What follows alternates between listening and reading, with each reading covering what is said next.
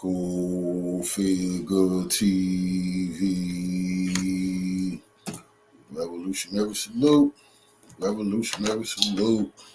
Like, share, subscribe.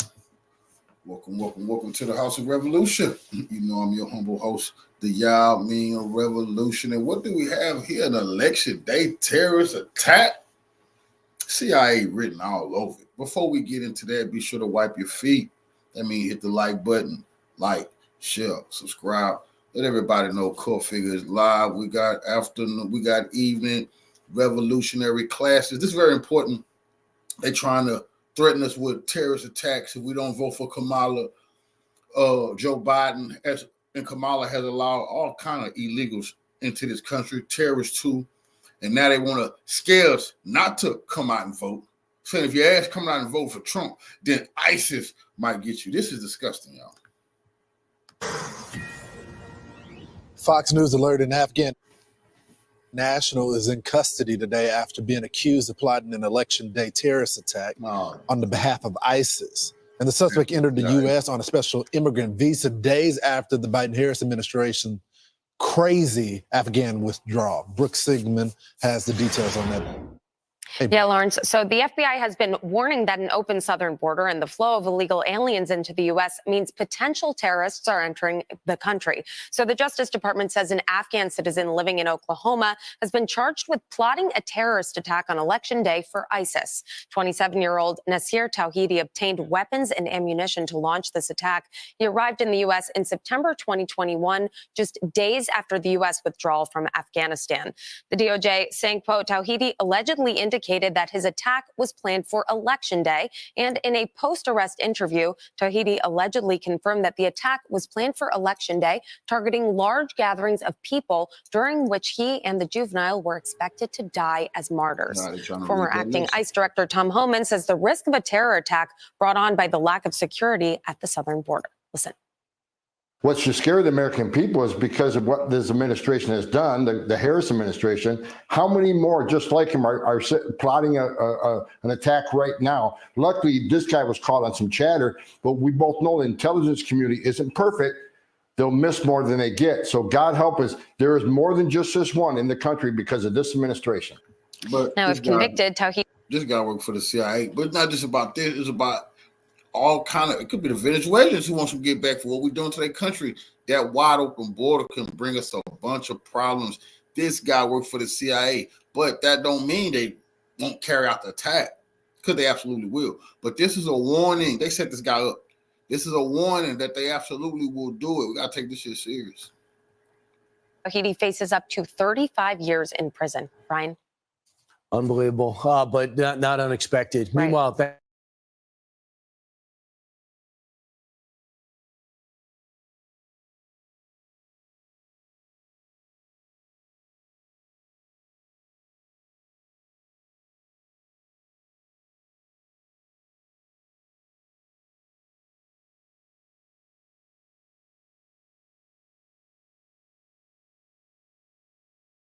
Mr. Secretary, it's Jackie Hiner from Fox. I want to ask you about a different story. This Afghan national who was working for the CIA in Afghanistan was arrested for planning an election day terror plot. No. Did you hear that? I told y'all this is a CIA plot to begin with, but he was working for the CIA in Afghanistan against his own people, stabbing the Afghans in the back for the government. I told you this how it go. Then when the country falls, they had to bring them over here and give them some corner stores and, give them a couple of liquor stores and stuff like that. Give them free money, cars, showered him with all kind of gifts. But they said, we got one more thing we need you to do. Pretend like you're going to kill all the Americans for us. Could you, guy? Could you? This is disgusting. He was brought to the U.S. after Afghanistan collapsed. Your agency says as part of the SIV program. The State Department is telling us he was not part of the SIV program, which had strenuous vetting. They say he was never issued an SIV or immigrant visa, and DHS paroled him into the U.S. They further expect the court document to be updated to reflect this from DOJ side. So, Mr. Secretary, how was this man brought into the U.S.? What screening did he undergo? What did he apply for to get here? Jackie, I'm here in North Carolina communicating with the individuals who are still conducting search and rescue operations. Over 200 people have lost their lives in Hurricane Helene. We have reports that at least 10 individuals have lost their lives as a result of Hurricane Milton. I'd be very pleased to answer your question in a different setting, but we're here to talk about emergencies and the support that we can deliver to people in desperate need. Thank you. I appreciate that, Mr. Secretary, but we're getting conflicting answers from your agency and from the State Department about a man who was arrested for an election day terror plot. How do you not have those answers prepared? Jackie, that's not what I said. What I said is I'd be pleased to discuss this issue at a different time, but I am here to speak about disasters that have impacted people's lives in real time, and that is a subject that I am addressing today. Mr. Secretary, can you assure people that appropriate steps have been taken to secure the country against these kinds of threats? Because the outstanding question is whether this man was radicalized before the U.S. government brought him here or afterward, and people should be concerned about that. Jackie, your persistence in questioning can be matched by my persistence in answers. All right, we're going to go. Go ahead, Gabe. Hey, Sean Hannity. Yeah. Don't want to say nothing about this Afghan who worked for the CIA and who has now said he want to kill Americans on election day, which we know the CIA got that man saying that. But who else? What else they got planned? You know? So this is disgusting, man. It's disgusting. The Department of Justice on Tuesday charged an Afghan national with conspiring to carry out a terror attack on Election Day. In a statement, Attorney General Merrick Garland says, quote, the Justice Department foiled the defendant's plot to acquire semi-automatic weapons and commit a violent attack in the name of ISIS. CBS News Justice Department reporter Rob Legary joins us now. So what do we know, Rob, about the suspect and these charges? I already told you, bro. Hey, good afternoon. That's how you know it's a cell. You see, ISIS, they just get to shooting up and killing people in Russia. They just get to killing people all in Africa. In parts of China, ISIS charges. When ISIS really on your ass for the CIA, no, people die. But it's always suspicious that ISIS in America, they always get busted before they can carry out the massacre. You see? You only get the fear now. They're like, no, we ain't gonna kill nobody because people still gonna be scared shitless because there's a lot of Afghans who want to kill you in America, brought over here by the Harris and Biden administration. This is disgusting. This is a CIA operation, scared to death. Really, they don't want you. I'm gonna tell you this: a lot of people not gonna go vote. They're like, man, fuck that shit. That's what they want. They rigging the election. They don't want you to go out and vote because they think you're gonna die. They're like, man, that ain't worth it. That's what they want. Good afternoon, John, or good evening, John. Thanks for having me. So the criminal complaint was just filed in federal court in Oklahoma, and we're just reading over this 28-page criminal complaint. And what we're learning is that Tawhidi was an Afghan national who was led into the United States in 2021 on a special immigrant visa. And prosecutors allege that he and a co-conspirator, who they describe as his wife's brother, so his brother-in-law, were a subscriber to ISIS ideology and consumed ISIS propaganda. They allege that the defendant and his co-conspirator, who's not named in charging documents, sought to carry out an election day attack here in the. It's crazy. He was snitching on the Afghans, the Taliban, when he was in his homeland. Just like these people who own these corner stores and these laundromats and these liquor stores, I told you, they were snitching on their country. And when it all fell apart, their ass had to run over here, and then they had to get all these stores in our neighborhood. This man probably owns some stores too. Anyway, he is not radicalized by no goddamn ISIS. He worked for America. They want us to believe he came over here and then ISIS radicalized him. That's all nonsense. He's radicalized by the CIA. in the U.S. in the name of ISIS by doing many things, purchasing weapons, selling their family home, working to repatriate their family back to other countries across the world to make sure that they weren't in the United States. And I just want to read a portion here from the criminal complaint. He further stated that he and his co-conspirator sought to obtain weapons and purchased AK-47 rifles for the purpose of conducting firearms training and committing an attack on election day, targeting large. Now, all that ISIS stuff is bullshit. They should be ashamed of their motherfucking self. ISIS work for them. They've been saying this, so ISIS don't attack Israel, ISIS don't attack America, ISIS attack the enemies of those countries. Just disgusting. Because guess what? It's just plain and simple. The Americans are the enemies of Israel and America. And they trying to stick their trained dogs on us. But anyway, we do know that the Democratic Party has said they won't allow immigrants to get driver's license, good credit, no record. They could get guns. You see, now they're mad that an Afghan who worked for the CIA that they brought over here into this country, he didn't sneak over the border. They brought him into this country. He decided to buy a bunch of weapons. Oh, you gave him. You said he wasn't a criminal. He had no criminal history. Yeah, this is crazy. Gatherings of people. So prosecutors arrested him yesterday, and they said following his arrest, he basically explained the plan of his attack. Prosecutors, the Justice Department said today that he made his first appearance in federal court and will likely remain in custody. John. Rob, do we have any sense? I know it's quite early in this, but do we have any sense whether this was a lone wolf operation or whether there's any larger connection, anything in the filing that suggests anything other than these two participants? Sure. So what we do know is that there were some communications on Telegram with other individuals named here. They are not charged, but there was some communication here. What we do know is that the defendant and his co-conspirator, who appeared to be his brother-in-law, were consuming ISIS ideology and professing their commitment to that cause.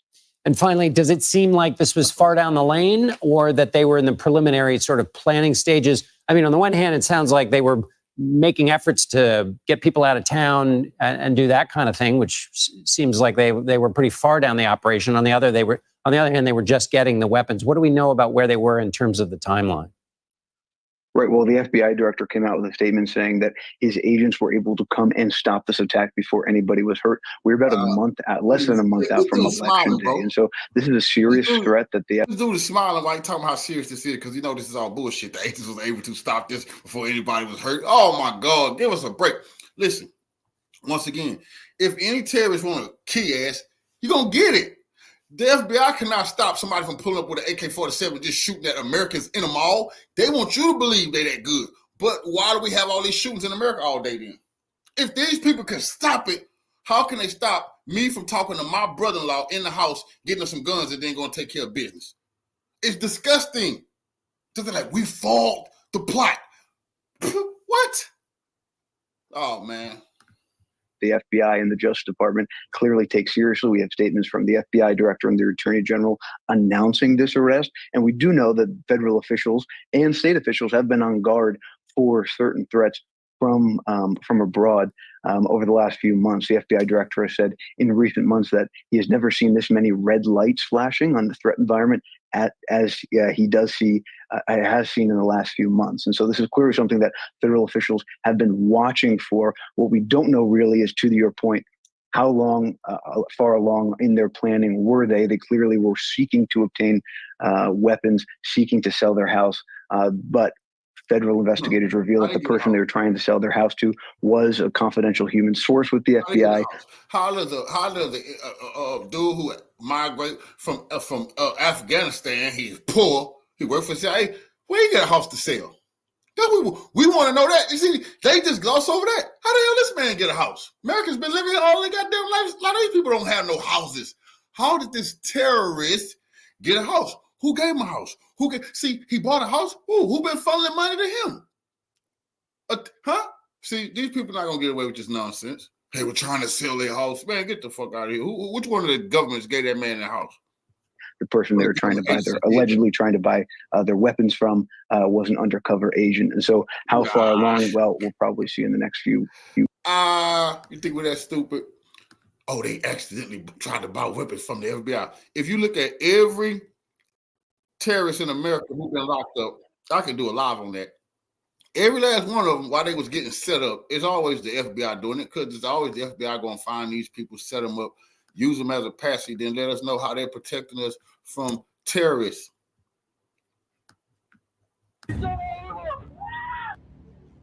Hey there, friends. A little bit different look for my video today. My son has had, if you guys don't know, my son has special needs. He's had a rough day today, and I just wanted to set up somewhere where I had a little bit more immediate contact with him and could keep a better, closer eye on him. So I'm basically looking out of a picture window in the backyard where he's sitting out there playing with some flashcards. So that's why I'm inviting you essentially into my home today instead of working in my studio out back. First of all, I wanted to bring you guys attention to something really cool by my friends over at Gideon Optics. These guys, they just make such cool stuff. This is the new Granite MOA. Out again, you're going to have your single red dot in the center there too. So accused of plotting a terror attack on election day this year. Did you know that he worked for the CIA?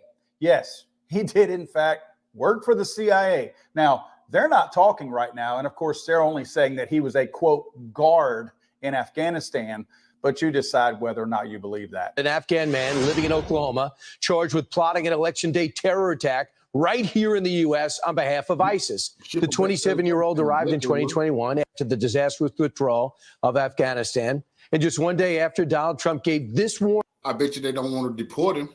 I bet you they don't want to deport him. We're not going to hear nobody talking about deporting that man back to Afghanistan because they know what the Taliban going to do to him, and this is their guy.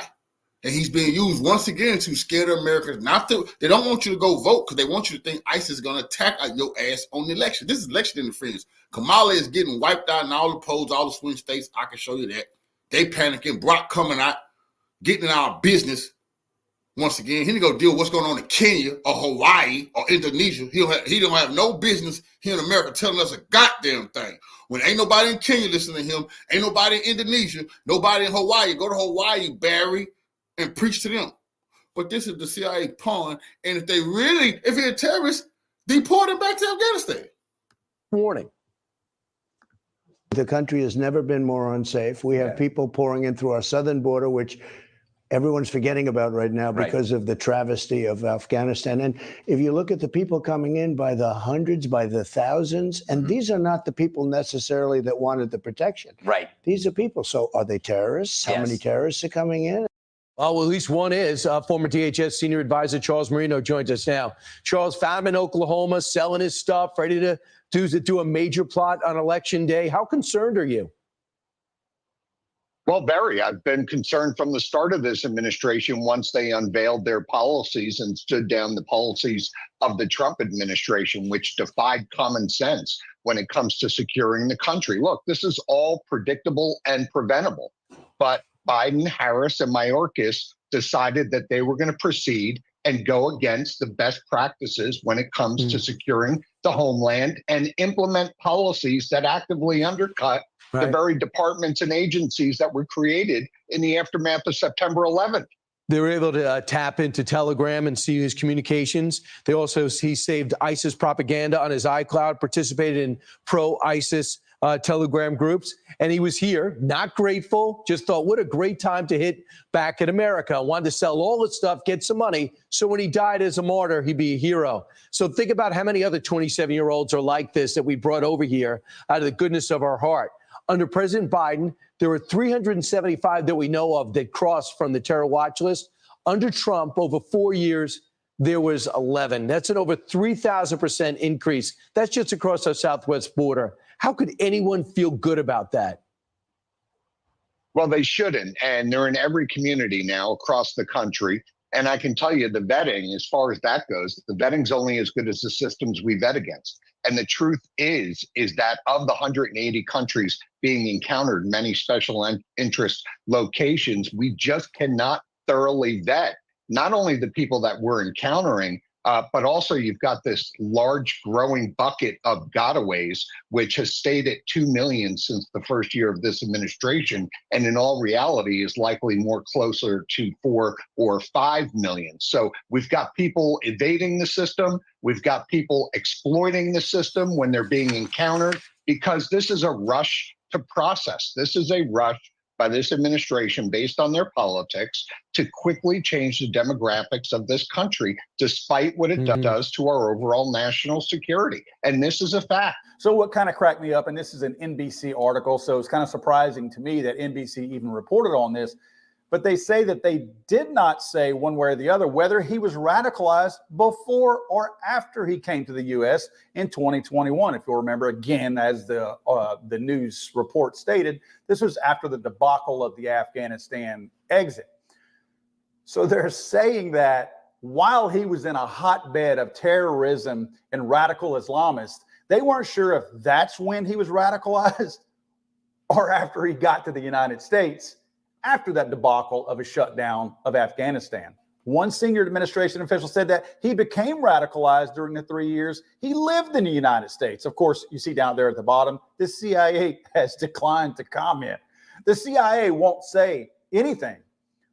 When the CIA won't say anything, you know what the CIA is saying, right? One official said every Afghan... How he bought a house within 2 to 3 years? That's what we want to know. Resettled in the United States undergoes a rigorous screening and vetting process, no matter which agency they work with. That process includes checking against a full range of U.S. records and holdings. A senior administration official familiar with the details said that the guy passed 2 rounds of vetting with no derogatory information detected. So that's why they're saying that maybe he was radicalized here, because we didn't pick up on it. They're basically covering their own tracks is what they're trying to do here by saying we vetted him, so he must have been radicalized here because we did our job right. Quick side note, Southern Border doesn't vet anybody. Just want you to be thinking about that. This is one of a few thousand people that came over here from Afghanistan.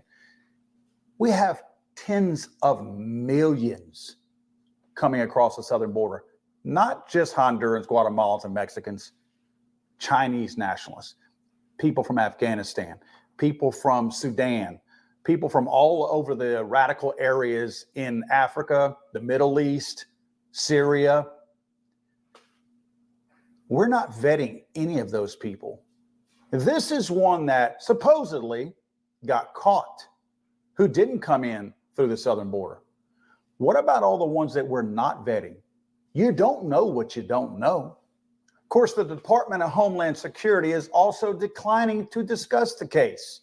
And of course, Mayorkas was one of the ones in his pompous, smart aleck way is pushing back, acting like he's got too much to do, saving people in North Carolina to talk about terrorism in the United States. This Afghan national who was working for the CIA in Afghanistan was arrested for planning an election day terror plot.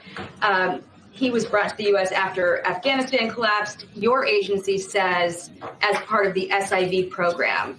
The State Department is telling us he was not part of the SIV program, which had strenuous vetting. They say he was never issued an SIV or immigrant visa, and DHS paroled him into the U.S. They further expect the court document to be updated to reflect this from DOJ side. So, Mr. Secretary, how was this man brought into the U.S.? What screening did he undergo? What did he apply for to get here? Jackie, I'm here in North Carolina communicating with the individuals who are still conducting search and rescue operations. Over 200 people have lost their lives in Hurricane Helene. We have reports that at least 10 individuals have lost their lives as a result of Hurricane Milton. I'd be very pleased to answer your question in a different setting, but we're here to talk about emergencies and the support that we can deliver to people in desperate need. Thank you. I appreciate that, Mr. Secretary, but we're getting conflicting answers from your agency and from the State Department about a man who was arrested for an election day terror plot. How do you not have those answers prepared? Jackie, that's not what I said. What I said is I'd be pleased to discuss this issue at a different time, but I am here to speak about disasters that have impacted people's lives in real time, and that is the subject that I am addressing today. Mr. Secretary, can you assure people that appropriate steps have been taken to secure the country against these kinds of threats? Because the outstanding question is whether this man was radicalized before the U.S. government brought him here or afterward. And people should be concerned about that. Jackie, your persistence in questioning can be matched by my persistence in answers. First of all, what do you think he's really doing over there, right? What is he really doing? You see how he's dressed? That's not how first responders dress. This is simply busy work, which means, let me break that down for you a little bit. He's in the way. He's in the way.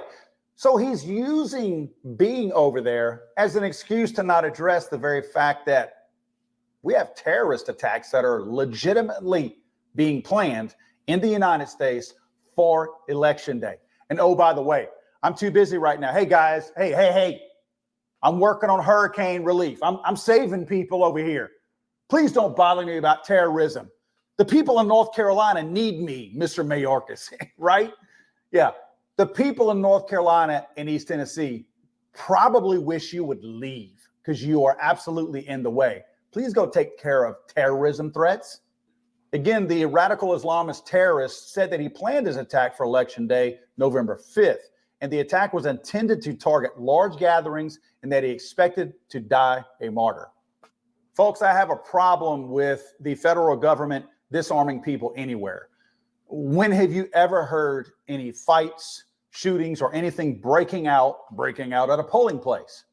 It's not because guns aren't allowed in most cases at polling places, because guns aren't allowed in schools, banks, churches, places like that. And obviously, there are still people that go into there, criminals with guns, rob them, and kill people in them. So clearly the laws don't work. Criminals aren't going to hit up polling places. That's why there's literally never any shootings at polling places. 21 states and DC have explicit prohibitions on guns at voting sites. As you can see down below, I'm actually in Louisiana, who has a pretty strict ban. Open and concealed firearms are banned. They're banned for those who decide not to carry. Can you read between these lines? Do you see in between these lines? The people who decide not to carry at polling places. Many of you on this map are affected by this. They are letting terrorists in our country by the millions from the southern border. They are not vetting these people. They are not partially vetting these people or any kind of vetting. They're simply not vetting them. So this guy that got caught is the one that they don't want to talk about because he does have CIA ties. You say what you want. Those CIA ties, he was not just a guard. That's the one that we know about. What about the hundreds, maybe thousands that cross the border illegally? So they say you can't carry a gun in many of these states to polling booths on November 5th. Friends, you act accordingly. You are responsible for your own actions. Not telling you what to do. I'm not telling you what not to do. I know what I'm going to do. I'm going to protect myself however I need to. I'm not saying I'm carrying a gun, not saying I'm not carrying a gun, but I will be safe on polling day because the federal government is not looking out for my safety. The federal government does not care if there is an election day terrorist attack. In fact, the federal government might be okay with a terrorist attack on election day because it's looking like, based on polling, that their candidate that they so badly want to win is likely not going to win right now. Yeah. So what better way to disrupt the election process than to let there be an outbreak of terrorism on election day to halt the election and make us put it on hold for however long and declare some kind of martial law or some kind of other silly edict that halts the election and keeps the right person from getting in the White House. Again, folks, on election day, act accordingly. It's just one of their little schemes to shave some voters off of the election. You know, terrorists plan on attacking the polls. It's enough people not going to vote now because they're scared to death. The CIA know what they was doing by saying they captured one of their own operatives. Well, overnight, new images of an unbelievably large caravan of illegal migrants making its way through Mexico right now, heading to the United States border. This is part of the U.S. border invasion. This is all happening, by the way, at an interesting moment when Alejandro Mayorkas, the head of the Department of Homeland Security, came out and admitted that they don't have enough money in FEMA to take care of Americans that have been struck by the hurricane and a new one that's about to hit the United States. All that money is tapped out because, of course, America on purpose. The small hat's doing. I was watching some documentaries last night on what they did. I mean, what they did to Europe is crazy, bro. This is why they was getting kicked. Why they was getting kicked out of so many different countries. And the mustached man, who I can't say his name, the man with the mustache knew exactly what they was trying to do to Germany. The man with the mustache knew exactly what they were trying to do to Germany because they had done it to it. I mean, Napoleon knew. I mean, they have captured all those European countries, and now they have captured the United States, and they're going to do to the United States what they have did to all the rest of the civilization. And with these migrants, that's what they're doing. And when I go back and I study our history, the whole civil rights, the whole pretending like they gave a damn, they were using blacks to get themselves a better position in life. That's what you talk about the civil rights movement. They already tell you who was allied with you, the small hats. But they was only worried about themselves. And they used our people so they can get more power and destroy America and say how racist and bigoted America is. They always did that. And that's why and then they got on Elon Musk because somebody said the small hats were using white identity to destroy whites. And Elon Musk, he liked that quote. And that's when they went after him. But he know what's going on, and we know what's going on. All of that money has been used to facilitate the invasion of illegal immigrants into the United States. Amazing how that works, right? You don't have money for Americans, but you certainly do for the invasion of our southern border. So why is this happening right now? Let's ask former 24-year veteran of the Customs and Border Protection, that is J.J. Carroll, author of the great book Invaded and the incredible new documentary series as well. I just have to say, J.J., the timing of all of this seems pretty striking with just about 28 days left or so until Election Day. Yeah, no, nothing happens in a bubble, meaning there's coincidences. There are no such thing as coincidence, right? Everything is connected in this world today. And you talked to this right before we came on and you said, look at these videos. They're drone footage. It's well lit. Like you're crossing through little tiny towns in Mexico. They're not well lit. There's no lighting system like they have in our major metropolitan cities or rural towns. No. So what's happening? Well, they're producing it to show everybody as propaganda to come. You're more than welcome to come. And I believe what you're seeing, these massive caravans are going to increase as we get closer to the election.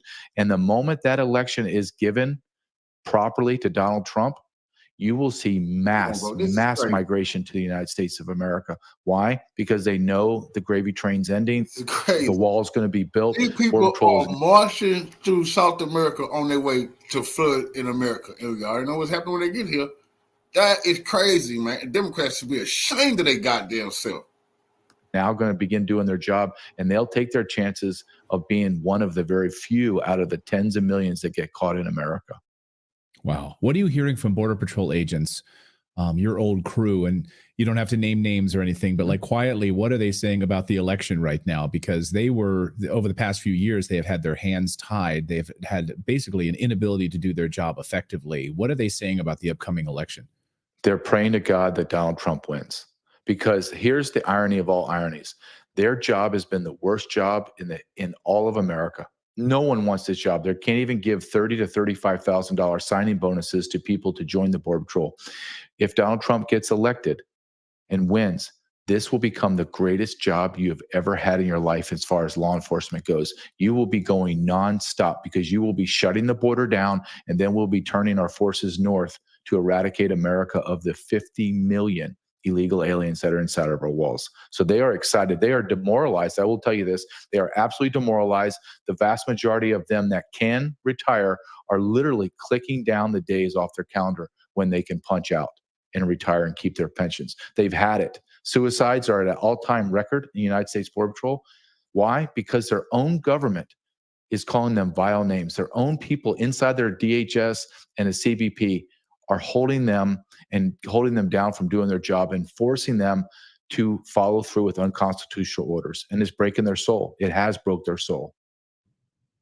That's terrible. Absolutely terrible. And, I'm surprised the mainstream media is not covering this at all. But over the past few days, seeing this massive migrant train of individuals coming along, again, the drone footage, it's all well lit. This propaganda piece is being pushed out there.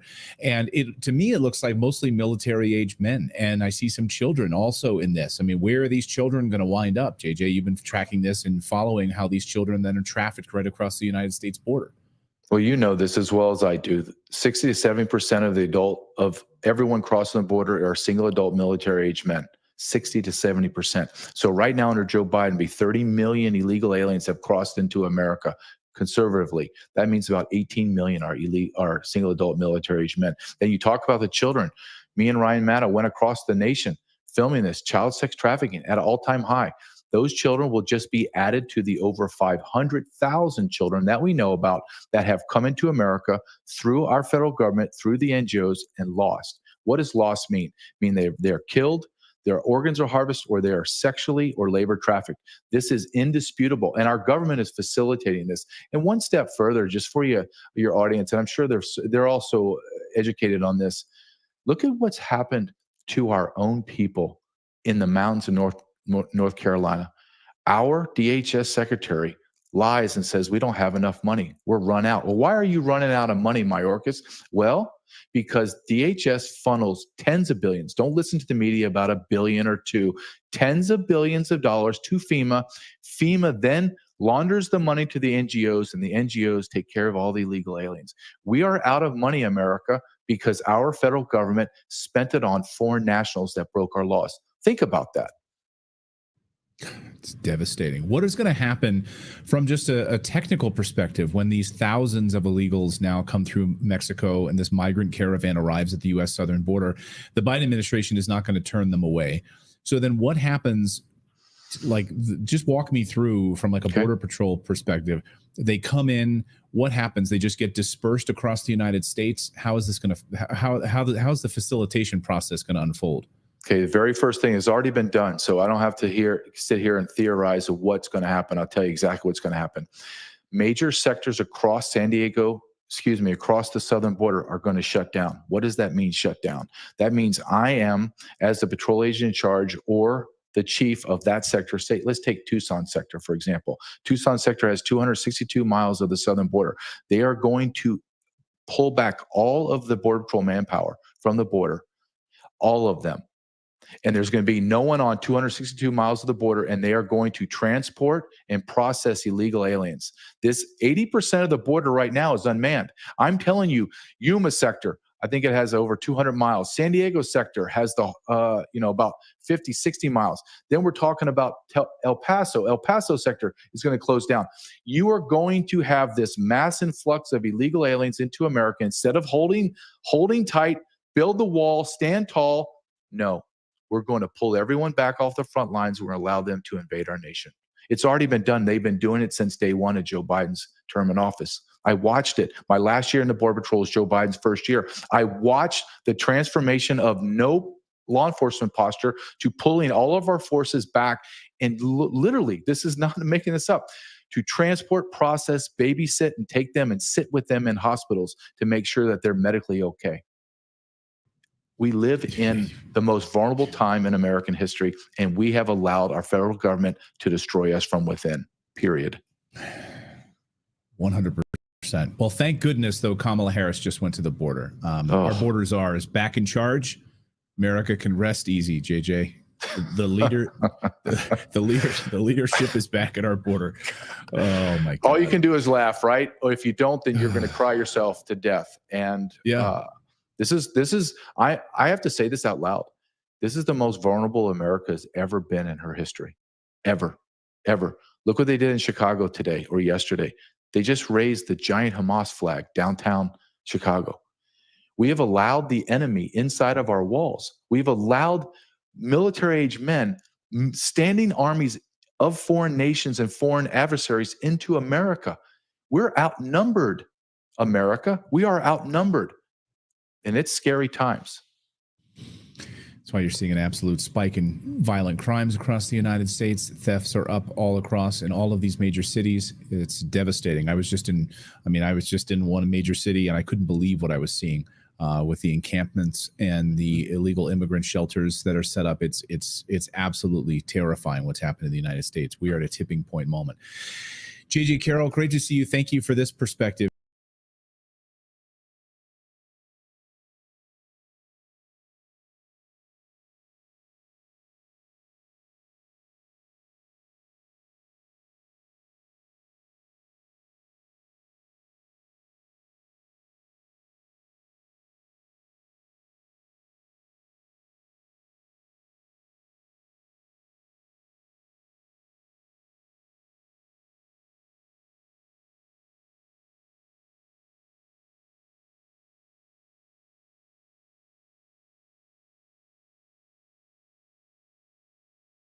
Is losing. That is actually the title.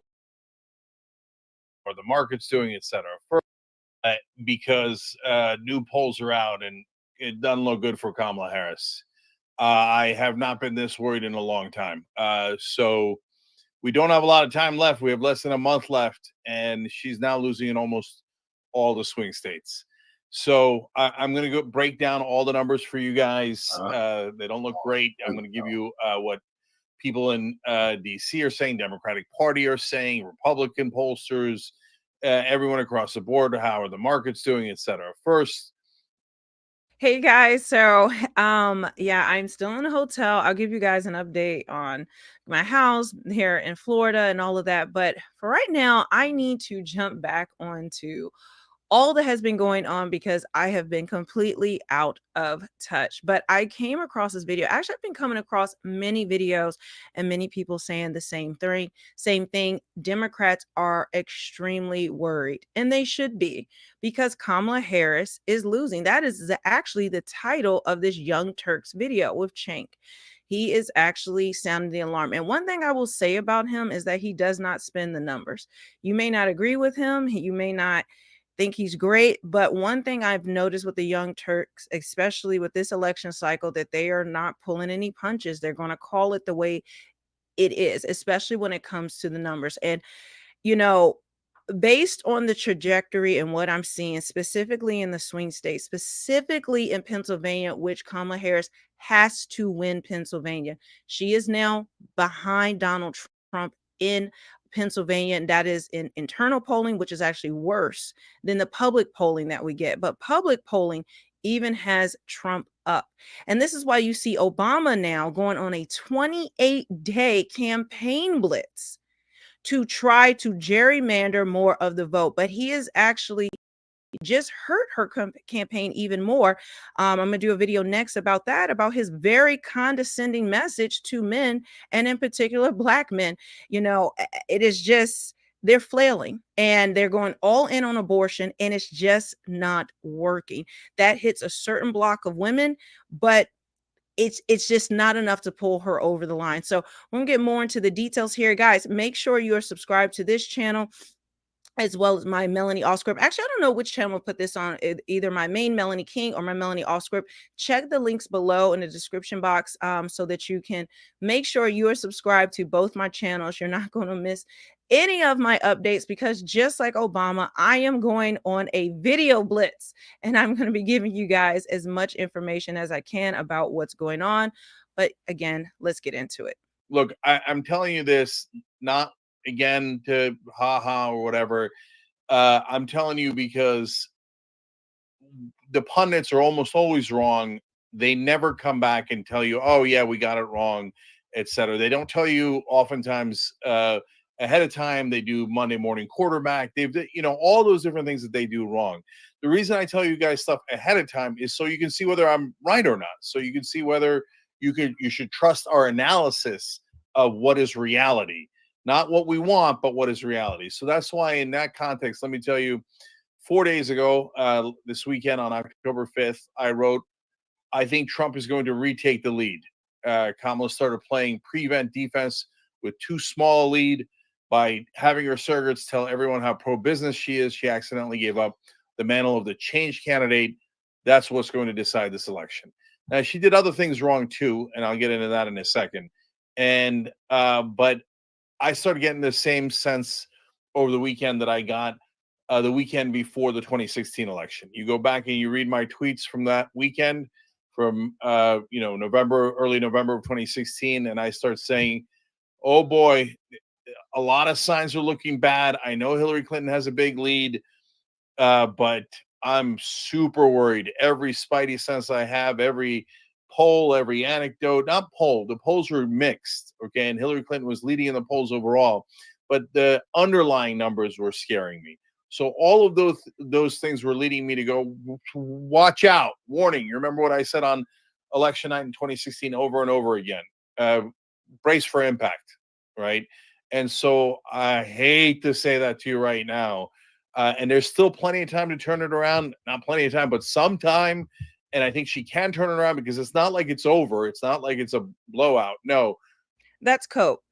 Once things start trending a certain way this close to the election, there really is no time to turn anything around. Actually, the recent interviews that she's done has actually hurt her even more. Okay. And this isn't just Republicans saying this, these are Democrats are saying this. As I tell you guys all the time, I'm independent. So I'm just going to report. I have no emotions attached to any of this, so I can report it straight up. It is, from what I'm seeing the data, unless something drastic happens. And again, we don't even have polling since the hurricane, since the response, in North Carolina and all of that. Like, we haven't had any polling since her media appearances that she's been doing and completely bombed and tanked. She is just not a good candidate, period. Like, period. And that doesn't even include, as I talked to you guys about the expose. Candace Owens is on vacation this past week, but she's coming back on Monday, and I'm going to get more into it. But her entire background, in my opinion, is a fabrication. Her family has gone through great lengths to disguise their communist political ties, like birth certificate. Donald Harris, who's supposed to be her father.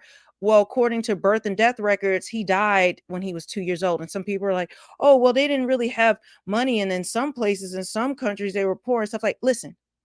Kamala Harris comes from a long line of plantation owners, slave owners. They had 1,100 slaves. The Jamaican government paid them $11 million for their slaves when slavery was abolished there. Her mother's side of the family are very wealthy. They are high up people in the Indian government. They're a political communist family that are very wealthy. Kamala grew up, I know she says middle class, but she didn't. She grew up wealthy. And I'm going to be breaking that down, but that hasn't even popped major in mainstream, but I believe it is going to pop. And combine that with her, she's just not a good speaker. She's not Obama in terms of being able to get out a message in a salient way that is coherent.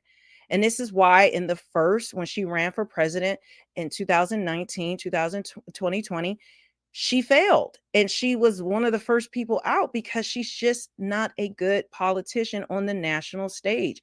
It is what it is. And this is what they were worried about when they took Joe Biden out. Of course, she got that surge because Joe Biden was really depressing the numbers because they were trying to pretend like he wasn't the walking dead, that he wasn't cognitively gone. In fact, I don't even know who's running this country right now. The man is so mentally gone. Like, if you just see him recently, he's like completely out of it. And there are signs to show that he's actually trying to sabotage Kamala, because I think he has a grudge to hold on them kicking him out. And, her numbers surge initially, but now that the honeymoon is over, reality is setting in, and she's just not well liked outside of a certain demographic. Period. And I think even people who are pushing for her, there's no like Kamala fans. It's just most people are anti-Trump. When you talk about, oh, well, Kamala, you should vote for Kamala, everything is, Project 2025. Trump is dangerous. Trump is a jerk. Trump is this. Trump. It's all anti-Trump. And that's not going to be enough, as we're seeing in the polls, to push things over the edge this time. People have anti-Trump fatigue at this point, and they don't care. I was speaking to people even in the DC area, family members I know, people I know, they're just over it, and they are hardcore Democrats. But even they just, are kind of upset with some of the things that she's done recently, and it's just not helping her campaign. So it is all out fear. But based on what is going on, this is the reality, that at this moment, Trump is winning. She's got a small disadvantage in the swing states, but it is definitely a disadvantage. So let me start breaking it down for you guys. First, I'll start with the smallest piece of evidence, and I'll work up to numbers and the biggest piece of evidence. So Mark Halperin is a guy who was an establishment insider for a long time, was all over MSNBC and Morning Joe for a long time. He had personal issues, etc.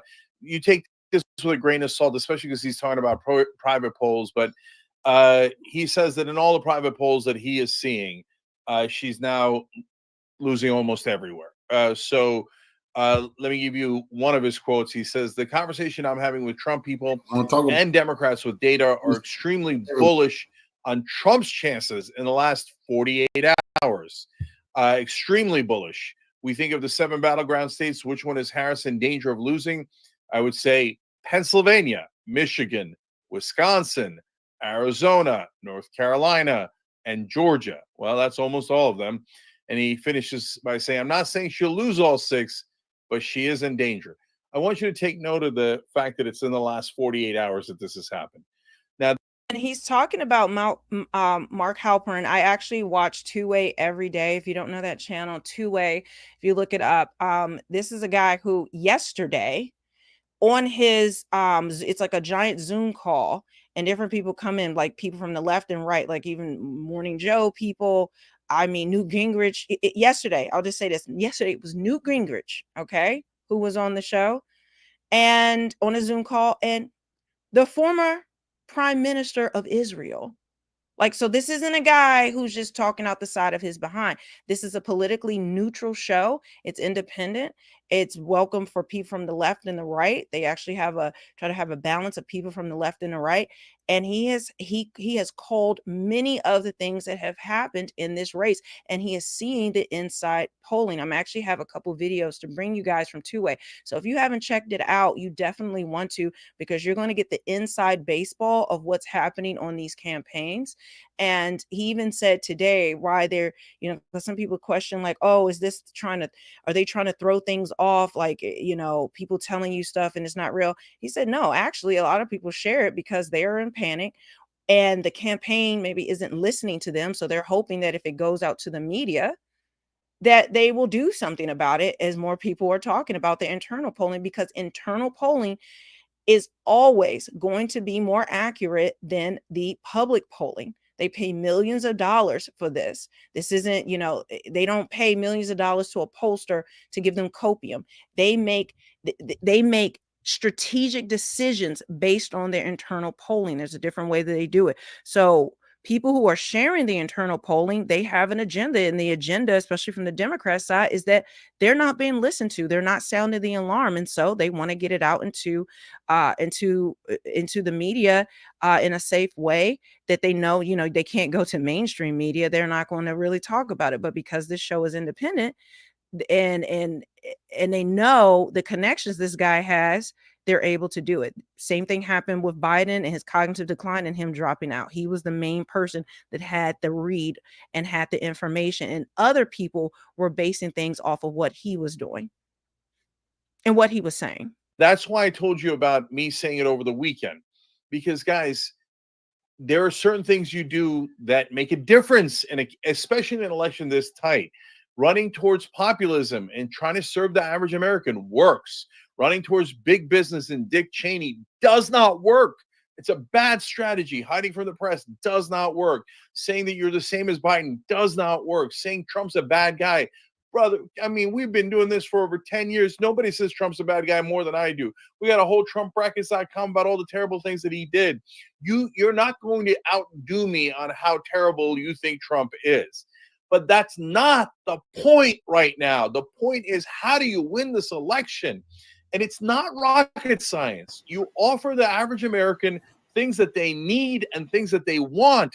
You should be their representative. You should be their fighter. You should be out there fighting for them. And right now, they're not seeing it. So when I saw that they weren't doing the fundamentals right, I said, uh-oh, now she's going to lose the lead. And she has. So I wish to God I wasn't right. Sometimes I feel like Bruno, you know, and you know how if you never saw that, you know, Disney movie, I think it was a Disney movie. Anyway, it's an animated movie. It's beautiful. It's Madrigal and Encanto is the name of the movie. Anyways, all the kids know we don't talk about Bruno. No. And it's a guy whose magic power is to be able to tell the future, but people hate him for it because he winds up being right, and then they think, oh, did he cause it? And I feel like I'm in that movie, and the establishment keeps saying we caused it when we tell them ahead of time, watch out, iceberg straight ahead. Obviously, we said that in a giant way about Joe Biden, and they didn't listen for a long time. Now they realize it. But by the way, later they'll pretend that Biden was the right candidate. Anyways, but the point is that I wish I was wrong about it, but you could see these trends. We're not wrong. There's a reason why Bernie had a 12-point lead on Donald Trump on Election Day in 2016. It's not because we're biased towards our side. It's because economic populism works. Hey, I'll tell you when I don't think these days progressive social issues are a winning strategy. So we're super honest about it. I don't know what more we can do to convince them, but let me give you more information. So now this is a CNN reporter, Priscilla Alvarez, talking to Dana Bash on air. And she says, what's also creeping in now is that anxiety. The reason for that is because these polls are not really moving despite multiple battleground blitzes, despite the opportunities she has had across media outlets. Now, let me pause there to clarify. The polls are moving a little bit towards Trump, and a little bit takes it from a small lead she had to a small lead he had. And that makes a giant difference. They're saying it's not moving in a positive direction for Kamala Harris. That's why the Democrats are the ones that have the anxiety, as she's explaining here. She says, quote, there's still not a lot of movement from voters who are moving more towards her versus former President Donald Trump. In fact, I had one source describe it to me this way, quote, people are nervous. They know the polls are tight. A lot of us are having these flashbacks of 2016 too. We know when it can go the wrong way, and it can still feel fresh. So now a lot of people are talking about 2016, and it's not just guys like me who are warning, watch out, okay? It's even the establishment types are beginning to see those polls, and they're getting super nervous. So I'm going to give you those in 1 second here, but one more piece of data, and that is about the markets. So you can say, hey, you know, the markets isn't polling, and I don't believe the markets. You can say anything you like, okay? But the reality is people are putting their money behind this. So it's not like just knuckleheads going, what's the big deal? No, they're putting their money where their mouth is. And it's not end all be all, but it is a factor. And by the way, you know what Polymarket was super right about? That's the market that I use. That's one of our sponsors. But I look at it all the time because it's been right on a lot of things. And the thing that it was most right about was Tim Walz. And I didn't think that she had any chance of picking him. And when I see something, predict something better than I do, I go, whoa. Yeah, and that might be a little bit of my arrogance to say the least, but I'm just being honest with you guys. And so, and markets can often tell you where the crowd is going, and they might know something you don't know, or they have a sense of it. Remember, everybody's in their bubble, and this gives you the whole national bubble. So anyway, I'm on polymarket.com. Now, Kamala Harris had taken a small lead, and I was like 51-49, or I was like, I don't think so. I think Kamala had a bigger lead back then when I was talking about it 2 weeks ago. And even a week ago, I thought, right around now, Wednesday-ish of last week, I thought she's got a lead, and I thought there was some chance she could expand it, but then she's done everything wrong since then. And now it's 53-46. That's not that close for Trump, obviously. So that's a 7-point lead for Trump. So now the markets are feeling like, oh, he's taking the lead. So now let's get to the numbers.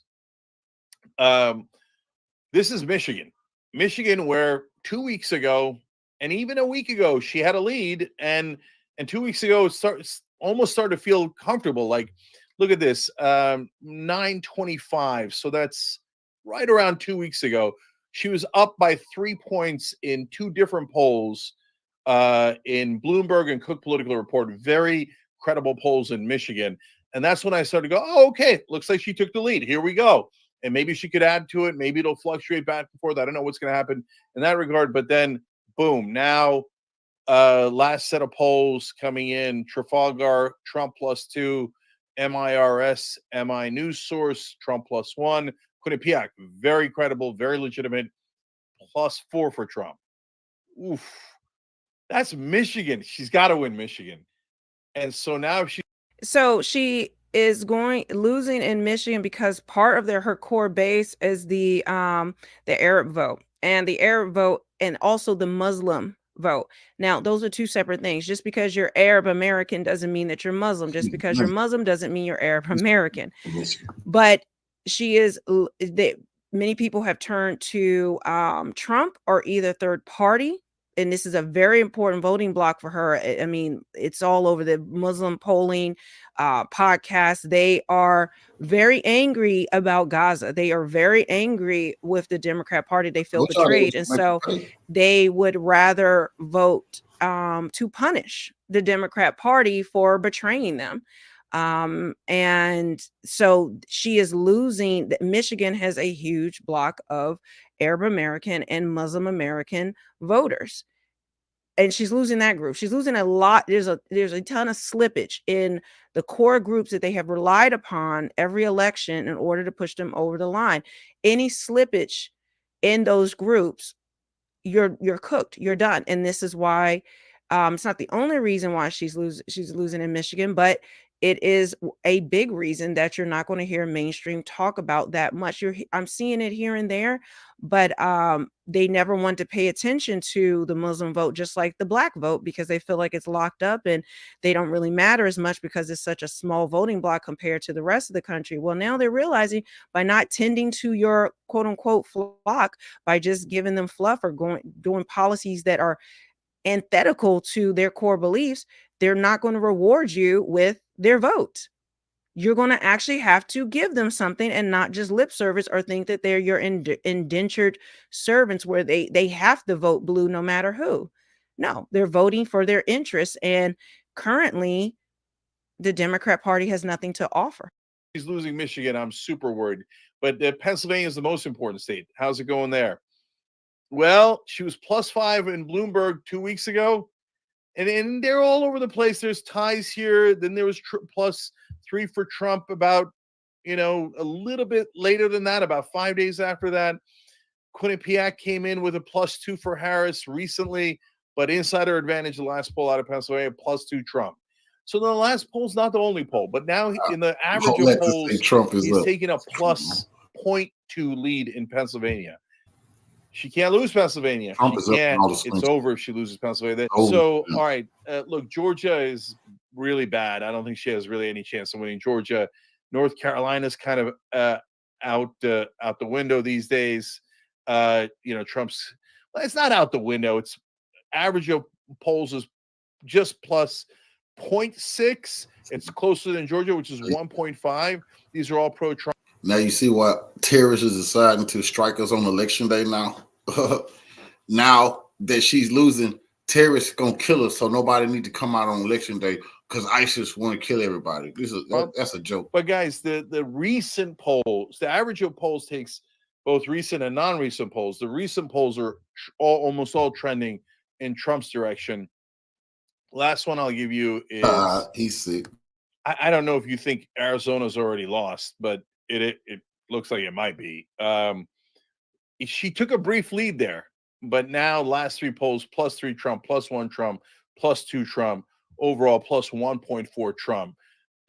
So as you look at this list, man, she has a little bit over a 1-point lead in Nevada. She has a 0.5 point lead in a combination of the polls in Wisconsin. But then you look at them, and the most recent ones, Trafalgar +1 Trump, Quinnipiac +2 Trump. And that's the most recent one. This is trending in a very, very bad direction, guys. And the most important thing is for them to realize it. If they don't realize it, then they won't be able to turn around. They won't know that they have to turn around. and then they'll just slide in right into that iceberg. So, look, as a person who does not want Donald Trump to win this election, who's very worried about it, I'm going to do everything I can. So stay tuned to the Young Turks tomorrow. We're live at 6 o'clock Eastern. Okay, so there you have it, guys. Does not want Donald Trump to win, but has to call it, reality as to what it is. So, guys, make sure you are subscribed to Melanie King, my main channel, and Melanie Off Script. The links will be below. See, that's why Barry running around here being disrespectful towards us, because Kamala's losing. That's why they didn't ask the old Barry to come out and please help her. Please talk to the black man, Barry.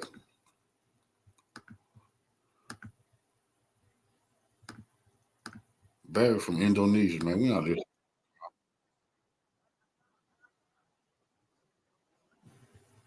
Obama accuses black men of being secretly sexist because Kamala Harris is not doing as well as expected in the demographic.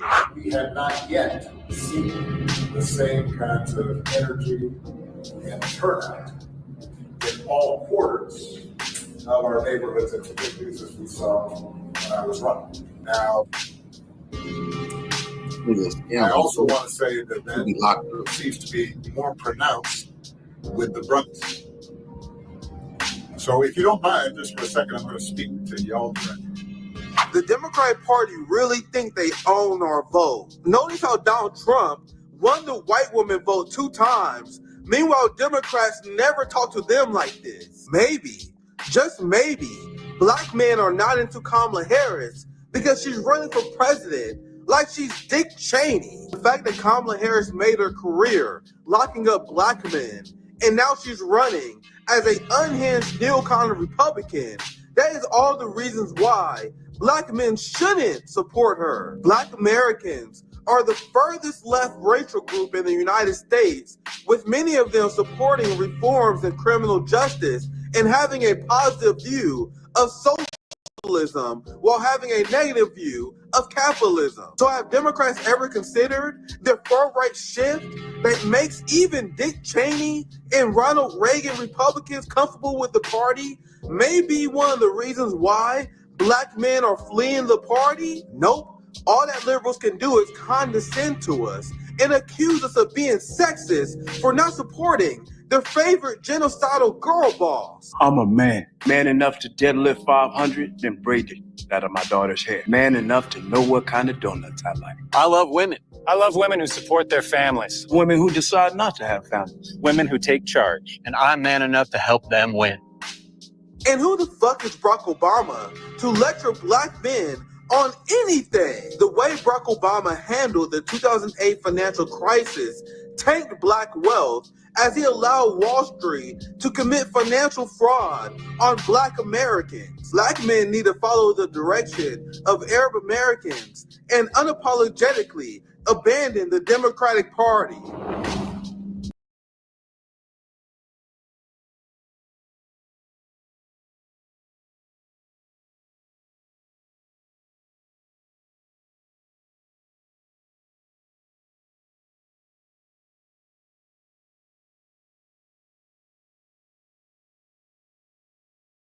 Trail, and he's making the case against Donald Trump. But before his guest feature in Pennsylvania, Obama made a surprise visit to Kamala Harris's campaign headquarters in Pittsburgh. It was there that he got candid, maybe a little too candid if you are in the vice president's inner circle tonight. He warned that Harris is underperforming him with black voters, and he had a message specifically for black men. He finessed the Democratic Party. Makes me think that, well, you just aren't feeling the idea of having a woman as president. And you're coming up with other alternatives and other reasons for it. Obama, cut it out. It's not about Kamala being a woman. It's more about her proven history, her track record of being an enemy to black men. And not just black men, but black women too, and black children. She has a proven track record in California of railroading black men. Not only that, she defiantly told black people that she wasn't going to do anything specifically for black people. So I'm not going to sit here and say I'm going to do something that's only going to benefit black people. No, while making sure she specifically looked out for her people, the Asian community. So now you're thinking about sitting out or even supporting somebody who has a history of denigrating you? I know we're not talking about history. When Kamala's history as an official in California is filled with thousands of cases of Black men and even Hispanic men that she destroyed. Never forget, they posted the tweet before Trump ran. Remember, he said he has a history. Barack Obama said Donald Trump was the American dream. This is he's a con man, bro. Yes, in her official capacity as DA in San Francisco and in her official capacity as AG of California, she's the one who targeted these men. And again, not just Black men, but Black women too. The nerve of these people to bring this stuff up and act like she wasn't the top cop. Yes, literally drawing down on Black people's heads. That's what she did and even laughed about it. Because how could I not? Because you think that's a sign of strength? Because that's what being a man is? Putting women down? That's not acceptable. No, this nigga He's saying that Black men, they're putting Kamala down. So holding this woman accountable for her record against Black men, that's putting her down? Asking this woman for tangible benefits, specifically for Black people, that's putting her down? Yeah, this is what Obama said talking to Black men. CNN political commentator Errol Lewis is in our fifth seat for this conversation. Errol, I guess he knew the cameras were there. It was an unscheduled stop, but that message was so pointed. In addition to him making it very clear, Kamala Harris is not doing what she needs to do with this core Democratic constituency. That's right. Although he is asking her, let's be clear, to go over a very high hurdle. Barack Obama got historic levels of Black voter registration and turnout and support, and he did it twice. It was almost inevitable that it was going to swing more toward the long-term average of a handful of Black voters. Can I interrupt you for just a moment, just to show you something here? Because we went back, looked at 2020 exit polls. Biden got 92% of the Black vote. Right now, according to Quinnipiac, this is in Pennsylvania, according to Quinnipiac, Harris is at 78. It's a big gap in this state right now. And that can be closed because Biden is not Barack Obama. Biden is not, well, he was Obama's running mate. Certainly some spillover there. But you cannot ask of every Black candidate in the post-Obama era, you've got to come up with 92% of the Black vote every time. That is just not a reasonable assumption. If the margins are as tight as they're likely to be in this race, that's going to cause you problems in Pittsburgh and in Philadelphia and in Detroit and in Milwaukee and in Atlanta and in all of the swing states. And so they're going to have to come up with a strategy. Now, Barack Obama is trying one strategy, trying to sort of connect with some of the Black male voters who they think have been drifting away and are likely to drift away in these last 26 days. I'm not sure that's the right message. I mean, they have to try something. It's a lot of pressure. I mean, this is not a nice message. This is a very stern message. Let me ask you a question, Abby and Nina. Let me say, I find it very interesting that we're trying to reach out to white men. We're trying to reach out to Black men. The people whose rights are really on the ballot right now are women. And we're begging all these men to pay attention to us and to care enough about this election, to vote, to come out, to support us. I feel like Barack going on the campaign trail right now makes perfect sense. Of course, right? He's a top surrogate for Democrats. He should be out there doing the work right now. I think it's so amazing to me that with women's rights on the line, we're spending so much time focusing on making sure men care. And listen to this dumb feminist. See, Black women, this is what got the women before us in trouble in the first place. Listening to rebellious liberal white women like her talk about women's rights being on the ballot and then allowing that issue to trump everything else. Attempting to make that issue bigger than the economy, bigger than inflation, bigger than all these wars going on, driving us into a potential World War III, bigger than rebuilding the Black family. Women like this one right here, they're sabotaging us, trying to make termination rights more important than all of that. into this dumb powdered donut. The reason that they have President Obama going out to black men is because they have an issue with black men. The reason why they have Tim Walz trying to reach out to white men is because they have an issue with white men. They have an issue with men, period. White, black, Hispanic, Arab, the ones that are not leaning LGBT, they're not falling for this. And you're not going to win an election with only women, Nimrod. It's not just female voters out there. You have male voters too. Because men, I don't know. It's because men are the problem Men right now for care. Kamala Harris. I mean, women. and by the way, Governor Walz, according to Politico, is going to be going out on a men tour, literally a tour of media to appeal to men. They need to appeal to the needs of the voters. And so when I was a delegate for President Obama in both of his elections in Ohio, right now the vice president is down 11 points in Ohio, even though I fully expect President Trump to take Ohio as he did twice, but to be down 11 points compared to President Biden, that is a problem. But this other issue I want to bring up is a problem too. Why are black men being lectured to? Why are black men being belittled in ways that no other voting group? Now, a lot of love for former President Obama, but for him to single out black men is wrong. And some of the black men that I have talked to have their reasons why they want to vote a different way. And even if some of us may not like that, we have to respect it. So unless President Barack Obama is going to go out and lecture every other group of men from other identity groups, my message for Democrats is don't bring it here to black men who, by and large, don't vote much differently from black women. And what, as a politician, we should be trying to get all voters to vote. And hopefully there are a few good men out there who do care about the stripping away of some of women's bodily autonomy. But this is wrong for President Obama. It is a wrong course for the Harris-Walz campaign to lay at the feet of black men when they have their reasons. In 2020, the vice president was labeled a cop, as we know. But do you think, sorry to interrupt you, Nina, but do you think he's right that some of the one of the reasons is because they don't like the idea of a It might be some, listen, black men are socialized in the same society as any other man. So yes, is misogyny maybe a part of it? But again, is President Obama and is the Harris-Walz campaign going to lecture other male groups in the same way that they're lecturing? This is not just about. And see, before she got cut off, Nina Turner was saying something about Kamala being positioned as a top cop before in the last election. To lay at the feet of black men when they have their reasons. In 2020, the vice president was labeled a cop, as we know. But do you think... and going down that direction was going to force them to talk about Kamala's history of her prosecutorial targeting of black men in California.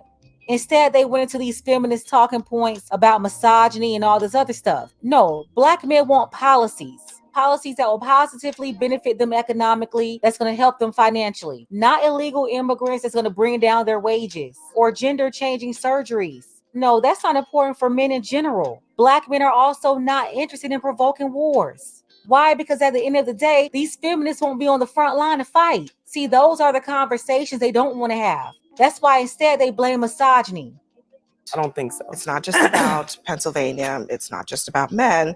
It sounds like there's a concern that there's a broad problem for Vice President Harris with the blue wall. It's basically, according to the poll of polls, no clear leader, a tied race essentially in all three of these battleground states. You know, I don't know that this is because Trump has run a great campaign, but I mean, I don't think it's that. I mean, maybe he has, maybe he hasn't, but he has struggled against Kamala Harris in this early stage, but he's still kept this race pretty tight and maybe has made some inroads in the last couple of weeks. Oh, absolutely, he has. Vice President Harris's high watermark was about a week and a half after the convention. It's slowly been trickling down. That Quinnipiac poll showing the vice president down in Michigan and Wisconsin sent alarm bells throughout every Democrat office in the country. But I want to say this, the blue wall is cracking and black men are just one part of a broader puzzle that she hasn't been able to reach. Now, to her credit, she hasn't been running for very long. This campaign's new. This is a new experiment of replacing somebody late in the cycle. So, okay, we'll give her that. However, She's struggling with union voters. The two of the biggest unions ever didn't endorse her. She's struggling with Muslim Americans in Michigan, according to CARE's own numbers. She's struggling with Hispanics in California. She's not expected to remake the Obama coalition. That's impossible. That's a 1 in a million, especially given the short time frame. But she has a lot of bigger problems, and that's why you see Tammy Baldwin panicking about being down more. Here's Debbie Dingle. People need to see the real Kamala Harris. This is what she told Axios. They need to let her get in the union halls and just talk to people. Whatever you think about Trump, he's personable.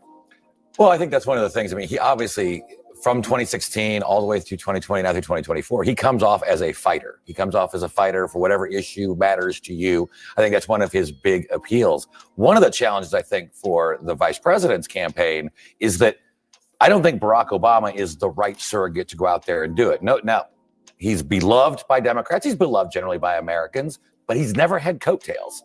Aside from 2008, when he first got elected, Democrats lost more than 1,000 seats in state and federal offices during his 8 years. He was the sitting president when Donald Trump won Pennsylvania, Michigan, and Wisconsin, with Barack Obama campaigning in Michigan and in Pennsylvania, and it didn't change the narrative. So I just don't know if he has the coattails. He'll fire up the base, but is he going to get anybody new to come out and vote? You know, the other mistake that they're making is focusing too much on personality. I mean, Kamala Harris has got an appealing personality, and we're all getting to know her.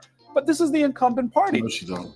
And that's another problem. She's been in office for 4 years, and people can see for themselves the impact their administration has had on their wallets. It's very simple, and nobody cares about her phony personality. We want policies that's not going to put illegal immigrants before us. Tangible resources. But no, all we get is benign neglect and disrespect. And that's why she's losing right now. Let's go ahead and get the conversation started.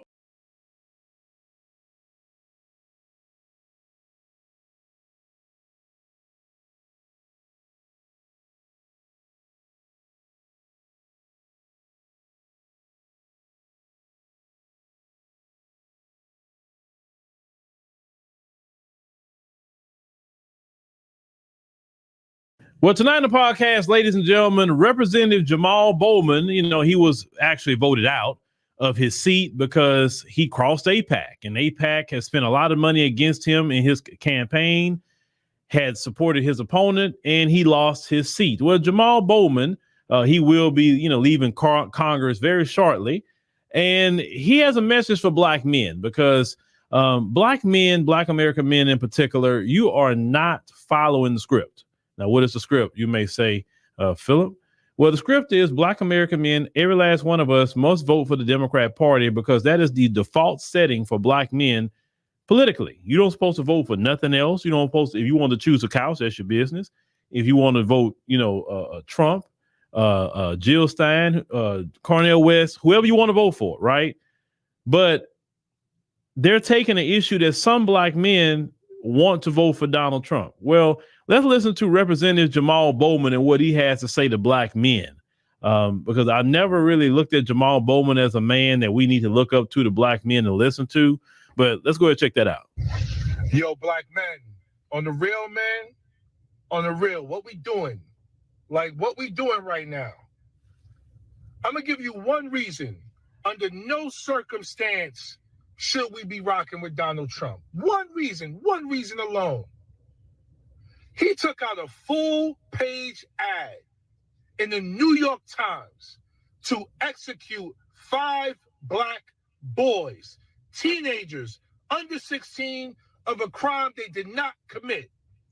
Full-page ad to kill 5 black boys, our brothers, our sons, our nephews. Come on, man. What we even talking about? What else is there to say? What else is there to say? Full-page ad, execution, 5 black boys. I'll give you one other reason. That was before he got into politics, when he was still in real estate and all that, and robbing people and all that. Full-page ad to execute 4 black boys early in life. January 6th insurrection with white supremacists later in life, after he lost the presidency. That's the kind of America we want to live in, man? What we doing? What are we doing, man? Well, Jamal Bowman, let me tell you something, brother. We don't care about the Central Park Five. We don't. This is 2024. I don't care about an ad that Donald Trump took out when he was a private citizen. And he was a Democrat. And you want to talk about that. Donald Trump was a Democrat his whole life until he ran for president in 2016. So why don't you talk about how Donald Trump was a Democrat and putting out that ad? Why don't you talk about Linda Fairstein and how she prosecuted those boys, right? You never talk about Linda Fairstein. And to this day, Linda Fairstein, we're talking about the district attorney at that time, Linda Fairstein still donates to Democrats to this day. They never talk about Linda Fairstein. They talk about this one ad like Donald Trump prosecuted those boys. His ad did not sit up here and make the judge sentence those boys to what they had, okay? That was the judge decided to do that, and Linda Fairstein with the prosecution. You don't talk about the NYPD. They got those bogus confessions out of those boys.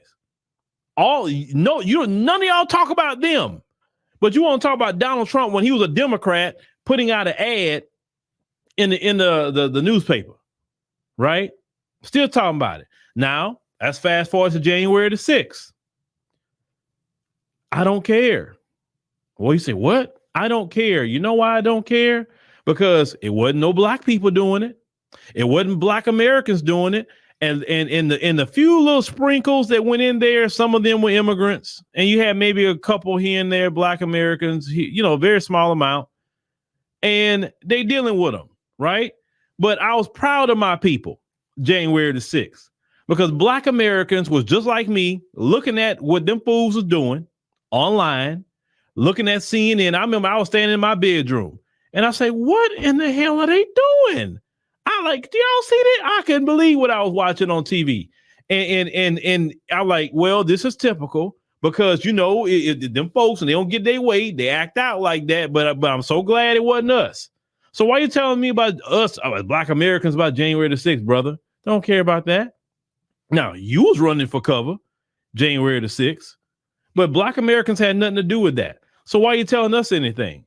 Let me tell you something. It's 2024. That was back in 2021 and back in, the 90s or whatever with the Central Park 5.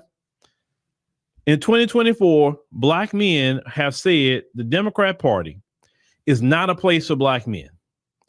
In order to be a part of the Democrat Party, for the most part, you got to be sassy and buck broken as a black man. And a lot of black men don't fit the criteria of being sassy and buck broken. Neither do they want to be sassy or buck broken. Understand, Jamal? Black men want to make money like all these other men are making. Black men have watched your party, sir, and you have been a part of this, prioritizing the migrants over black men. You're a black man. You know what black boys and black teenagers and black men go through to try to get jobs in society, to try to get opportunities. And you, sir, was one of the main ones championing illegal immigration. You were the main one. You have no right to talk to black men, sir. No right at all.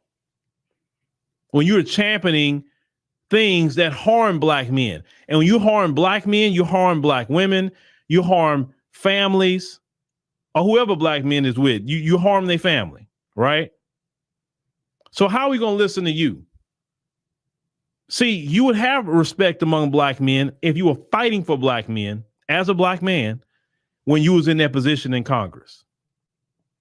Even though the Democrats did not defend you. That's the sad part about this video, brother. The sad part is the Democrats knew AIPAC was after you, and they did nothing to rally around you. They didn't do nothing to try to protect your seat, anything. Your homegirl AOC, she ain't saying nothing about AIPAC, but see, she got her seat. Your girl Ilhan Omar, yeah, she has been talking about AIPAC. She has, but see, Ilhan is okay because she's around a Somali community, and the Somalis are going to come out and vote for her. Look at your girl Cori Bush. AIPAC went after her too. She lost her seat, right? You still talking about Democrat. I wouldn't be mentioning a Democrat if they would have did me like that. All that shilling. Listen, you pulled a fire alarm for the Democrats. A fire alarm to stop a vote in Congress. You did that, sir. And in the end, the Democrats allowed you to be dog-piled on and you got voted out. So, sir, you should feel ashamed of yourself at this point to be advocating for Democrats at this point, because that's what you're advocating for. Do you think black men want to be you? Seriously. Do you think black men want to go pull a fire alarm? Do you think black men want to be championing everything else except black men in the black community? I mean, do you really think that, brother? So this video, you say, come on, man, black men gonna vote for whoever they want to vote for. If they want to vote for the couch, that's their business. If they want to vote for Trump, that's their business. If they want to go vote for Jill Stein, Cornel West, Robert Kennedy, if they want to vote for themselves in this election, that's their business. But I can tell you this, we talking about the real straight lace alpha black men. They're not for Harris. And you know this. That's why you're making this video and you're scared. You and many others. So that's why Magic Johnson's coming out. And listen, we're not listening to Magic Johnson either. Great basketball player, great businessman, but we're not listening to him about any politics. We're not listening to you, right? So you should have solidified your legacy as a man who stomped down and defend the black community. Then maybe you wouldn't have lost your seat. You see, Jamal, you lost your seat because you didn't stand on the business of black America. See, what's going on over there in Israel has nothing to do with black Americans. See, Jamal, if you'd have said, you know what? I need to focus more on what's happening in my local community. That's what they sent me out here for black Americans. You'd have been focusing more on reparations.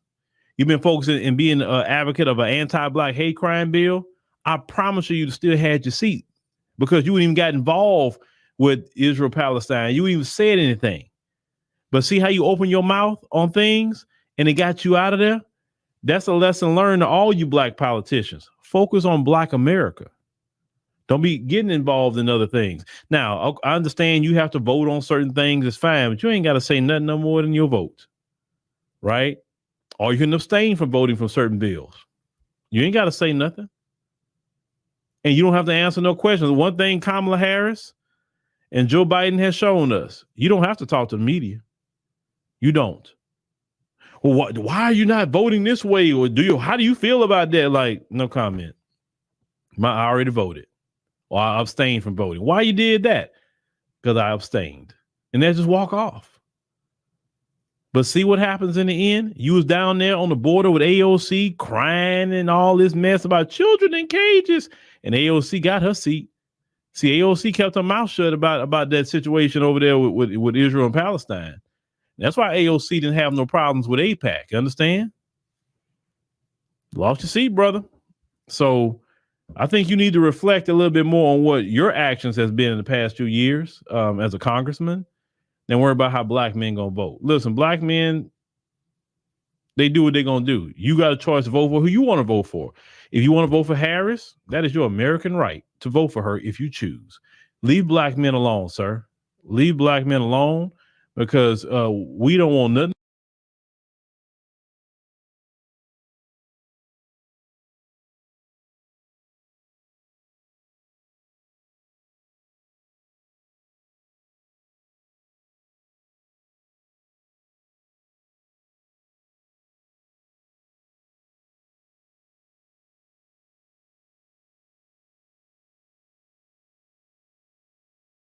You about to vote? Yeah. Who you voting for? Trump.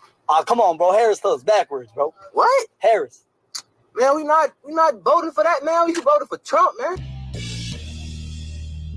How's everybody doing? My name is Anthony Brian Logan, and today we got to talk about one of my most favorite videos of the past few days, weeks, months, maybe even years. You got a store clerk out there in Chicago, Illinois, behind the counter asking black men when they come up to the counter, hey, who you voting for, Trump or Kamala? And everybody that he showed is saying, we going for Trump. We don't want Kamala. We got the Venezuelans in here causing the problem. We got all kind of issues. She's not helping. She's not black. A lot of black men are not feeling Kamala Harris and they're being very vocal about it. Maybe that's why Barack Obama had to try and lecture us, talking about, oh, you black men, you're not showing up for her the way you showed up for me. We have not yet seen the same kinds of energy and turnout in all quarters of our neighborhoods and communities. They lied. I thought they said they were. At first, they said it was the same energy of Barack. This is like Barack Obama all over again. See, that was a finesse and a lie. Now the polls are showing that was a lie. Now they got to come out and say, why we don't see that? Why did you say you did see it? Remember Roland Martin? Remember thousands of black men for Kamala, tens of thousands of women for Kamala. Ooh, they raising records amount of money. All was a finesse, man. That's a different story, and I digress. And before I go any further, let's get to the first clip here. Hey, shout out to Chad Jackson for posting this on this TikTok. I'm not sure who the store clerk is, but shout out to Chad Jackson for posting it. This is gold. And after we get done watching this one, I got another one from the other side. All righty. But without further ado, let's go ahead and roll it. You about to vote? Yeah. Who you voting for? Trump.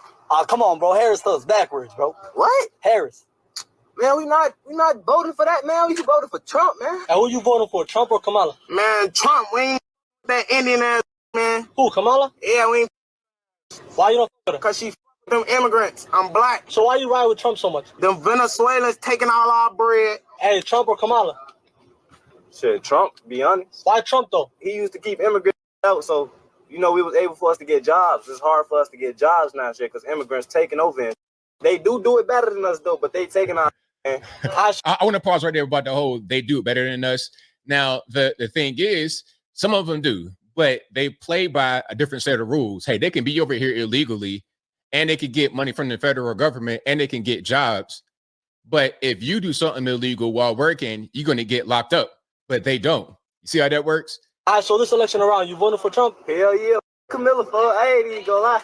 I'm not for her. Her Venezuelans, for them. That's over with. I don't with her. Like, what would make you want to vote for Kamala? I ain't gonna lie. We was the last two people on Earth. Still wouldn't do that shit. Damn, on bro grave. It's like that? Yeah, it's like that. I don't with her. I go with Trump. She ain't no good. I'll put it like that. So whoever want to believe in going her, check her history. Y'all turn around then. So you wouldn't vote for a black woman? It's gonna be the first black woman in office. Let me tell you something, man. Ain't no man is gonna listen to no woman. Period. Not in y'all country or my country. Now let me just pause right here. Now this is what Obama was talking about. He said, "Oh, you guys just don't want a woman to be the president. So what though? So what? And like you're gonna call my man right here some kind of sexist or something like that? This guy probably a pillar of his community, been working, raising kids. You're gonna call him a bad person for what? For what? Expressing his opinion about who is going to run the country? Don't I have that right as an American? If I exercise my right incorrectly, am I a bad person? Another country. There's no man gonna listen to no woman. I mean, but we can make history. Man, we could, but it's not gonna be history, bro.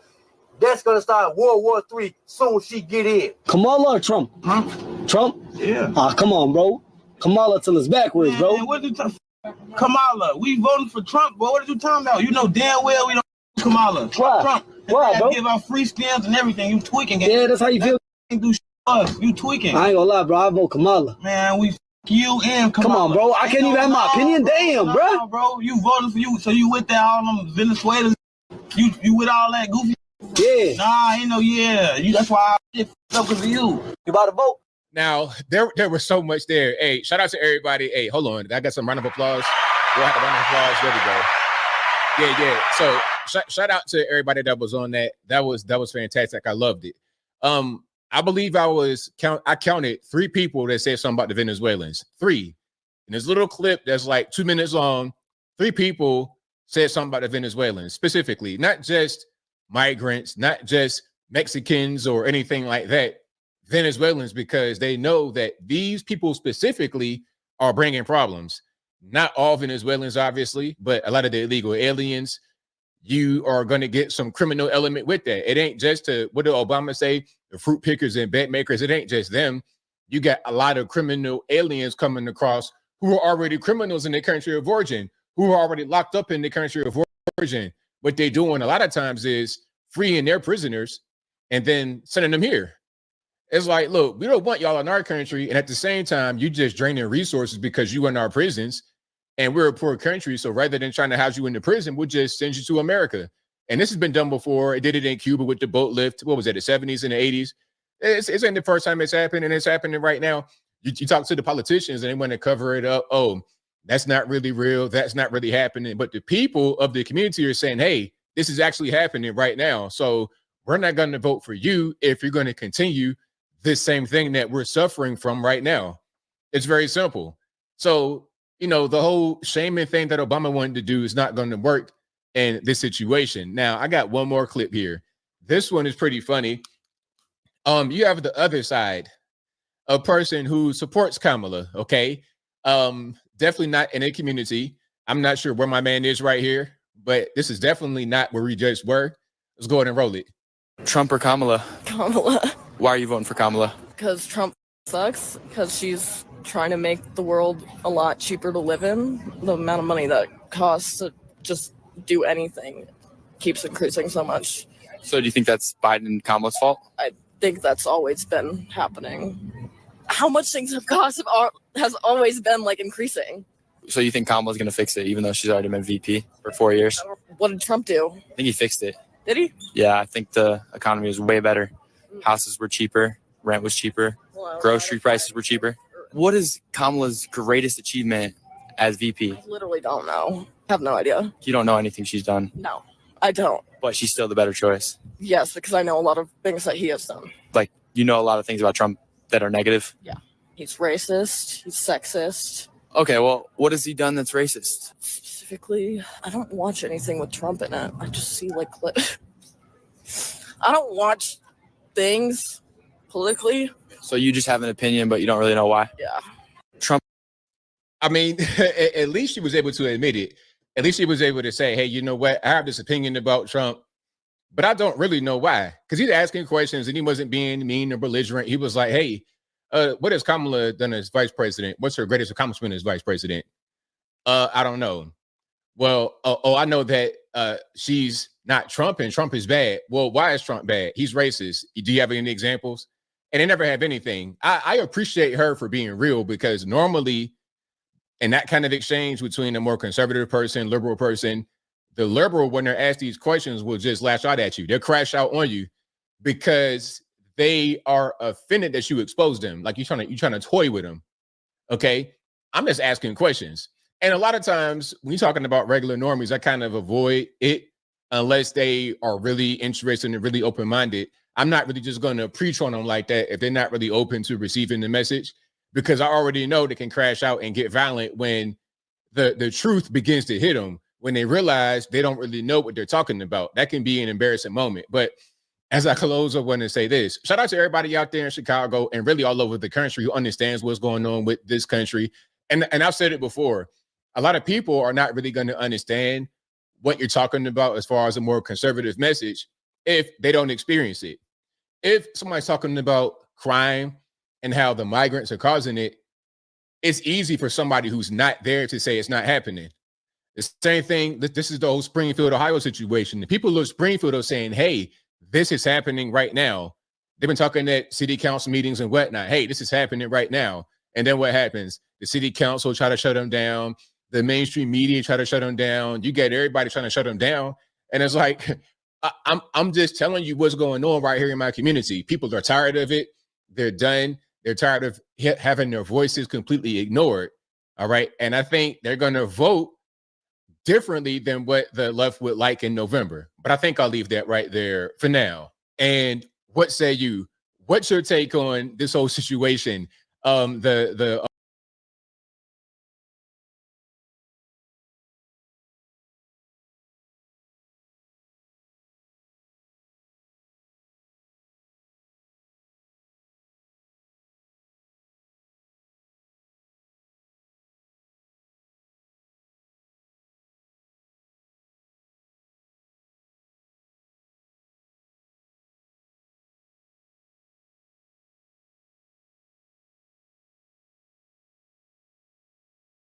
There's still there is a new poll that was released about Michigan. Kamala Harris is no longer in the lead in Michigan. And I'm noticing not too many people are talking about this today.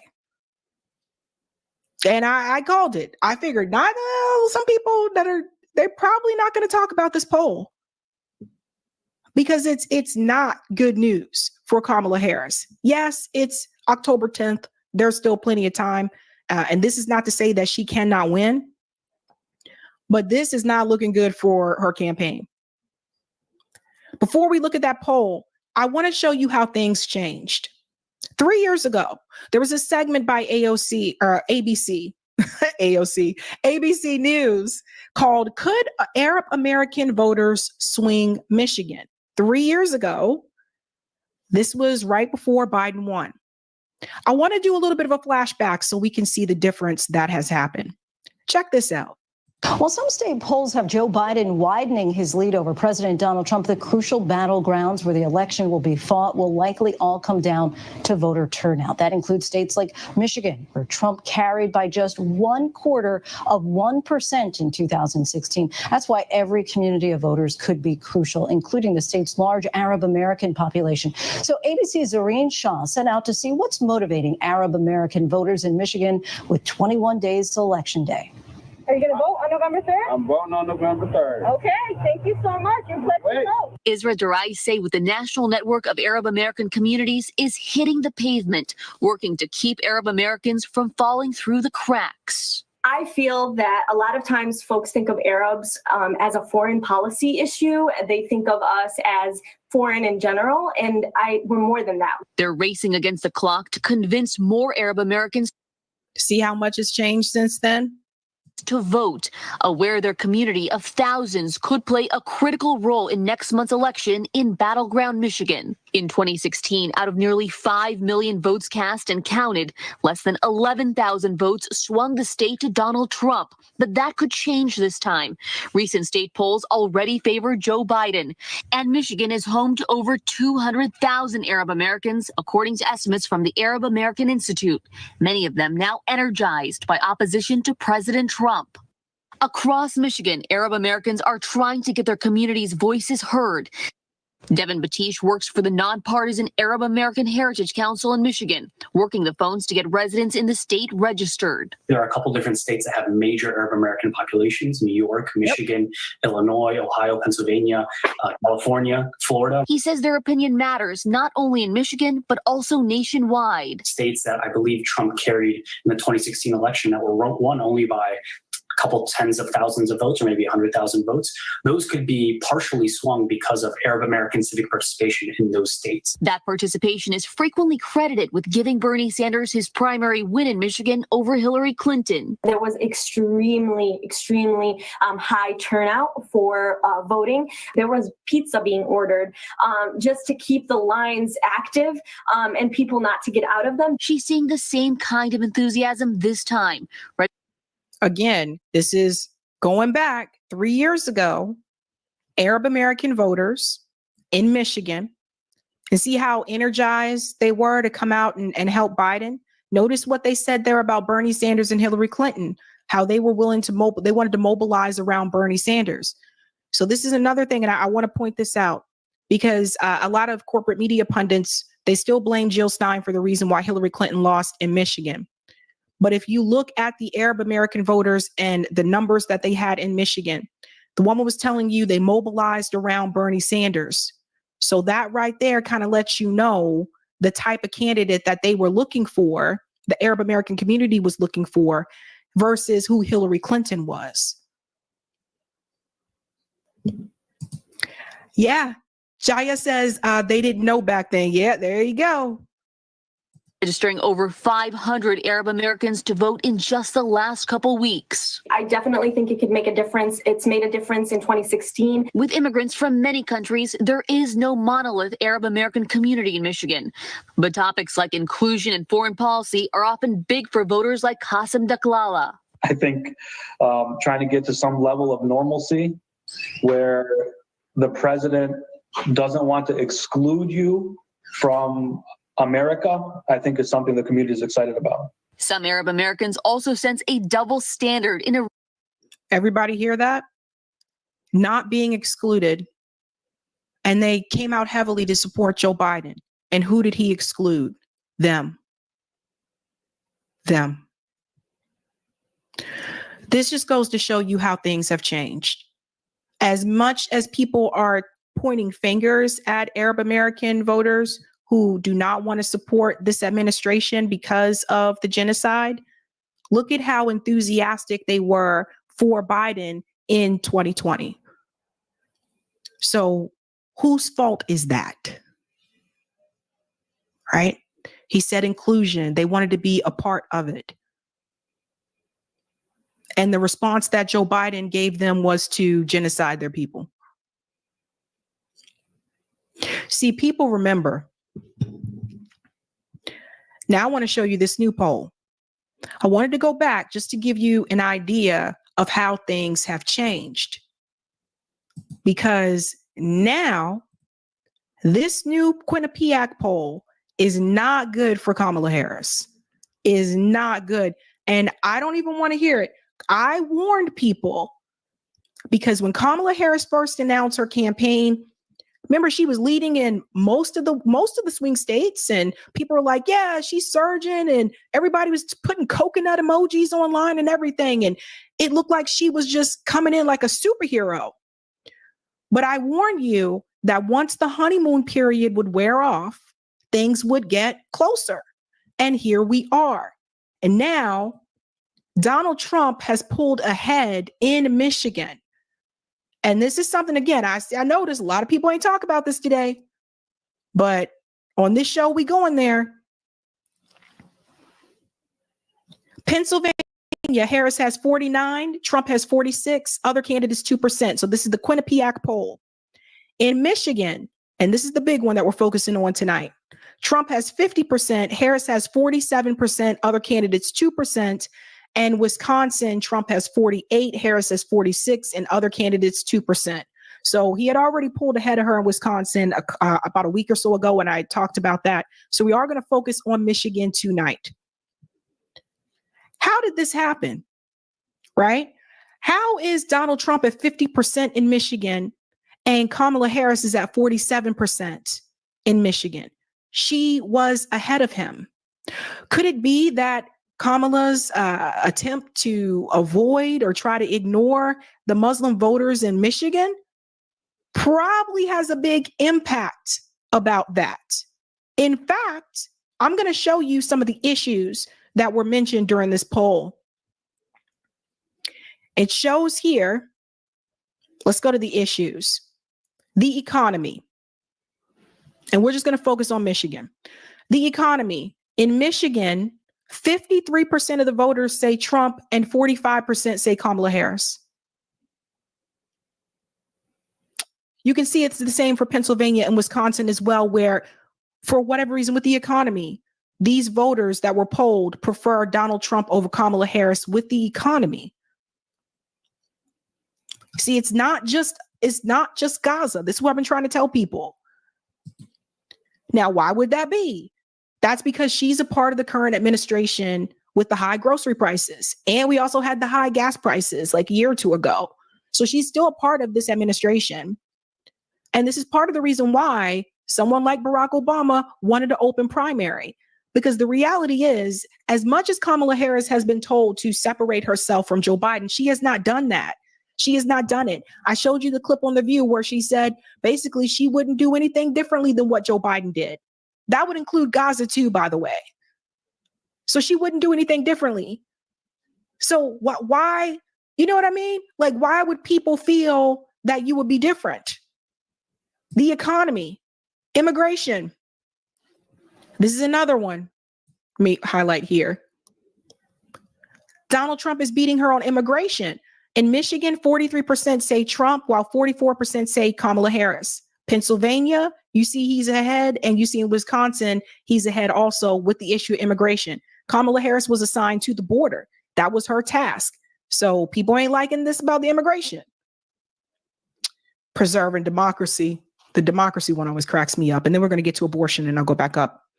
Preserving democracy in the United States. This is the one I think that, again, I told you people, I see too many people cover this poll. because this is what is interesting. The Democratic Party are the ones that are pushing the preserving democracy phase, right? And that's because of January 6th. But then why is in Michigan, these voters that were polled prefer Donald Trump over Kamala Harris when it comes to preserving democracy? Now, it's not the same for Pennsylvania and not the same for Wisconsin. She's ahead of him in Pennsylvania and Wisconsin on that issue, but not in Michigan. And then we'll get to the abortion issue. In Michigan, 40% say blah, blah, blah. 40% say Trump, 52% say Kamala. So when it comes to this issue, she is ahead of Trump in Pennsylvania, Michigan, and Wisconsin. So this is the issue that she is doing very well with, is the abortion issue. The conflict in the Middle East, and this is what I was talking about, Michigan. In Michigan, 53% say Trump, 43% say Kamala Harris. 53% say Trump, 43% say Kamala Harris. Because she's a part of the administration that is doing the genocide. And so you go to Pennsylvania, it's closer in Pennsylvania, 40% Trump, 46% Kamala, but he's still ahead of her. In Wisconsin, 51% Trump, 44% Kamala Harris. Guys, this is not good. And now one thing that I don't do on this show in particular, I don't just show you the polls where she's doing bad. I've also showed you the polls where she was doing really well. I've shown you both of them. But I noticed today people were really quiet about Michigan. And it just, I don't know. Like, I'm telling you, people were pretty quiet about this. And you got to ask why. Now we need to look at what happened before. Don't you just love data? I'm going to get my little data on. Get my data on. Get my data on. Michigan in 2020. We're going to go back to this day in time, and we're going to look at the election final results as well. Biden had 50.6% in Michigan, and Donald Trump had 47.8% in Michigan. Don't forget, Biden had 50.6%. Let's go ahead to October 10th in 2020. So let's be fair. We want to go to today's date. October 10th. Bam. Hope everybody can see that. Look at this graph. On October 10th, it was plus 6.7 for Biden. He had 49.4%. Donald Trump had 42.7%. So Biden had like a pretty good cushy lead over Donald Trump on October 10th in 2020. Right now, Kamala Harris has 47% and Donald Trump has 50%. Kamala has 47% and Trump has 50%. When we go back to this day in 2020, Kamala had 47, Biden had 49.4. She's trailing Joe Biden. Donald Trump had 42.7%. He now has 50%. So is it just me? Is it, I don't know, is it all in my head? Are you guys seeing the same numbers that I'm looking at? So Kamala Harris has a problem. She is behind Joe Biden in Michigan, where he was at this point in time in 2020. He was at 49.4%. She's at 47. Donald Trump is at 50% right now. He was at 42.7% this time in 2020. And I want to show you something else. Pierce said, we see it, Sabby. I want to show you something else. Let's go all the way to Election Day. And I want to show you what happened here. Make it a little bit smaller so we see. If we go to November 3rd, Biden won with that 50% and Trump won with that 45.8%. But notice what happened here. all of a sudden, Donald Trump's support just shoots up as you get closer to November 3rd. So again, I'm assuming, Biden held he held that lead for quite some time until right about here in September of that year. And then it started to slip away again. And then he had that gap. But then notice how that Trump support started to surge up. So the fact that Trump is already at the 50%, which is where Biden was when he won Michigan, what does that tell you about Kamala? How is it that Donald Trump is already at 50%? He never got to 50% in 2020, not in Michigan.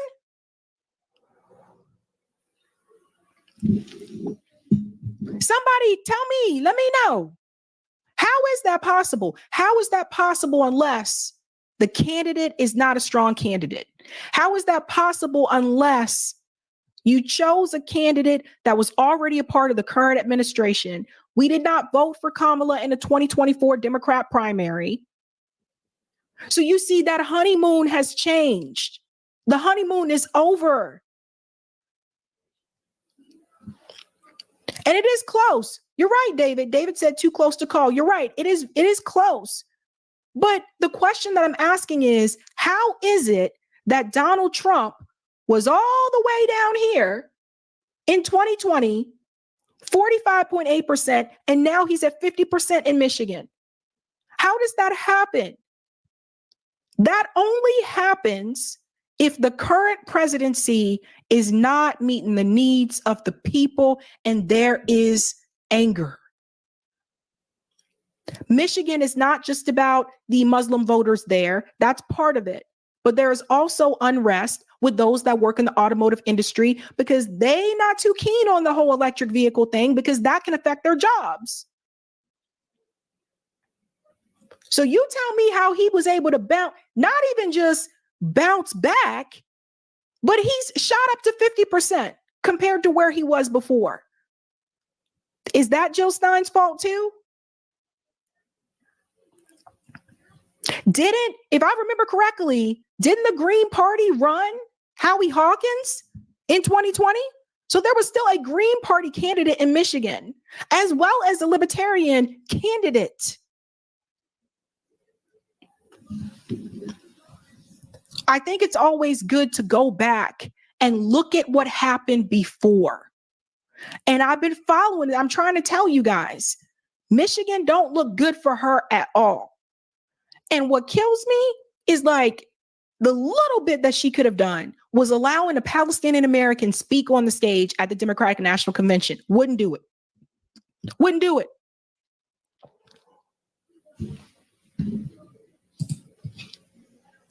Little bit that she could have done. Wouldn't do it. That was the bare minimum. And then it was in the war, the ceasefire, and stop sending the arms to Israel. Really? They're saying, stop killing my people. Stop killing my people. Because look at this. Dylan on X says, support for Jill Stein and the Green Party is surging. Americans are using their red line against genocide to vote Green in November. And see, this is why people are mad at us. This is why people are mad with me. I see people attacking Bree, people attacking all of us that are not willing to support Kamala Harris. Because the reality is, look at this, 40%, again, Muslim voters in Michigan, 40% Jill Stein. And then somehow, for whatever reason, 18% for Donald Trump. Is that Jill Stein's fault too? Is that Jill Stein's fault? How is Donald Trump ahead of Kamala Harris with the Muslim vote? So she's at 12% with Muslim voters in Michigan. And that is because it is her administration that's killing the people. And when I told you that genocide is a red line, I meant genocide is a red line. It don't mean, and I think some people thought that Kamala would be different about this issue than Joe Biden. I warned you she wouldn't. And people said I was being pessimistic. People are like, oh, you're a nihilist. You're being pessimistic. I was right about Kamala Harris. I know who this woman is. I was right about her in 2019. I was right about her in 2020, and I'm right about her today. If you follow her career, you would have known who she was. So these people are asking, they are saying, stop killing my people. Stop genociding my people. And your response is, I will always make sure that Israel has a right to defend itself. And why is Israel always first? And you mentioned the Palestinian people at the end, always at the end. This government supports supremacy. Don't get it twisted. Don't think just because they'll give you little pandering things like a Juneteenth holiday to make you feel good, even though many of us celebrated that anyway before they made it a federal holiday. They'll give you a Juneteenth holiday. They'll kneel in kente cloth. Crazy stuff. But they would implement any real police reform that would stop these cops from killing unarmed Black people. Now you see with the Muslim voters that they're having issue. What did they ask? Stop killing my people. And for some reason, some of you think that is a terrible demand. And I will not sit here and let anybody tell me that you better go with Kamala because Trump is going to be so much worse. My response is you never reward genocide, period. The majority of Americans in this country don't even vote. And there's a reason for that. Because they know this system sucks. They know this government ain't shit. But you have some people that are so focused on, oh, let me see what platforms I can get onto. Let me see what shows I can get onto. So let me continue to kiss up to the Democratic Party and kiss up to Kamala Harris. So maybe she'll come onto my show and then I can be on that level too. I haven't been in this space for 5 years yet, but I'm going to let you know something. A lot of the people are opportunists. A lot of the people just want the money and they want the access. A lot of the people don't really stick on the issues. And you saw that the moment when it came to the genocide and they spoke out against it and said, no, we can't support Biden. Kamala gets in and Kamala Harris, you find out she's saying the same thing and treating the same way. And then they're not angry because of what she's saying. They're angry because she's not lying good. And they're yelling at activists and Muslim voters for not wanting to support the same people who were killing their people. Now, I really wonder, where would some of these people have been during the civil rights movement? Well, this is the system that we have. That's the law today. That's just how it is. So you got to sit in the back of the bus. And so you see them on Twitter shaming activists and going after activists, which is a really bad take. Going after activists and going after Muslim voters instead of going after Kamala Harris and Joe Biden and the Democratic Party for killing these damn people. Now, why would they do that? Because they want to be in the club. Because they want to be able to have those people on their show. Because they want to be able to have Democrat politicians and they want to be a part of that game. And some of them too got people that already work in the Democratic Party. They won't tell you that.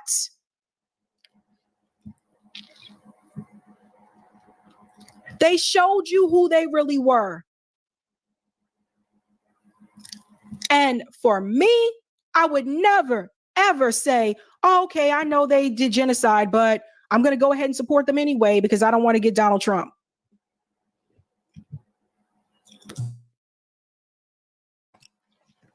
It's an absolute mess. I would never say that. I would never say that. So many people jumped on board. Let's talk about Israel. Let's talk about Gaza. It was popular. It was trending at that point in time. And the moment Joe Biden dropped out and Kamala Harris was pushed in that spot, even though she was saying the same things about this that Joe Biden was, all of a sudden is, I'm going all in on Kamala. Yeah, let's do this. Let me ride that next grift on YouTube. So you have to understand, a lot of these people that are trying to shame you for not wanting to support the genocidal party and the genocidal politicians, I know a lot of these people. I've met a lot of them offline. And I'm here to tell you, Half of these people ain't shit.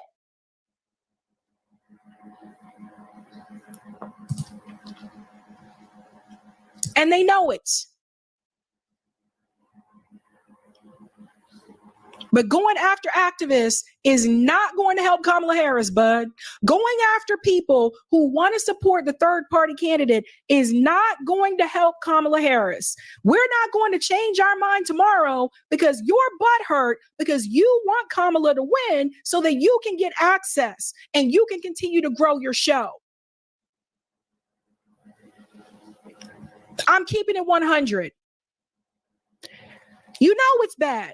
When you even have Cenk Uygur, who supports Kamala, supports the Democratic Party, even Cenk Uygur is calling this out, She is not doing well. Listen to this. We think of the 7 battleground states. Which one is Harris in danger of losing? I would say Pennsylvania, Michigan, Wisconsin, Arizona, North Carolina, and Georgia. Well, that's almost all of them. And he finishes by saying, I'm not saying she'll lose all 6, but she is in danger. I want you to take note of the fact that it's in the last 48 hours that this has happened. Now, that's why I told you about me saying it over the weekend. Because, guys, there are certain things you do that make a difference, especially in an election this tight. Running towards populism and trying to serve the average American works. Running towards big business and Dick Cheney does not work. It's a bad strategy. Hiding from the press does not work. Saying that you're the same as Biden does not work. Saying Trump's a bad guy. Brother, I mean, we've been doing this for over 10 years. Nobody told Trump to come about all the terrible things that he did. You're not going to outdo me on how terrible you think Trump is. But that's not the point right now. The point is, how do you win this election? And it's not rocket science. You offer the average American things that they need and things that they want. You should be their representative. You should be their fighter. You should be out there fighting for them. And right now, they're not seeing it. So when I saw that they weren't doing the fundamentals right, I said, uh-oh, now she's going to lose the lead. And she has. So I wish to God I wasn't right. Sometimes I feel like Bruno, you know? And you know how if you never saw... Pause this for a second. So something I want to add here again, one of the few that called it out today. So even he sees what is happening because the reality is, again, like I said, like he supports Kamala, he supports the Democratic Party. But the reality is, as I was trying to warn people, that honeymoon period, eventually it wears off. It happened with Bernie too. Like Bernie had a big hype and then it kind of wore off. And then he had the heart attack. And then after that, like he actually started to grow and surge again. But it does happen. It can happen with any candidate. But the reality is, I have been saying for months that Michigan is an issue. And it just, you know, if you notice corporate media now, they're focusing more on the national poll because that's where she's ahead. So CNN and MSNBC, they're showing you, whoa, she's far ahead of Trump in the national poll. But that's not what wins the election. The Electoral College wins the election. And hey, if you don't like the Electoral College, I am not your enemy. I've complained about the Electoral College for years. But the reality is, you don't win based on the popular vote. You win based on the Electoral College. And now I notice they're not focusing so much on the swing states anymore because she's not ahead in them. Now they're focusing on the national poll because that's where she's ahead. That is manufacturing consent. And I've watched a number of corporate media pundits do this. They're only focusing on the areas where she's ahead, and they're trying to dismiss the areas where she's not ahead. They don't want to tell you that Trump just pulled ahead in Michigan, which I warned you would happen. Let's continue. That, you know, Disney movie, I think it was a Disney movie. Anyway, it's a animated movie. It's beautiful. It's Madrigal and Encanto is the name of the movie. Anyways, all the kids know we don't talk about Bruno. No. And it's a guy whose magic power is to be able to tell the future. But people hate him for it because he winds up being right. And then they think, oh, did he cause it? And I feel like I'm in that movie. And the establishment keeps saying we caused it when we tell them ahead of time watch out, iceberg straight ahead. Obviously, we said that in a giant way about Joe Biden, and they didn't listen for a long, long time. Now they realize it. But by the way, later they'll pretend that Biden was the right candidate. Anyways, but the point is that I wish I was wrong about it, but you could see these trends. We're not wrong. There's a reason why Bernie had a 12-point lead on Donald Trump on Election Day in 2016. It's not because we're biased towards our side. It's because economic populism works. Hey, I'll tell you when I don't think these days progressive social issues are a winning strategy. So we're super honest about it. I don't know what more we can do to convince them, but let me give you more information. So now this is a CNN reporter, Priscilla Alvarez, talking to Dana Bash on air. And she says, what's also creeping in now is that anxiety. The reason for that is because these polls are not really moving despite multiple battleground blitzes, despite the opportunities she has had across media outlets. Now, let me pause there to clarify. The polls are moving a little bit towards Trump, and a little bit takes it from a small lead she had to a small lead he has. And that makes a giant difference. They're saying it's not moving in a positive direction for Kamala Harris. That's why the Democrats are the ones that have the anxiety, as she's explaining here. She says, quote, there's still not a lot of movement from voters who are moving more towards her versus former President Donald Trump. And honestly, he mentioned the interviews, and I feel like the interviews are actually not helping her. You know, typically when you're doing more interviews, that's going to help your campaign, right? That's going to give you more eyeballs. But it doesn't seem to be helping her. And she's done a number of interviews, and she's gone on a number of podcasts, and it just doesn't seem, again, one of the worst things I think Kamala Harris did, aside from the Israel-Gaza issue, is that she never found that way to distinguish herself from Joe Biden. And when she went onto The View, and she stated that she wouldn't do anything differently than what Joe Biden did the last 4 years. That's terrible. And when you tell people, oh, I think I will have a Republican in my cabinet, which we can argue whether or not Joe Biden does, but I thought he did have a Republican in there. But again, it's like, you're not offering anything different.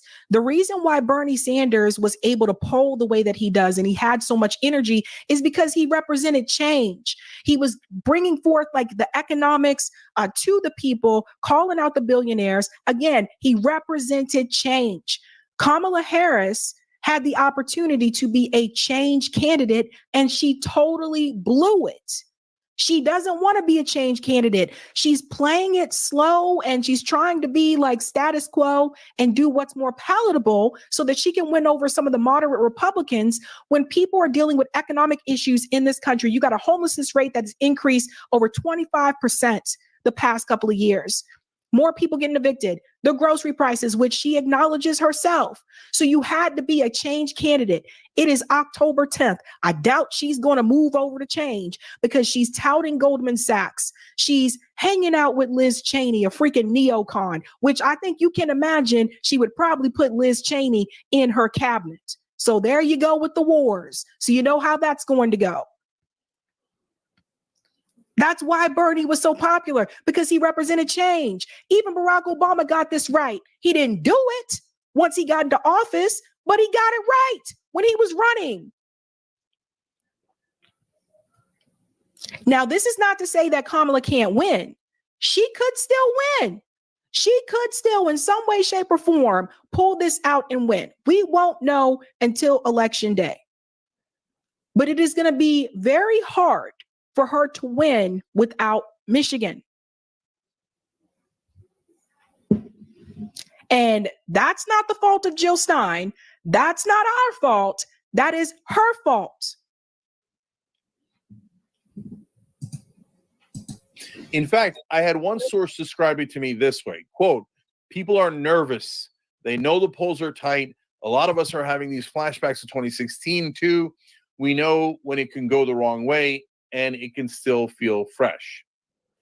So now a lot of people are talking about 2016, and it's not just guys like me who are warning, watch out, okay? It's even the establishment types are beginning to see those polls, and they're getting super nervous. So I'm going to give you those in 1 second here, but one more piece of data, and that is about the markets. So you can say, hey, you know, the Marcus isn't polling and I don't believe the Marcus. You can say anything you like, okay? But the reality is people are putting their money behind this. So it's not like just knuckleheads going, what's the big deal? No, they're putting their money where their mouth is. And it's not end all be all, but it is a factor. And by the way, you know what Polymarket was super right about? That's the market that I use. That's one of our sponsors. But I look at it all the time because it's one of their sponsors. Get that? I don't really look at Polymarket because it's betting odds, and I don't do the betting or whatever. But some people look at Polymarket and they look at it as a poll. It's not poll, it's betting odds. So just keep that in mind if you do look at Polymarket. It's been right on a lot of things. And the thing that it was most right about was Tim Walz. And I didn't think that she had any chance of picking him. And when I see predict something better than I do, I go, whoa. Yeah, and that might be a little bit of my arrogance to say the least, but I'm just being honest with you guys. And so, and markets can often tell you where the crowd is going, and they might know something you don't know, or they have a sense of it. Remember, everybody's in their bubble, and this gives you the whole national bubble. So anyway, on polymarket.com, now Kamala Harris had taken a small lead, and I was like 51-49, or I was like, I don't think so. I think Kamala had a bigger lead back then when I was talking about it 2 weeks ago. And even a week ago, I thought, right around now, Wednesday-ish of last week, I thought she's got a lead, and I thought there was some chance she could expand it, but then she's done everything wrong since then. And now it's 53-46. That's not that close for Trump, obviously.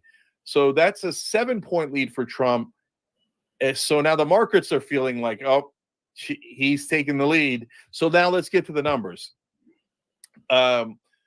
This is Michigan, where 2 weeks ago, and even a week ago, she had a lead, and 2 weeks ago, almost started to feel comfortable. Like, look at this, 925. So that's right around 2 weeks ago. She was up by 3 points in two different polls, in Bloomberg and Cook Political Report, very credible polls in Michigan. And that's when I started to go, okay, looks like she took the lead. But if you would have been listening to what Butch Ware said about those internal polls, you would have seen that wasn't the case. And that's the thing. Butch Ware did try to warn people about the internal polls. Here we go. And maybe she could add to it. Maybe it'll fluctuate back and forth. I don't know what's going to happen in that regard. But then, boom, now last set of polls coming in, Trafalgar, Trump +2, MIRS, MI News Source, Trump +1, Quinnipiac, very credible, very legitimate, +4 for Trump. Oof. And that's the one that I just showed you was the Quinnipiac poll. I don't show the Trafalgar poll because that leans more towards Republican Party. I am trying to be fair with the polls here, but Quinnipiac tends to be pretty credible. So that's why I showed you that one tonight. But it's just a reality, folks. And even Nate Robinson, who is a Democrat, supports the Democratic Party, and I thought was supporting Kamala Harris at one point. He said, if Harris loses Michigan, she will have no one to blame but herself. Although I'm sure many Democrats will learn nothing and blame voters as they did in 2016.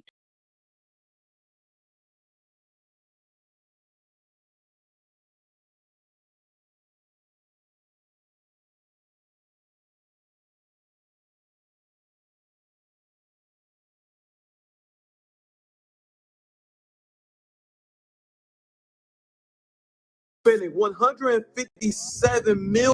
United States plans on spending $157 million on aid to people in Lebanon displaced by Israeli terrorist attacks. So let me get this straight. We provide billions of dollars to Israel so they can bomb Lebanon.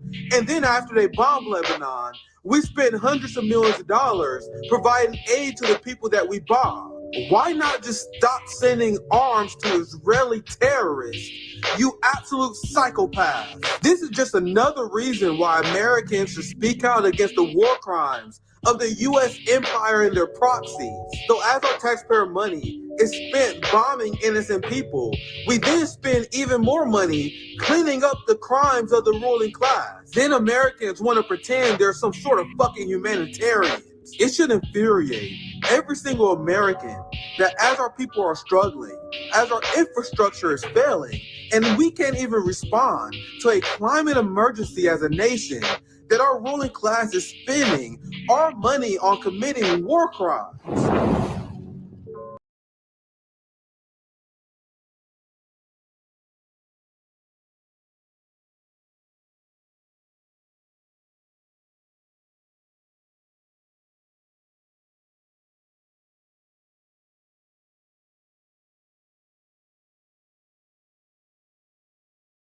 Will be in Tempe, Arizona, Los Angeles, Columbus, Ohio, Dayton, Ohio, Cincinnati, Lexington, Burbank, California, and Honolulu. Go to jimmydore.com for a link for those tickets. Don't go anywhere else. So this happened. So we covered today that the gray zone, Jeremy Lafredo, who's being beaten and tortured by the Israeli government. I haven't heard anything from the State Department on American journalists being Israel. It's just like you didn't hear anything about Gonzalo Lira in Ukraine. So here's another Liam Cosgrove. He's from the gray zone. And he wanted to ask this guy, who's the State Department tool, where do you get off lecturing anybody else about human rights or anything when you guys have been committing a genocide for a year? So, but it gets heated. Let's watch. Go ahead. So Israel is still poised to strike Iran. And in July, Blinken said that Iran was 1 to 2 weeks away from developing a nuclear weapon. So I guess for all we know, they might have one by now. And meanwhile, in Ukraine, they've struck deep within Russian territory several times, as deep as 300 miles from the border. And in that case, we don't have to guess. We know that Russia has the largest nuclear arsenal on the planet, as many as 6,000 warheads. And so one of the risks of arming militaries that are striking in the territories of nuclear powers is that one of those gets deployed, and then it could escalate very quickly from there. So it's rarely discussed, but it's important to address that the nuclear risk is real, and it could very abruptly mean the end of what humans have worked for thousands of years to collectively achieve. And us today are very lucky to live in. Isn't it interesting? You never hear anyone talk about the risk of nuclear war. They never talk about that. The only person I've heard talk about it, the only politician, Donald Trump. The only politician I've heard talk about the risk of nuclear war. The only one. When I was a kid, that's all they talked about. You remember that stuff when we were growing up? That's all. Sting wrote a song about it. If the Russians love their children too. Mr. Khrushchev, we will bury you. Remember that song? Mm-hmm. I don't subscribe to that point of view. They would write songs about it. Everybody was afraid of nuclear war. And then they had nuclear armaments agreements. Now those are George Bush took us out of one of them. Trump took us out of another. So anyway, he's talking about the real threat of it, but watch what happens. With the fruits of that achievement, and I feel like we're treating the risks kind of brazenly. So my question for you is, we often hear in response to these concerns that, well, Putin, Khomeini, they're war criminals, they're terrorists, as if they're too inherently evil or immoral for us to negotiate with. But meanwhile, this administration has financed a genocide in Gaza for the last year, and every day you're up there denying accountability for it. So, what gives you the right to lecture other countries on their moral? So if you have a policy question for me, I'm happy to take it. If you want to give a speech, no, but there are plenty of places in Washington where you can give a speech. Yeah, but people are sick of the bullshit in here. It is a genocide. You are abetting it, and you are risking nuclear war in Ukraine for this proxy war. Plenty of other places to give a speech. Go ahead. Thank you, Matt. Yeah, we're just sick of your bullshit. Isn't it funny how much bullshit they can take from this guy? The first person I've seen say something like that is Liam Cosgrove from the Gray Zone. Let's watch it again. It's only a minute and a half long. So Israel is still poised to strike Iran. And in July, Blinken said that Iran was 1 to 2 weeks away from developing a nuclear weapon. So I guess for all we know, they might have one by now. And meanwhile, in Ukraine, they've struck deep within Russian territory several times, as deep as 300 miles from the border. And in that case, we don't have to guess. We know that Russia has the largest nuclear arsenal on the planet, as many as 6,000 warheads. And so one of the risks of arming militaries that are striking in the territories of nuclear powers is that one of those gets deployed and then it could escalate very quickly from there. So it's rarely discussed, but it's important to address that the nuclear risk is real, and it could very abruptly mean the end of, what humans have worked for thousands of years to collectively achieve. And us today are very lucky to live with the fruits of that achievement. And I feel like we're treating the risks kind of brazenly. So my question for you is, we often hear in response to these concerns that, well, Putin, Khomeini, they're war criminals, they're terrorists, as if they're too inherently evil or immoral for us to negotiate with. But meanwhile, this administration has financed a genocide in Gaza for the last year, and every day you're up there denying accountability for it. So, I mean, what gives you the right to lecture other countries on their moral? So if you have a policy question for me, I'm happy to take it. If you want to give a speech, No, but there are places in Washington where you can give a speech. Yeah, but people are sick of the bullshit in here. I mean, it is a genocide. You are abetting it, and you are risking nuclear war in Ukraine for this plenty of proxy other war. places to give a speech. Go ahead. Thank you, man. Bangladesh is water off a duck's ass to that guy. It's just water off a duck's ass. Doesn't bother him one bit. Isn't that beautiful? So that's what a military industrial complex robot looks like. He's pro-war no matter what. No matter what. Hey, let's have decorum. Let's have a little respect here when we're talking about war and dead bodies. When I'm lying to you about slaughtering people. Hey, come.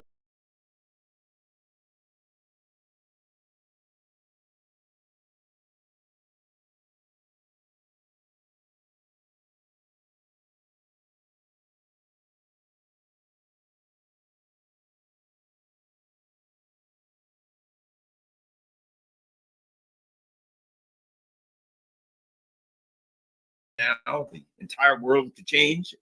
Israel's looking to strike Iran, irrespective of the consequences, and Ukraine has a plan for victory. Let's talk.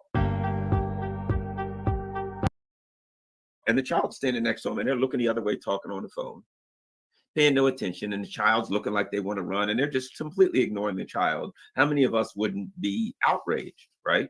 Oh my gosh, why? Because there's a potential there for that child to run out in the road and to get run over and killed, right? One child, one, right? Yet, what if there's 1 million children, 100 million, or 1 billion? Do we just say, let's take a shot at it and see what happens? Let's take a chance. Because that's apparently what's going on with the leadership of the Biden administration. They're ignoring the obvious consequences of their actions, the potential destruction of all humankind based on their actions. And it's kind of like I'm looking at it like they're backed into a corner here. And we're talking about Ukraine and Israel because it's the same dynamic. Here's what I mean. The United States has always argued we're the, quote, indispensable nation, right? Which implies that other nations are dispensable, right? We're indispensable. The world can't do without us. We're the exceptional nation, right? Which says what? We are the exception to all the rules. We don't have to go by the rules. Everyone else has to go by the rules, the international rules of law, except us. And whenever we choose, we can invoke those rules. We can say, we don't have to go by the rules. Darn those rules. Hey, wait a minute. You violated the same rules that we said that we don't have to go by. Why? Because we're the exceptional nation. So we don't have to go by those rules. We're the indispensable nation. We are, in effect, the effect is basically this of our claim that the world has an order, but we're not part of that order. We're, in effect, the God of that order, right? We are that the United States, there is an order, a natural order. And in that natural order, we are placed not in the order, but in charge of the order. And therefore, God shed his grace on thee. God bless America and nobody else, right? That God has somehow placed America as the Pope of the world, right? Of the grand priest of the world.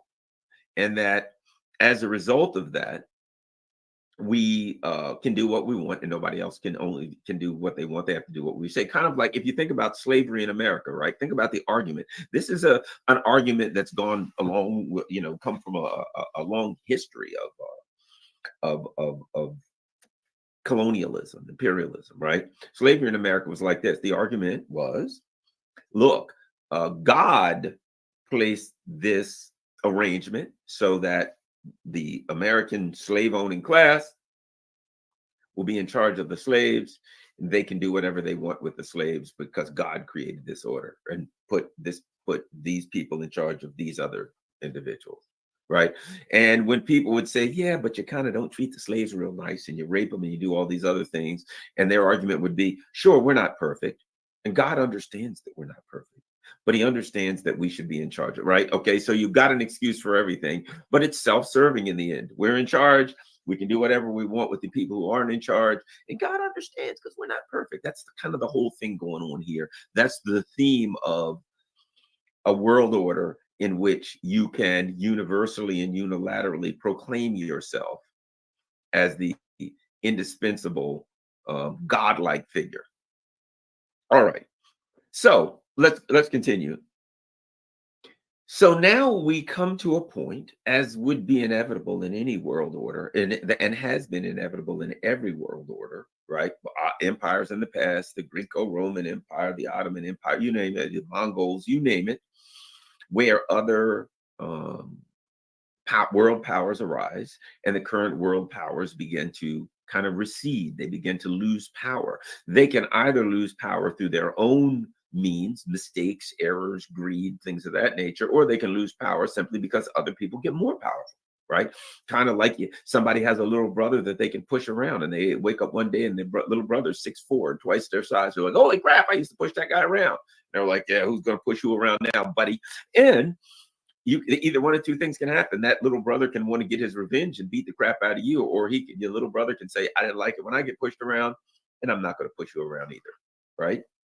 Okay, so now we are at that inflection point in society, in the world, where other powers, where we have that deadly combination of the two. The other world powers have grown, technology being a big part of that, right? Because what we use, what the US and Europe used for many, many years was a technological advantage to a very violent, means of control, right? We got guns, you don't have guns. You got spears and arrows, we got guns, that means we can kill more of you. We got battleships, we got cannons, you don't. We've got gunpowder, you don't. Therefore, we'll take all your stuff and keep it and enslave your people and things of that nature. And why? Because God said it was perfectly fine to do. We even know because the Pope gave us a decree, said we could take your stuff. Hey, God, don't argue with me, argue with God, right?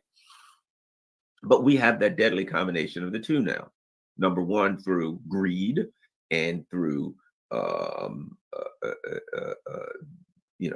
anger and violence and abuse.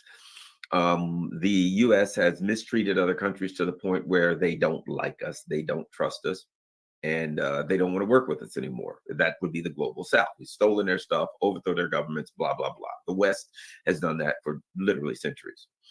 And we're rapidly going in debt. We have an economic system of so-called free market system that is, simply a ruse. It is a self-serving racket for the ruling elite.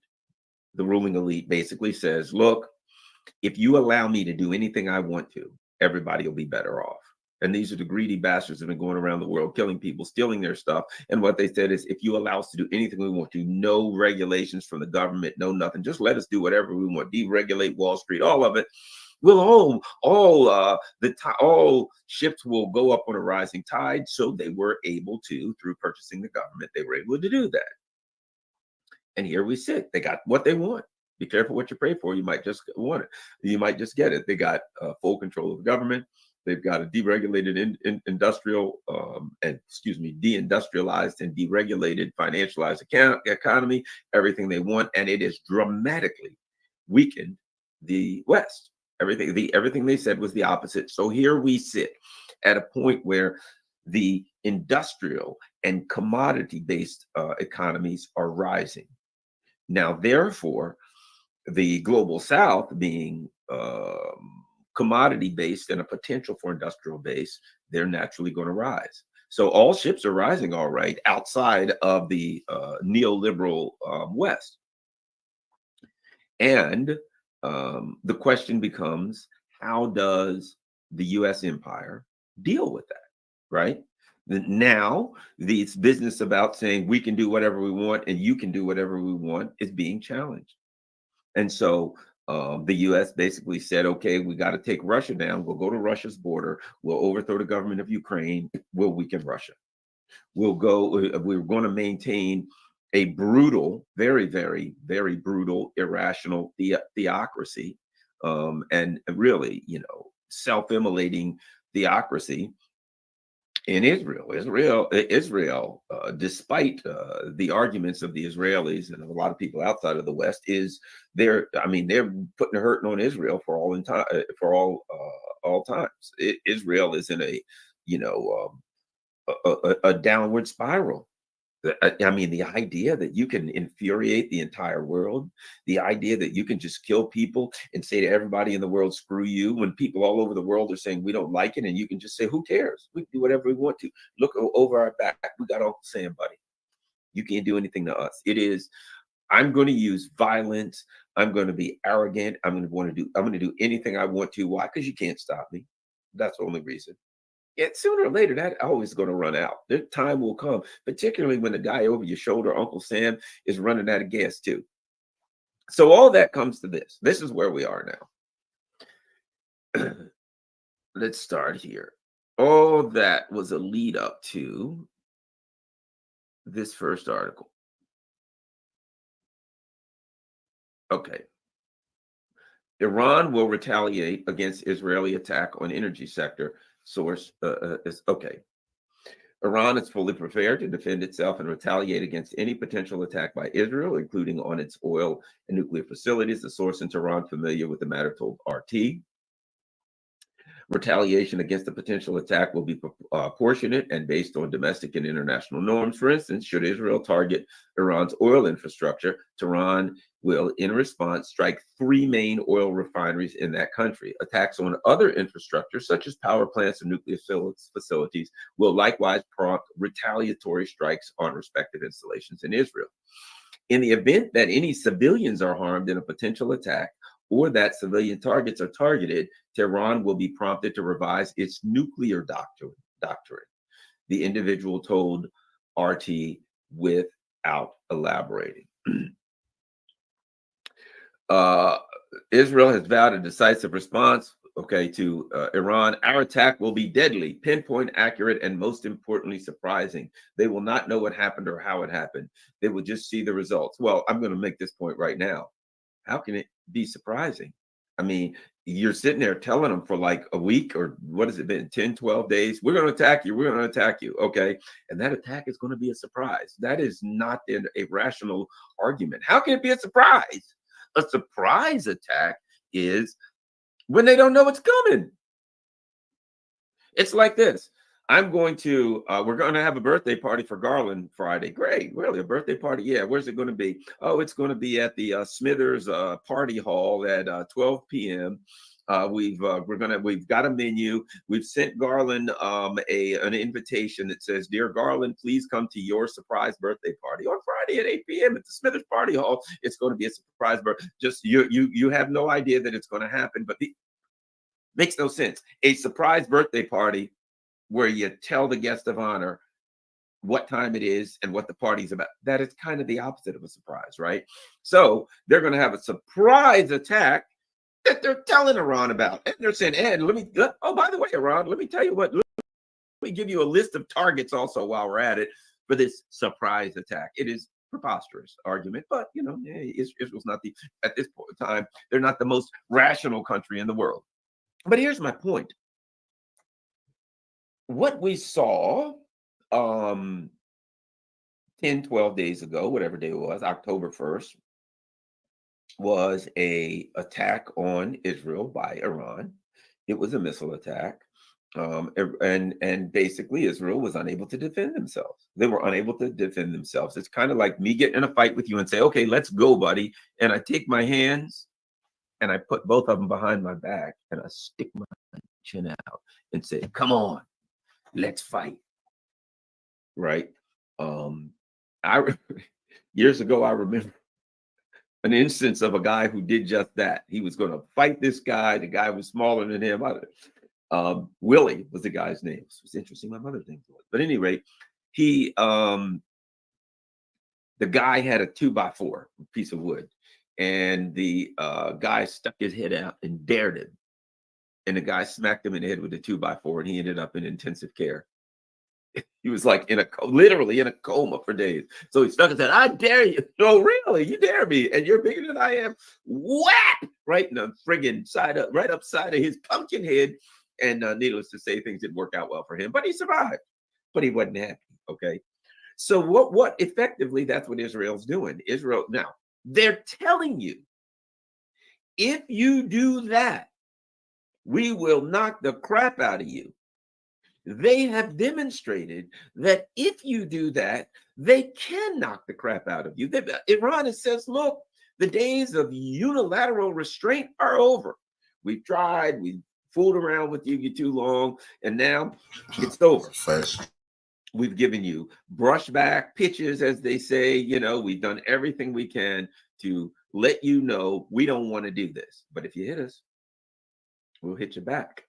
And if you think you're going to threaten us with nuclear weapons, don't think about it, because we can respond with nuclear weapons. There are many who believe, me being one of them, that Iran already has nuclear weapons, and they'd probably be fools if they don't. So they either do or they could have them quickly. Let's not forget that President Putin of Russia is meeting with the president of Iran. Do I see this? Maybe even today. Let me see. Is that in? I'll check the Russian newspaper. There we go. Let's look at this. I like to look at articles. It's an important one here. TASS. Russian Iranian positions on international events often very close, right? Okay. The Russian leader noted that both countries are actively working together on the international arena. Russia and Iran are actively working together on the international arena and are often similar in their assessment of events. We are actively working together on the international arena. See what I mean? This is the first meeting between the two presidents. Kremlin aide Yuri Yushakov said earlier that the sides will discuss bilateral issues as well as the situation in the Middle East. Russian Deputy Prime Minister, Kremlin aide, Kremlin spokesman, Deputy Foreign Minister are taking part in the talks on the Russian side. There we go. So what's going on now? Right now,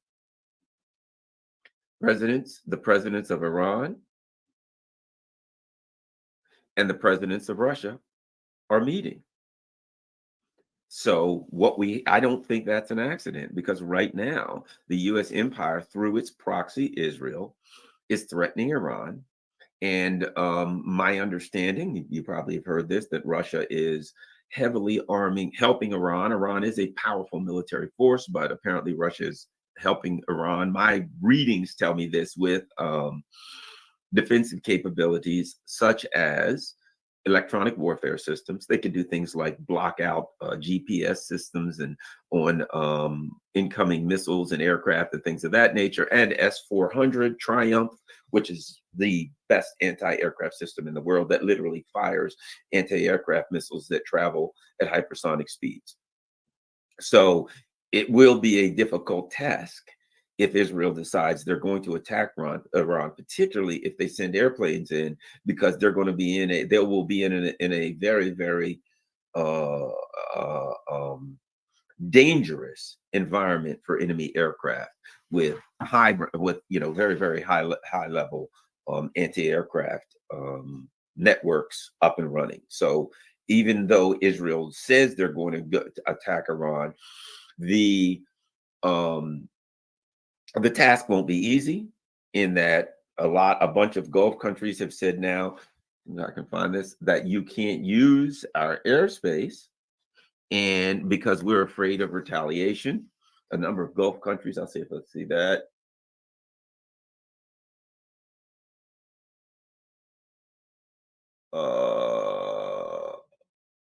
I don't see that.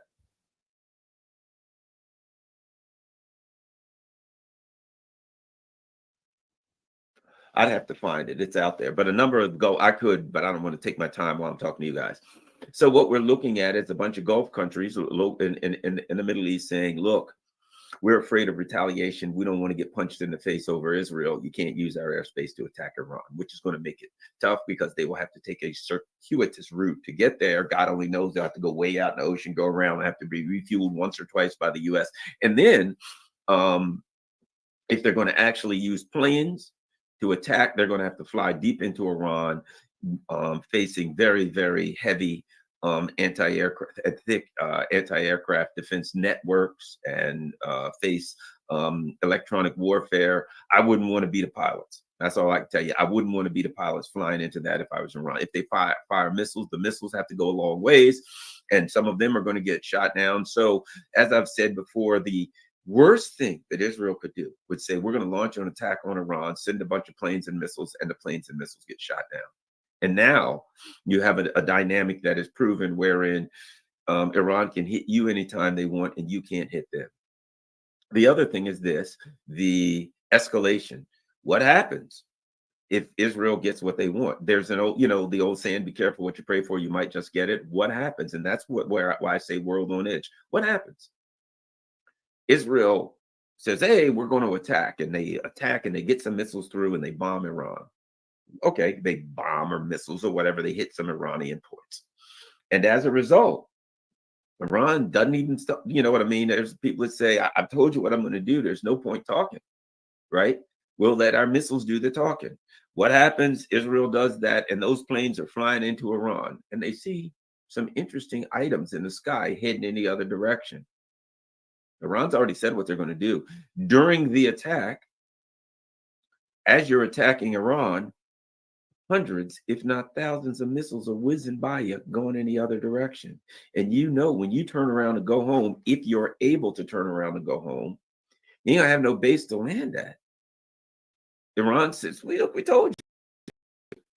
And it's going to be pretty dark because you're bombing Iran. And Iran said, look, we told you if you do this, we're taking out your, you whatever you attack for us, we attack for you. So really, Israel is literally choosing the targets in their country for Iran to blow up, to destroy.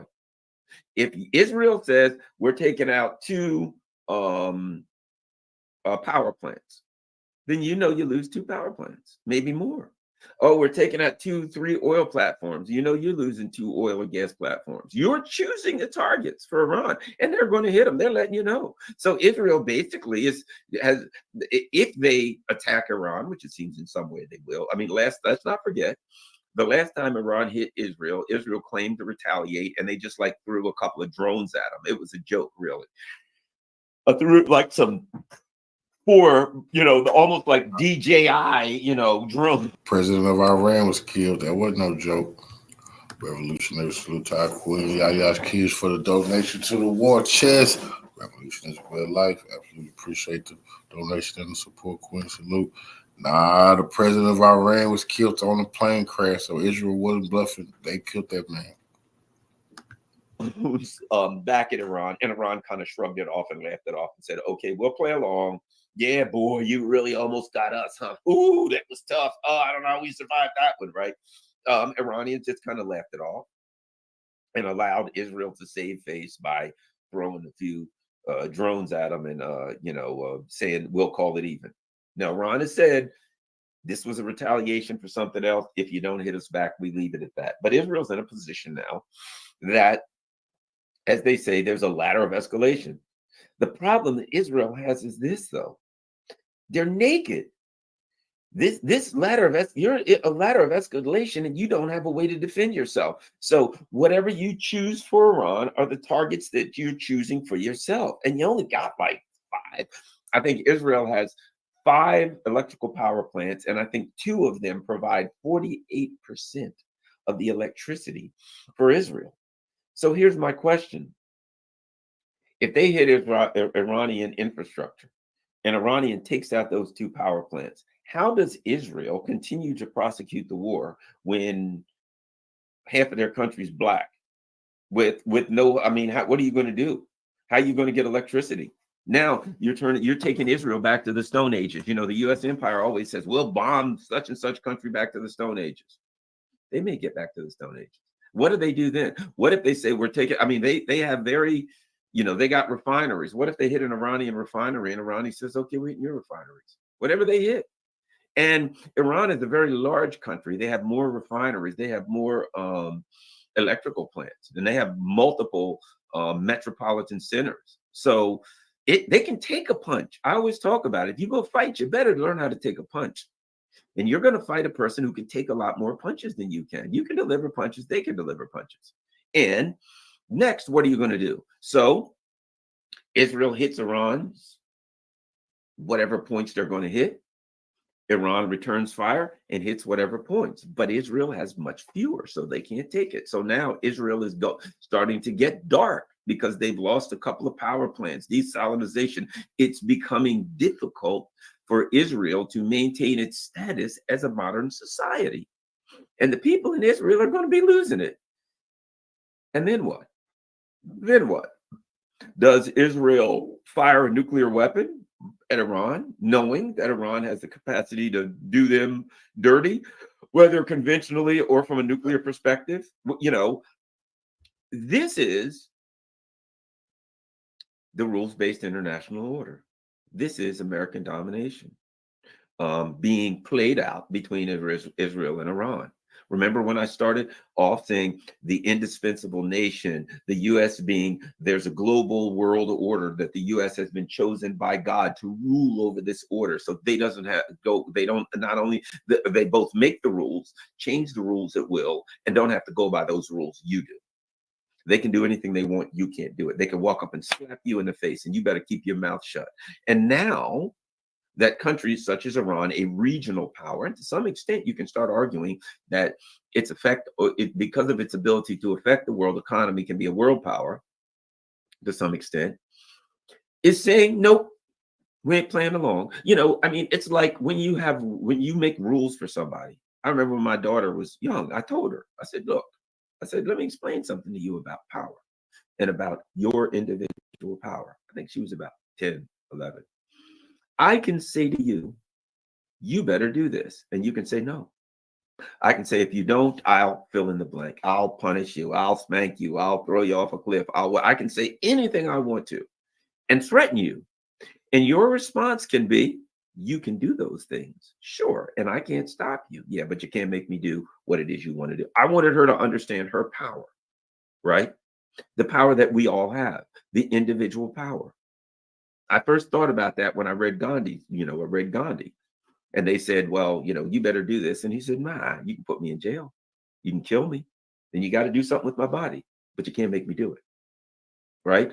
When someone gets to that point, you got a problem because they're calling your hand, they're punching your ticket, right? If someone is in a dominant relationship and they tell their significant other, you better do this. And they're saying, well, okay, I'll do, you better do this. But what happens when they tell that boyfriend, girlfriend, significant other, whatever, you better do this? The person says, no. If you don't, I'm going to punch you, do this, take your money, whatever. And the person says, you can do, sure, I can't stop you from doing that. But the answer is still no. So whatever you're going to do, you do it. But the answer is still no. You can kill me. But the answer is no. You got to do what you got to do. I can't stop you from doing what you got to do. But the answer remains no. It's now the decision is up to you how you're going to react. You got my final decision. It is a no. See, that's the ultimate power that all human beings have. Somebody can threaten your life and you can say, you can kill me. Yeah, but you can't make me do it. A lot of people have made that choice in life, where someone says, you better tell me where your brother is so we can, the government will tell me where Joe is. He's a member of the resistance. You have seen that movie, the movies, right? They bring some guy in there. You're a member of the resistance, and the evil empire says, you must tell me the resistance. Where are they? Give me all the information. The person says, no, I'll torture you. I'll kill you. And the person says, yeah, I kind of figured you were going to do that. But the answer is no, I ain't telling you nothing, giving you nothing ever. Do what you got to do. Now, they can torture the person, they can kill them, but they ain't getting any information. What did they accomplish? They can do that if they just want to do it. The answer is no. When you run into that, you've lost. You've been overpowered. The person has punched your ticket. They've called your bluff. And what we have now in Ukraine and in Iran is the U.S. empire's proxies. Via its proxies, their bluff has been called. Their ticket's been punched. Because what Iran is Israel saying, we'll do this. Iran says, yeah, you can do that. I can't stop you. But if you do, put a foot in your ass. You do that. Yeah, well, we're really going to do it. I ain't say you ain't. You can do it. We'll nuke you. You may nuke us. That's up to you. We can't stop you from nuking us. But you nuke us, it's suicide. So your decision. And now, if you think about it, it's we will attack your nuclear power plants. Can't stop you from doing that. You can do it. But your threats don't scare me. You hit our power plants, we hit yours. So basically, you might as well take those missiles that you're going to fire at our power plants and go fire them at your own, because you're going to blow your own up too. Every missile that hits our power plant is effectively 10 missiles that are going to hit yours. So you blow our power plant up, we blow yours up 10 times over. You blow our refinery up, we blow yours 10 times over. Is you have even a worse scenario than I originally said, because my original scenario is this. Someone says you better do this, and you say no, you can kill me, you can jail me, you whatever, but I ain't going to do it. You've lost the battle. But what happens when you tell that person and that person says, you know, my boys are out there on the street and they're going to want revenge. If you kill me, they're going to kill 10 of your people. If you blow up, if you torture me, we're right here in your headquarters here, they're going to blow it up, and you know you can't stop them. So you decide. You kill me, they kill 10 of your people. You kill me, you torture me, they're going to blow your headquarters sky blue. Now, they know that you can kill a bunch of them, but you ain't going to be around to see it. So whatever. You know that. You know you can do whatever you want, but you ain't going to be around to see the results, because they're going to kill you. So your decision. You attack me, you kill me, you torture me, you're committing suicide. Something to think about, isn't it? That's effectively what Iran is saying. Iran's saying you can bomb us, but we do the same thing to you. You can nuke us, but you might as well blow that nuke up in your own capital, because the same thing's coming back to you. What do you want to do? And now I don't see it as Israel. I see it as the U.S. empire. Israel is attempting to execute the U.S. rules-based order. When all comes down to it, it's I can do whatever I want. You can't stop me. So now Iran said, maybe I can't stop you. Maybe I can. But payback ain't going to be fun. Meanwhile, what do we have in Ukraine? The Russians, same thing. They said, you can't come to our border. You can't expand to our border. You can't overthrow a country on our border and then load it up with missiles and nukes and point everything at us. Ain't happening. And now, if you remember, the language was rules-based order language before the war, when the Russians in December of 2021 sent a document to the US and NATO and said, look, we got whatever it was, 10 things we're concerned with you coming up to our border. We need to talk about them for a new security agreement. And what was the response of the US and NATO? The US said, this is not even a starting point. In other words, this is a rules-based order. You don't push back. We do anything we want. We're going to come to your border and we're going to put any missile and nuke and everything we want. And nothing you can do about it. Shut up. Jens Stoltenberg, Russia doesn't get a vote. In other words, look, dude, yeah, I think you don't understand what's going on here. We're in charge and you ain't. Shut up. So in the same way that Iran said, look, we ain't playing that no more. It's over. Russia said the same thing. These are, more than anything, challenges to the rules-based international order. Challenges. This is a challenge to the U.S. argument that we have been chosen by God to rule over the world. And because we've been chosen by God, we will make the rules. We will violate the rules. We will not be held accountable by Revolutionary Salute, our brother, my brother Bosco, for the donation to the war chest. Revolution is a way of life. I absolutely appreciate the love, family. Salute to you. Anyone, and you will do what we say when we tell you, and we can do the opposite. There's nothing you can do. It's over. Resistance is futile. We are the Borg. And now Iran says, no, you ain't. And Russia's not, you ain't the Borg. Because if you want to be the Borg, you must be able to enforce that kinetically. See, as long as you tell people, as long as the person says to his or her significant other, you better do what I won't tell you to do, and the person's significant other says, yeah, okay, and they do it, works out fine. They don't have to kinetically enforce it, right? They don't have to physically enforce it because the person has the mind. What is you've probably heard this before? The most valuable weapon of the slave owner is the mind of the slave. The person that believes they're a slave. As soon as they say I'm no longer a slave, you don't control them anymore. And if somebody's in a relationship, as long as they tell somebody what to do and scream and yell at them, and that person accepts it, that's the person who is being abused, who is the greatest. Their mind is the greatest weapon of the abusive person. Because they're saying it. But what happens when the person says, I ain't doing that no more? You better do it or I'm yell. You can yell. You better do it or I'm going to hit you. You can hit me. You better do it or I'll fill in the blank. You can do all those things, but you can't make me do it. And what happens if that person now goes out and they spend 2 years taking martial arts courses and they become a deadly now?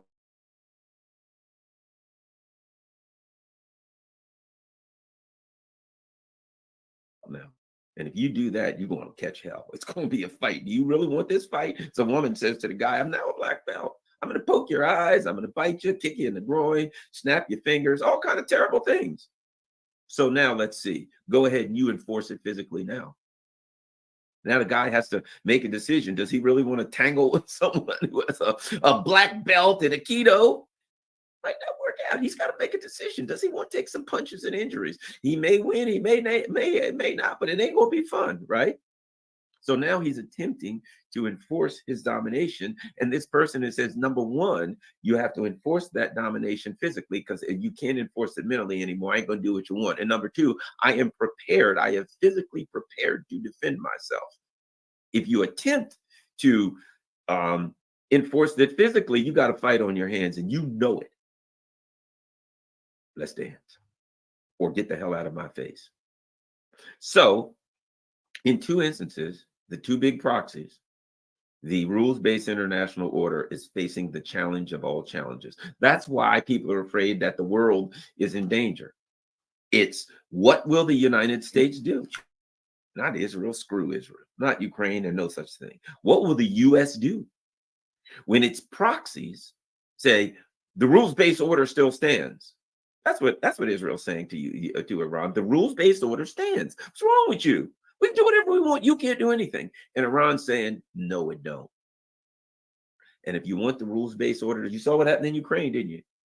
Your old Uncle Sam there said to Russia, the rules-based order stands, and we can do whatever we want in Ukraine on your border. And Russia said, maybe you can. Maybe you can. But I guess we're going to have to find out now, ain't we? Let's dance. And now Iran is saying in the Middle East, Israel, you'll do what we tell you or else. Yeah. Let's find out what this or else is. Let's dance.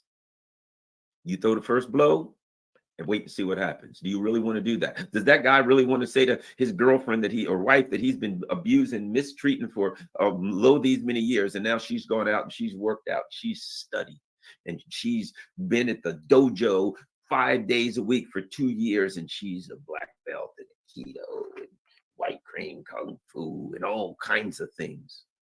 And he don't know what she knows. He don't know how deadly she is, but he knows she's deadly.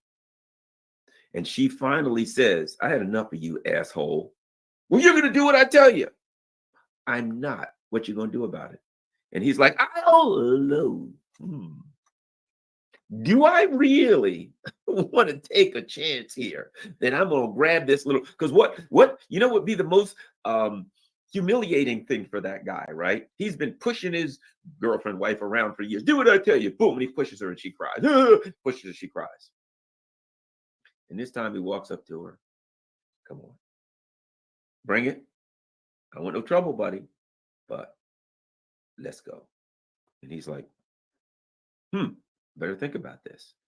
Because the worst possible outcome for that guy is to grab that little woman and wake up in the emergency room with all kind of bones broken, eyes gouged, ears mangled. Terrible things happen to her. That'd be the worst case scenario, wouldn't it? For him to tell her, I'm going to force her to do something, for her to say no, for him to attempt to use kinetic force and get his ass lit up. That's the decision he has to make. Now he's going to enforce his rules-based order on her, right? Imagine this. Israel's looking at the same thing. Iran, I can do this. And Iran's now in a position. And you know good and damn well. You already know. You don't have to guess. You know they can hit you with missiles. You know they have their own indigenous air defense system, which is good. You also know that they now, and you know what's happening in Ukraine. You know what that S-400 will do. You know what Russian electronic warfare systems will do. And you don't know how much Russia has given them. But you know they're armed to the teeth, defensively armed to the teeth. You gonna send your planes into that mess, not knowing if your planes are going to come back? That's a decision to make. And the world's waiting. Because what the world really sees right now, this weekend, through Iran's threat is the rules-based international order. Because if Israel does all this woofing and backs down, hey, we're going to get you, Iran. Iran says, all right, we're ready. Let's go. You strike. Bring it. And you go, you know, that guy looks at the girlfriend / wife, and she says, I had enough of your crap, and I'm ready to fight you. I'm trained. Let's dance. She takes her stance, and she's ready, man. She is prepared. She's got a plan. She's been planning for months. She knows every part of his body. She's her whole training, everything was to kick your ass. And she's ready for whatever you do. And she's got years of built up anger in her. Buddy, you better be right. And you imagine the guy says, okay, then I'm going to. And she's like, and he looks in her eyes. And he knows. Buddy, let's do this. And he goes, you know what? Tell you what I'm going to do. You're not getting away with this. I'm not going to beat you up right now.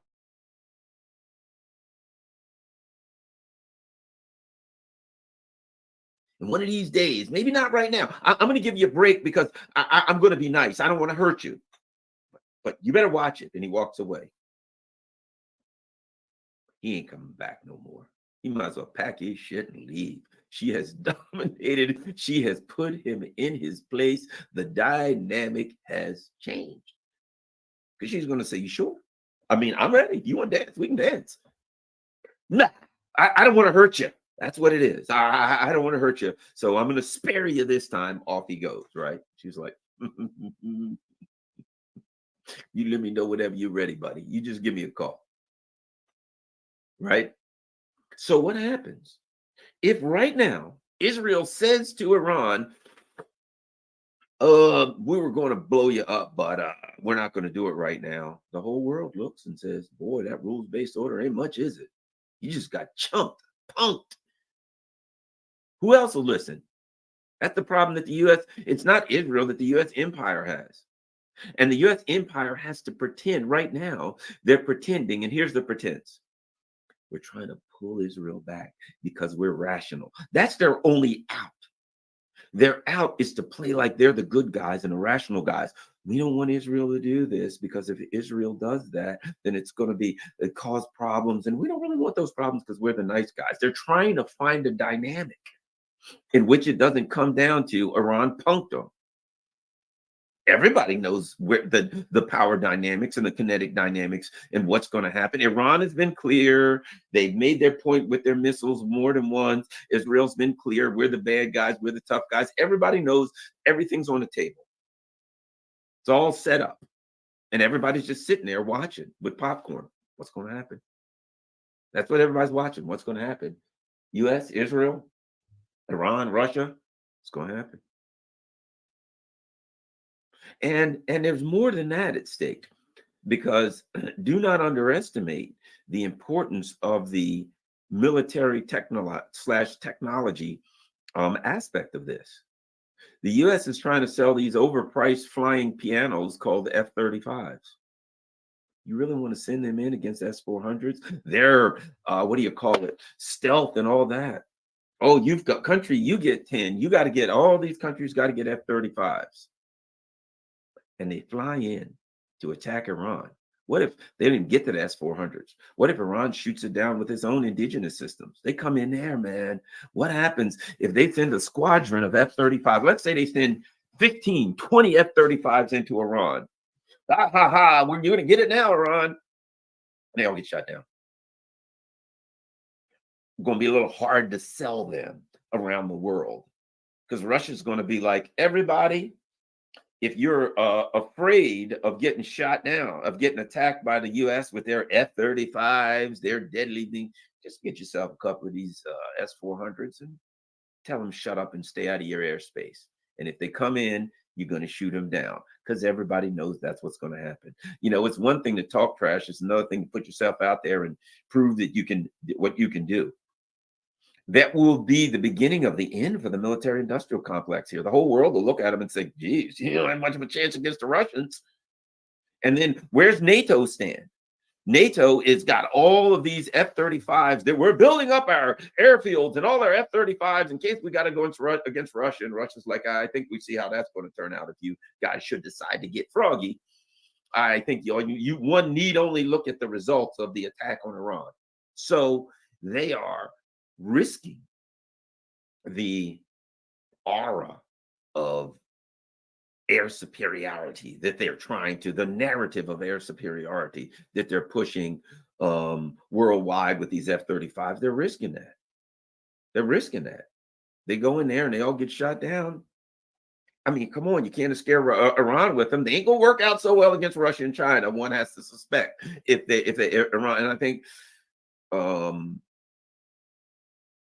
I think you're seeing right now the Ukraine effect, and that is, and this the fear of the Ukraine effect.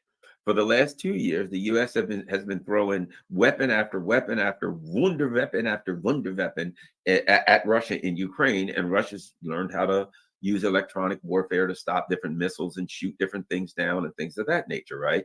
To a point where they've taken various missiles home, different kinds of technologies. They've taken that back to Russia. They reverse engineered it so they can figure out its weaknesses. All of these things have been going on, right?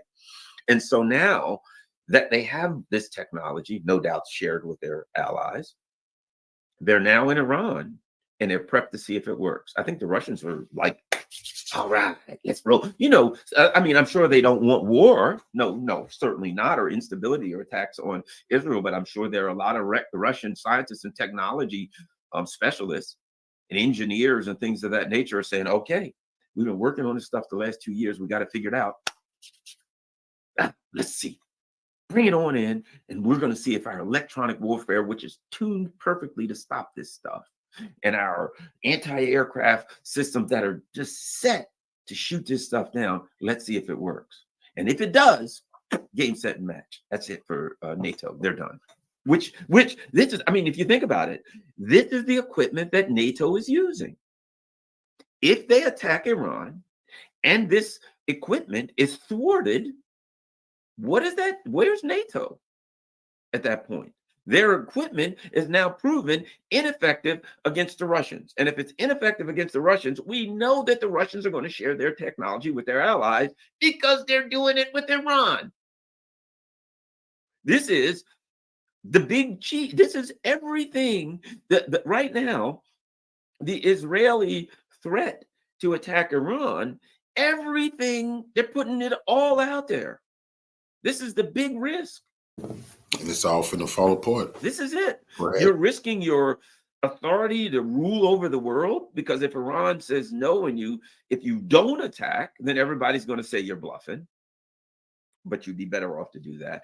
If you do attack and technologically your stuff gets shot down and your attack is thwarted, what you have now is this.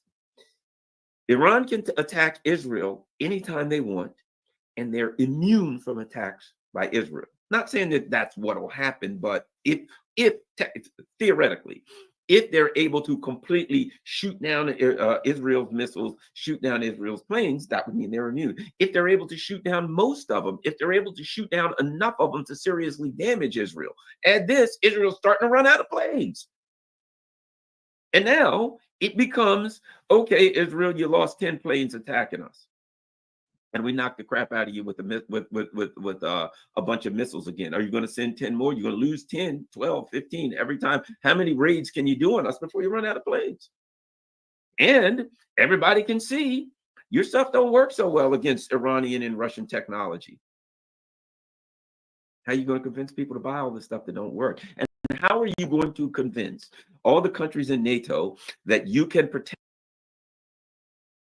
them from Russia when you can't protect yourself from Iran? It's not a wise move for the U.S. empire to go after Russia. I mean, go after Iran/Russia. I don't think people are like, will Russia jump in? I don't think Russia has to jump in. I think in the same way that the U.S. is arming Ukraine to the teeth, that Russia's position is two can play at that game. We will arm Iran, which is already very, very powerful, and on the defensive. We will arm them with high-tech defensive systems. The same thing you're doing there, we're going to help them out. And we're going to help them with targeting. We're going to help them. I mean, if you listen to those who haven't watched it, watch the show I did the other day with Andrei Martyanov and Scott Ritter. You know, look, Russia has very powerful radar, very powerful bases, a lot of power. They've got their two bases in Syria, right next to Israel. So if a bunch of aircraft takes off from Israel like they're heading for Iran, as soon as they take off, Russia's going to see it. You think they ain't going to share all of that with Iran immediately? So as soon as a whole bunch of things take off like they're heading for Iran, Russia's going to be like, okay, there they are. Here's the targeting. Here's this. Here's that. Here's the route they're coming. They're going to see them coming. They're going to watch them all. Forget, Russia has space-based technology and intelligence. They're going to see everything. The Iranians are going to know everything that's going on in the same way that the U.S. is using their space-based intelligence to assist Ukraine. So long before you get there, Israel, Iran's going to be waiting. And as soon as you start firing, all their targeting's coming back at you. So you're going to get hit hard, just even while you do it. And let's say that happens, this fight happens. Boom, Israel hits Iran, Iran hits Israel back immediately, right? The world's going to look at that and say, let's evaluate. The next day will be evaluation day. It will be what happened, right? There was an exchange, and people are going to say who got the better of the exchange, and we'll talk about it at that point. But Israel's a small country, and they can't take the punches that Iran can take, number one. Number two, what do you think's going to happen to the price of oil? And Iran may just close down the Straits of Hormuz.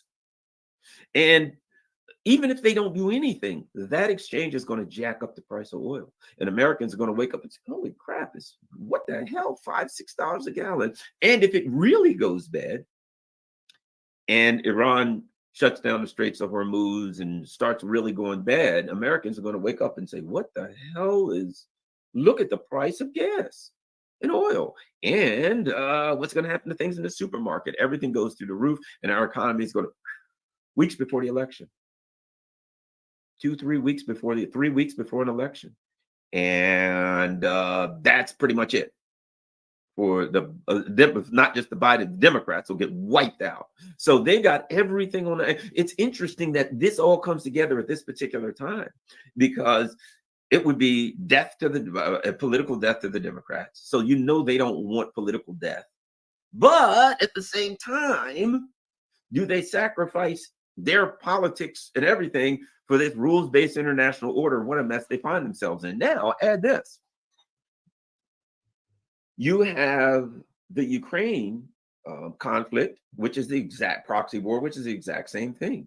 Ukraine's, getting what they eventually would have gotten always clearly. That, this proxy war is, on Russia's border. As Barack Obama said, Russia has escalatory dominance. We had to get here sooner or later, wherein Ukraine's losing and they're going to lose and there's nothing you can do about it. And what Russia's doing is what I would probably do if I were president of Russia. I'd say this works for me. I'm going to bash Ukraine to pieces. I'm going to wipe out anything that even looks like a military potentiality. And so that even after this is all over, there ain't going to be nothing for you to rearm. There's going to be no military for you to rebuild. And the people, if the U.S. comes in and says, all right, now let's rearm those in Western Ukraine so they can fight Russia again, the people in Western Ukraine are going to say, well, first of all, we've got generations that are dead, so there ain't nobody to rearm. And number two, I don't think I want another slice of that pie. Do you see what just happened to us the last couple of years? You think you're going to rearm us so we can do that again? Not a good idea. I think they're going to get, let's just say that Russians came up to the Dnieper River, took everything, and just said, West, you can have the West. You can have the West. It's yours. And the U.S. says, great, we're going to put missiles in, we're going to do this, and we're going to have Ukrainians all going to be ready to fight. And the Russians and the Ukrainians would be like, man, I'm sorry, West. I'm sorry, U.S. Last time that didn't work out so well for us. Not that the Russians would let them do it anyway, but to motivate the Ukrainians to go back into that, good luck.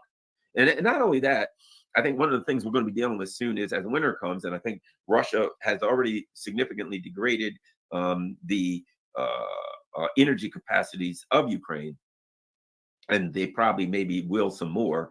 You're going to have a mass refugee crisis. Might I add, if the Israelis start running out of energy, there'll be a mass refugee crisis from Israel. They'll get the hell out of there. People will be coming, you'll see Israelis all going all over the world, wherever they can. They'll get a refugee crisis. And of course, if they get a huge war in the Middle East, bad news.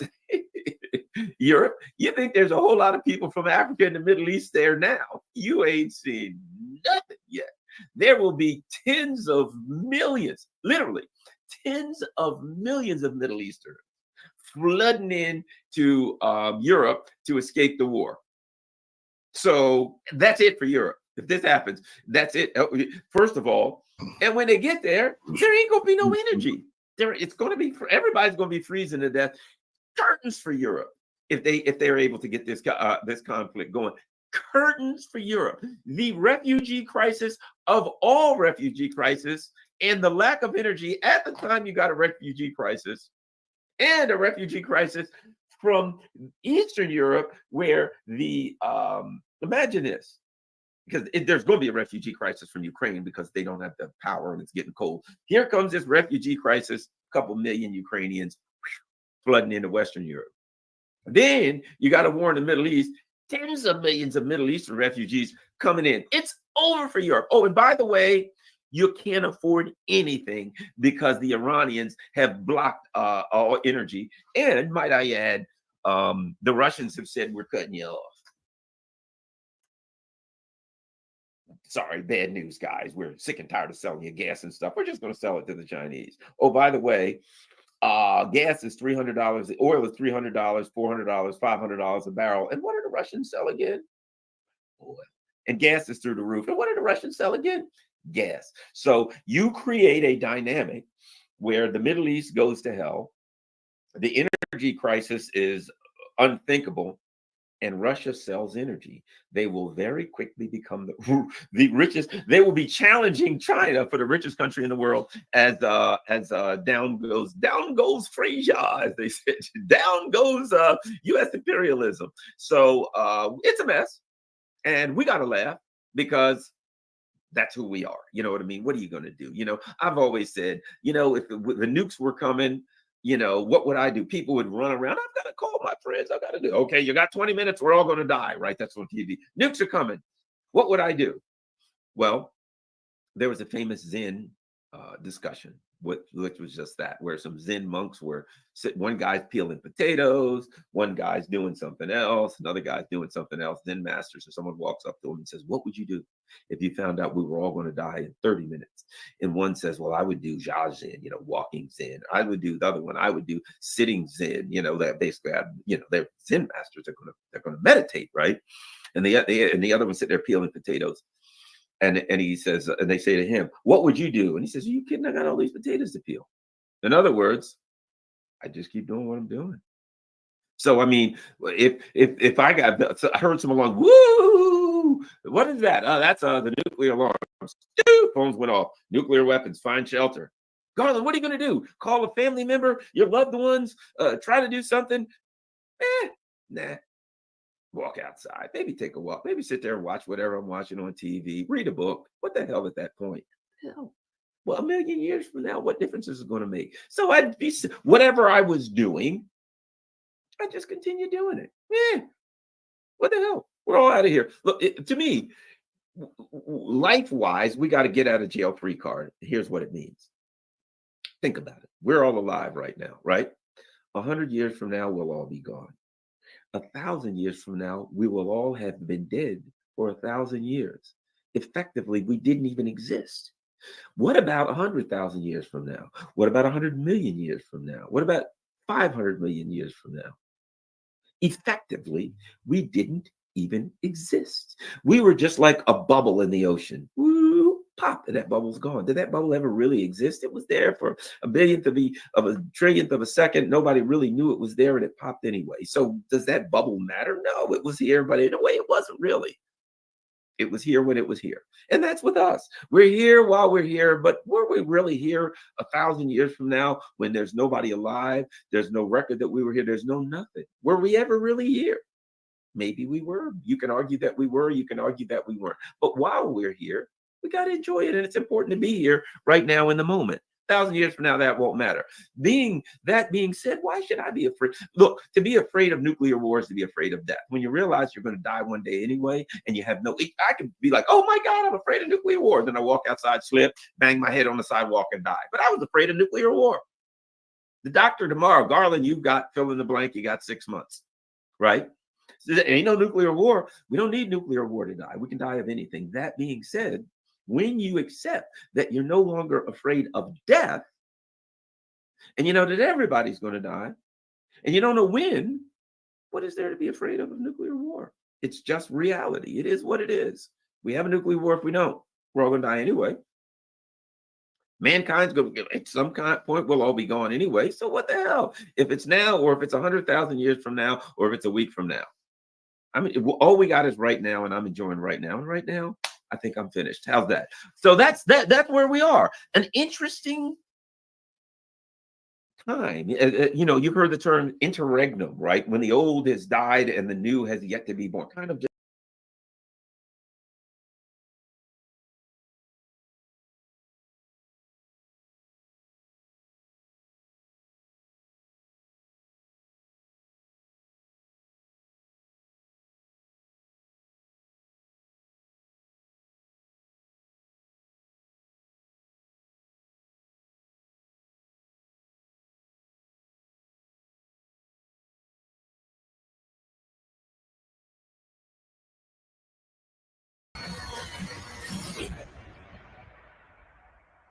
Welcome back, everybody. This is Legitimate Targets, episode 4. I've got a very special episode for all of you today, and we've got an incredible guest joining us live. None other than former UN weapons inspector and U.S. Marine Corps intelligence official. He's an author. He's an analyst. None other than Scott Ritter. We're going to be breaking down all things Middle East, Hezbollah, Israel, Hamas, Iran. We're also going to be talking about Russia and Ukraine. We're going to be talking also, most importantly, I would argue, about the persecution of Scott Ritter by the U.S. government, the FBI, so on and so forth. And now, what the U.S. government is doing to a fellow journalist at the Gray Zone, Jeremy Lafredo. He was just arrested, beaten, and imprisoned by Israeli authorities last night. We're going to get Scott's breakdown of all of this and more on tonight's episode. So without further ado, let's bring on our guest.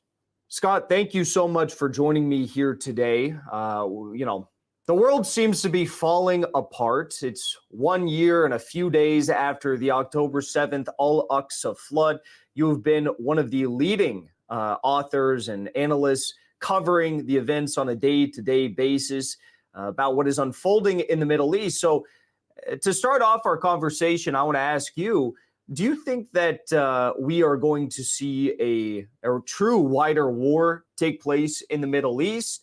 We have not just the altercations between Hamas and Israel. Now we have Israel attempting these incursions into Lebanon. We have Iran with their Operation True Promise 2.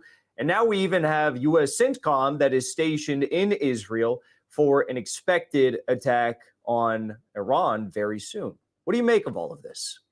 I think we're already in a wider conflict. I mean, this started off with the Hamas raid against Israel on October 7th, and it's morphed into a regional conflict that involves Hamas, Hezbollah, Iraqi popular militias, operating in Syrian popular militias, the Ansarallah movement, the Houthis in Yemen, and Iran. How much more regional can it get?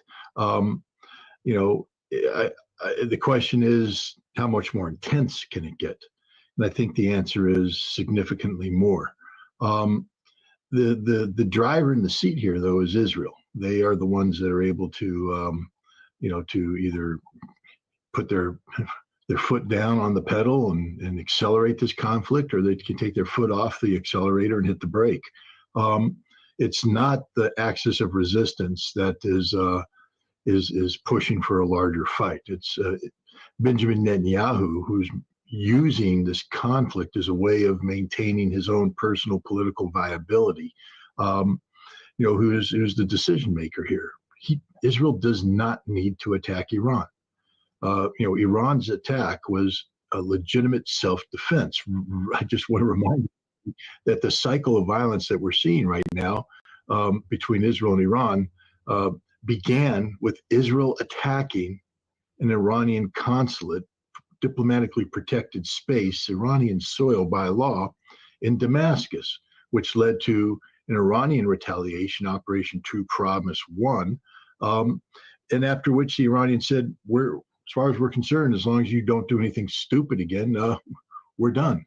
But Israel did something stupid again. They assassinated, a senior Hamas leader, Haniyeh, in downtown Tehran on the day that the Iranian president was being inaugurated. It's not just that they went in and murdered a foreign dignitary operated under Iranian protection in the Iranian capital, but they did it on the day that the Iranian president was being inaugurated. And of course, Iran had no choice but to respond. I think they were looking at how to, in what form this response would take, and Israel made it easy by assassinating Hassan Nasrallah. Again, not just in a vacuum, but assassinating him right after Hassan Nasrallah agreed to a ceasefire that was being brokered by the United States, a ceasefire that the United States used to help convince the Iranians not to attack Israel, to hold off on attacking Israel in hopes that this ceasefire could come through. And Iran agreed with the United States. They did hold off. They weren't itching for a fight. But then Israel assassinated Hassan Nasrallah, and the end result is Iran had no choice but to retaliate. And even this retaliation, although more significant than Operation True Promise 1, this new retaliation, Operation True Promise 2, was still very restrained. It was not designed to inflict casualties. It wasn't even designed to inflict critical harm on Israel. It was designed to send a message that we can hit you anytime we want to, anywhere we want to, with any weapon we want to, and there's nothing you can do to stop it. So please, let's not accelerate. Hopefully, Benjamin Netanyahu gets that message. I think there's a lot of posturing going on right now, to be honest. Netanyahu knows that he can't attack the Iranian nuclear infrastructure and he can't attack Iranian oil. These are no-go zones, not just for the Iranians, but for the world.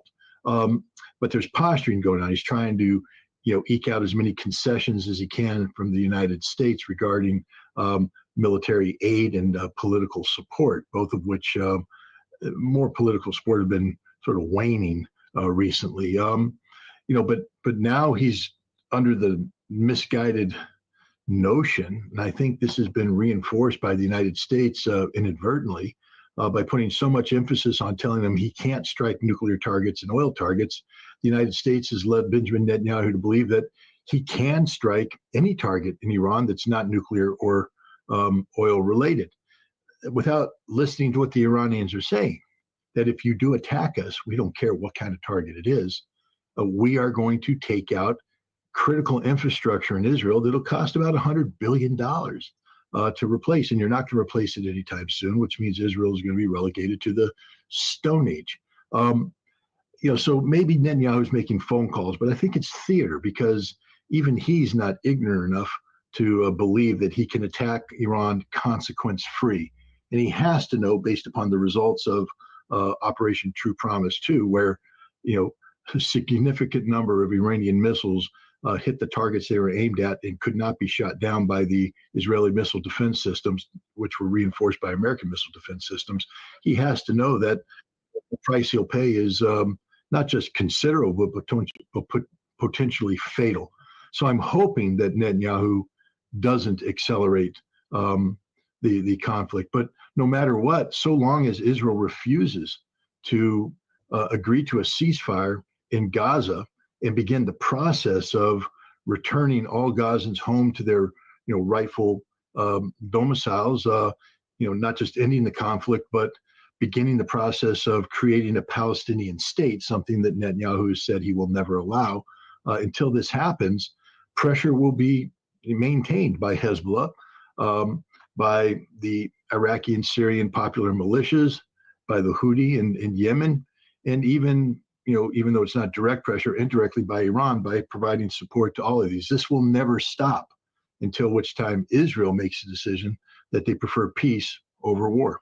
Scott, with the incoming U.S. elections, a lot of people are now believing that Donald Trump will be the next president of the United States.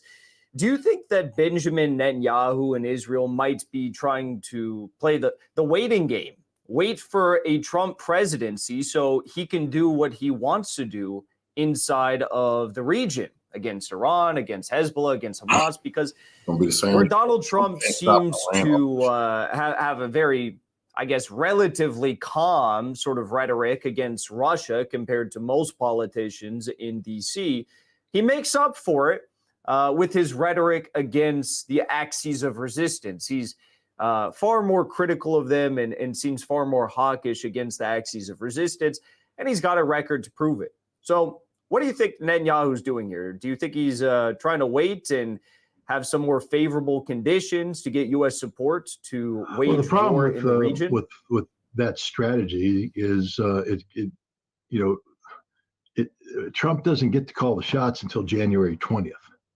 So even after the election, if Trump is the winner, the president of the United States is Joe Biden, and the policies of the United States will be driven by Joe Biden. And the pressures being put on Israel, both internally from a domestic political perspective, but also externally from the axis of resistance, isn't going to let up. Netanyahu has promised the return of 60,000 settlers to the north. That isn't going to happen because, as Hezbollah showed today, they launched 200 rockets into northern Israel. They can do this all day long for as long as it takes. Israel will never be able to stop it. That was a lesson that Israel failed to learn in 2006.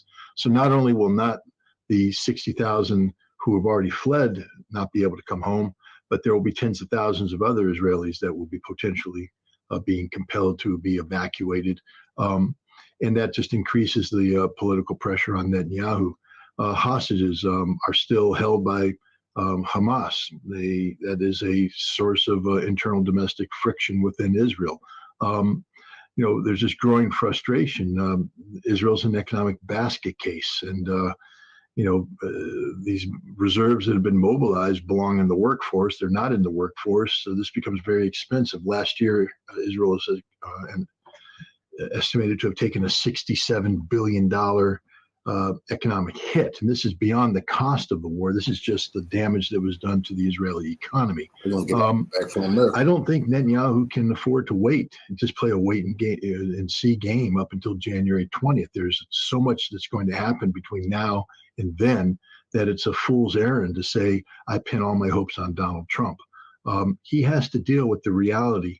And the reality right now is that it's the Biden administration that's calling the shots. And if he continues to ignore that, then he will find himself in a very difficult position. There's no amount of Donald Trump rhetoric that will help Israel when 1,000 to 2,000 Iranian missiles takes out their critical infrastructure, and Israel is in the Stone Age.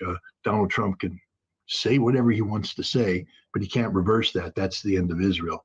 And I just want to remind people too that Donald Trump is all bark, no bite, to be honest. Look what he tried to do with Iran the last time around. He assassinated Qasem Soleimani, who was on a diplomatic mission, by the way, to reduce hostilities, to prevent Americans from getting caught up in attacks to try and end the conflict, but we murdered him anyways.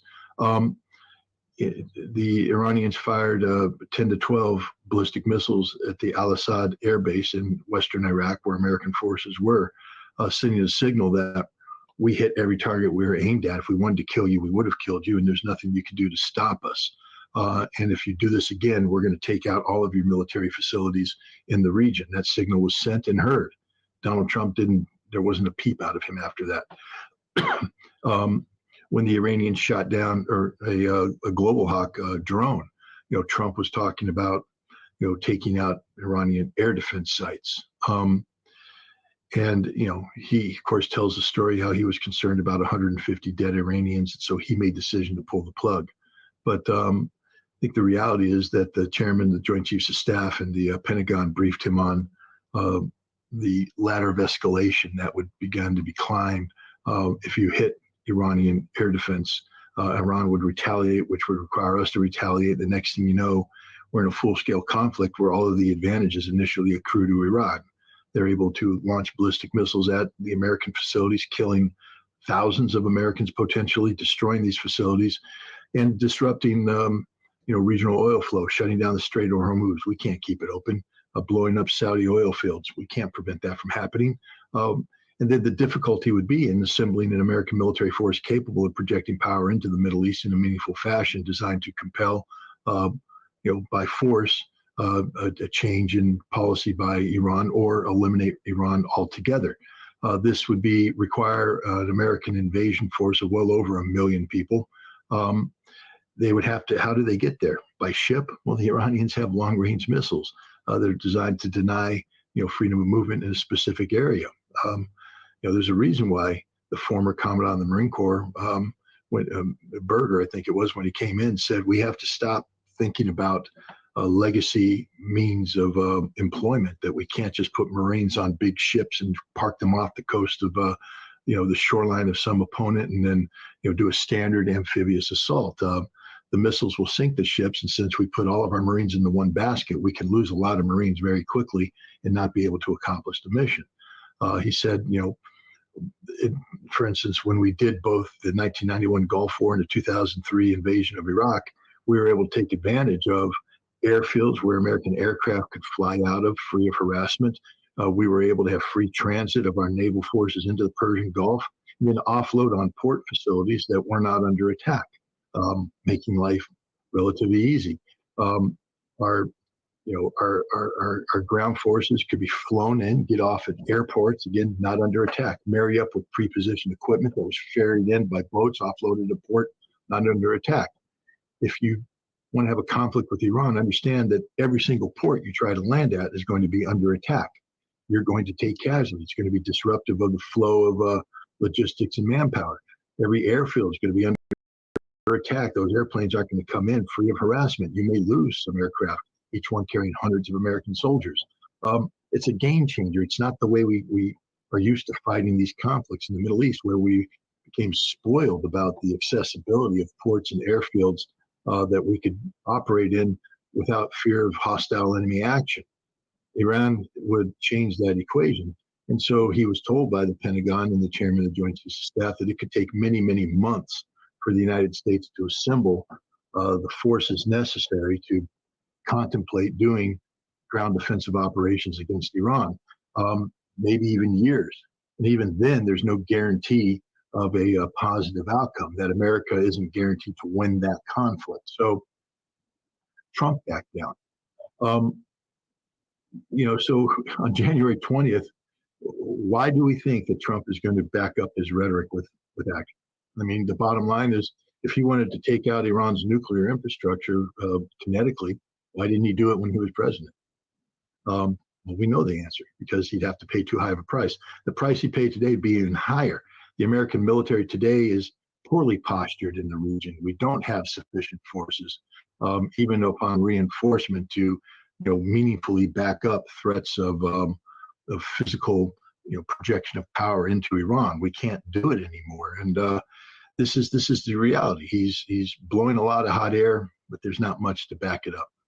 Scott, the day in which the assassination, the martyrdom of Hassan Nasrallah, the leader of Hezbollah, took place, in addition to these assassinations on several other high-ranking military officials in the command of Hezbollah and IRGC officials, I think a lot of people, myself included, were taking the black pill that day. It was a doomer sort of day. I myself even wondered, could this be the end of Hezbollah?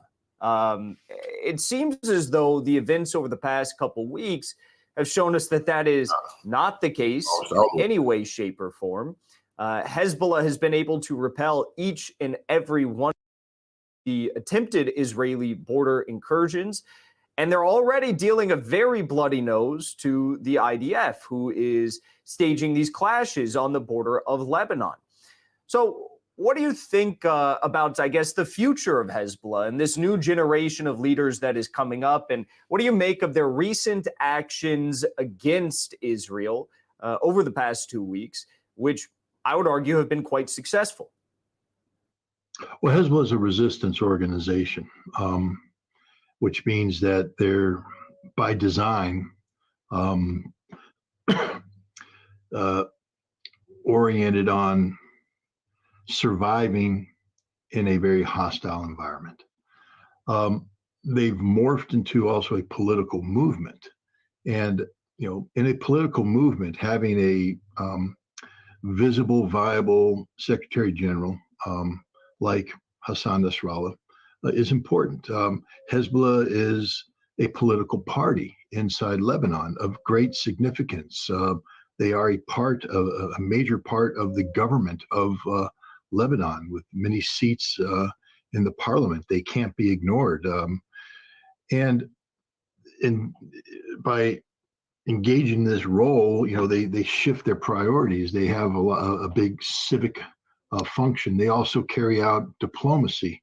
Hezbollah is an independent actor on its own security measures, but also a sort of they play both official and unofficial roles in promoting social and economic policies that benefit both Lebanon and Hezbollah as a whole.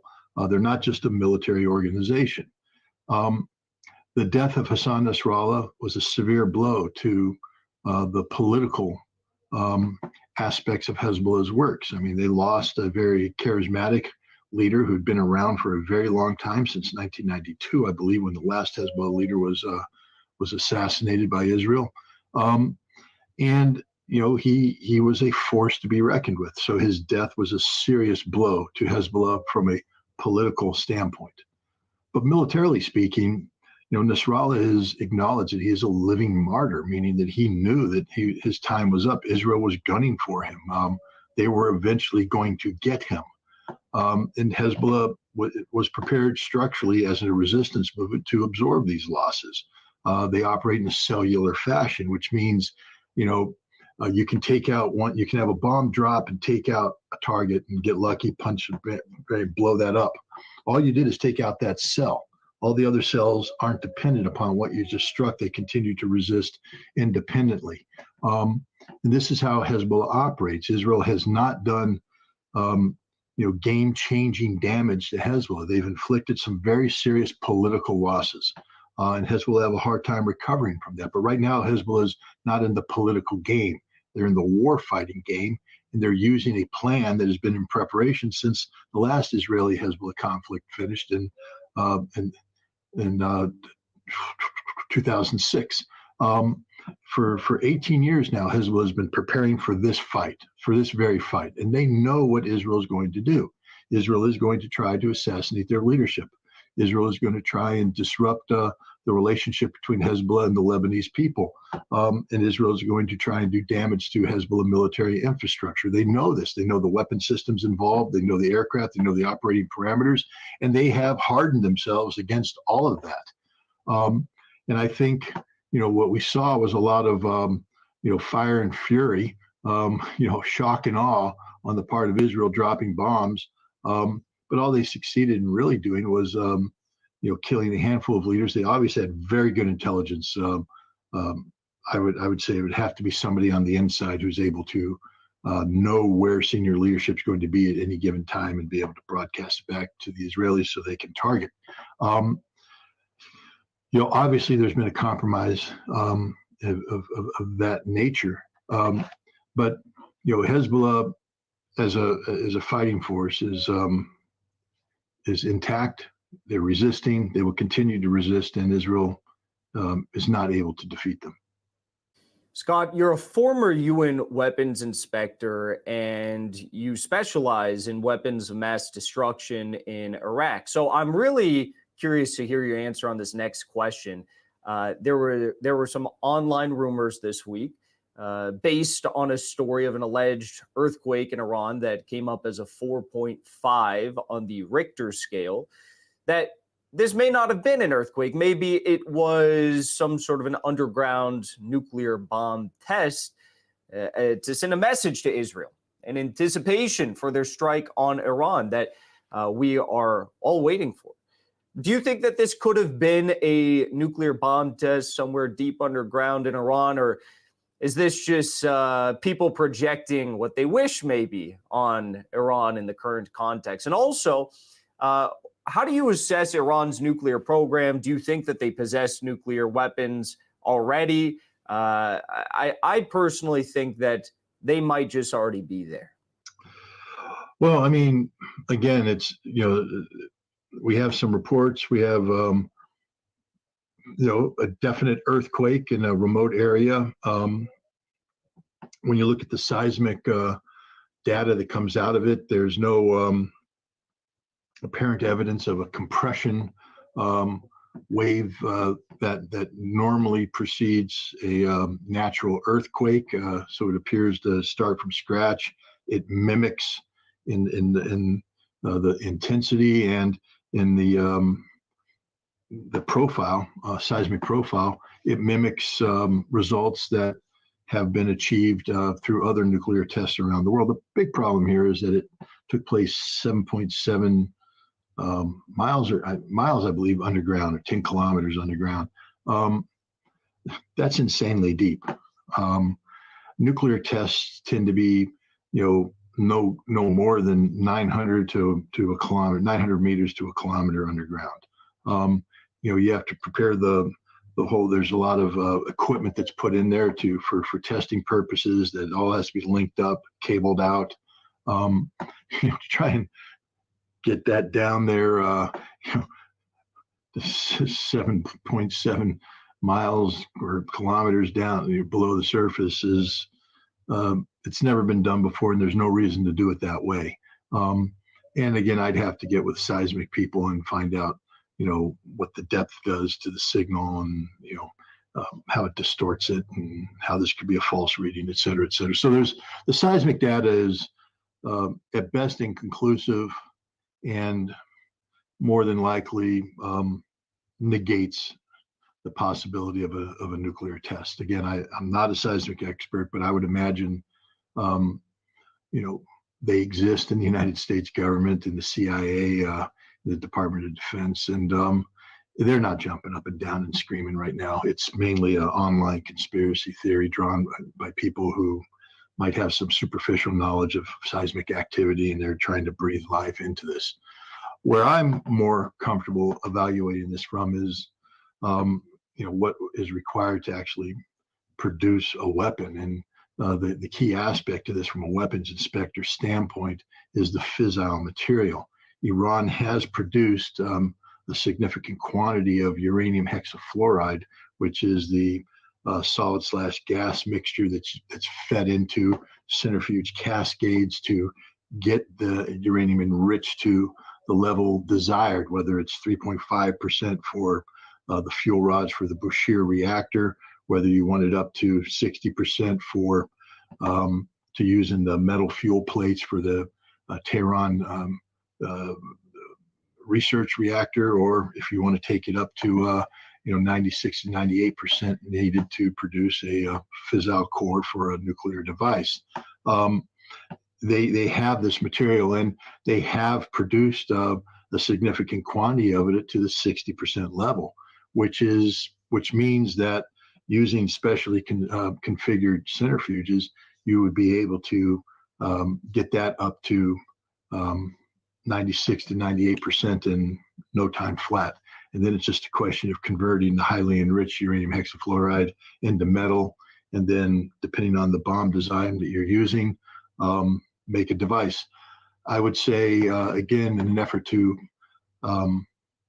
hide any weapons research from probing eyes, the most likely device design would be a gun device. That can be a relatively small weapon. It's not going to produce the biggest bang in the world, but a gun device was used against the Japanese, and it got a 12 kiloton result, destroyed Hiroshima. Doing a plutonium or uranium compression device is going to be much harder. Getting plutonium without being detected is impossible. And again, the uranium, it uses more uranium, but the more complex part of that are the explosive lenses that you have to have along with the detonators. They have to be timed right. There's a lot of testing that goes into that. Explosive testing can be detected, especially when you have people looking for it. And I don't think that went that route. I think if you're going to get a gun device or a nuclear device, you're going to use a gun design. It's a simple design. The Iranians are fully capable of doing the calculations necessary to make that happen. And I think that, that's the direction. We have hints. We have the former foreign minister of Iran currently on the Expeditionary Discernment Council Council, I think, in the Iranian government. They provide advice to the supreme leader. Back in May, saying that currently there is, of course, a fatwa issued by the supreme leader that makes nuclear weapons, prohibited under Islamic teachings. And he said that still applies, but he said, that fatwas can be adapted or changed based upon, new realities. And he said, if it appears that people are going to threaten to attack our nuclear infrastructure, or they have attacked it, then a new reality would exist that Iran would adapt to. And I'm going, well, he doesn't make that kind of statement out of the blue. He's making that statement because he's been told to make that statement, because he's putting the world on notice that a red line is very close to being crossed. One that once crossed, you can't put the genie back in the bottle. More recently, you had a senior member of the Iranian Revolutionary Guard Corps come out and say pretty much the same thing, except this time he was quite specific that if Israel attacks Iran's nuclear infrastructure, Iran will, in short order, develop nuclear capability. And when I say short order, I'm talking about a week, 2 at the most, before they have 3 to 5 gun-style nuclear devices. And that's all you need to remove Israel from the face of the earth. And Iran has already proven that it can take its hypersonic missiles and hit any target they want. So 5 Fatah 2s, each armed with a gun design nuclear weapon warhead, is all that's needed to remove Israel from the face of the earth. And I think that's the direction Iran's have. I believe they actually have built, because again, you don't make these statements unless decisions have already been made. So I think Iran has actually built the gun devices. They have the warheads ready, they have the explosives ready, they have everything ready except the fissile material, and they can produce that in short order.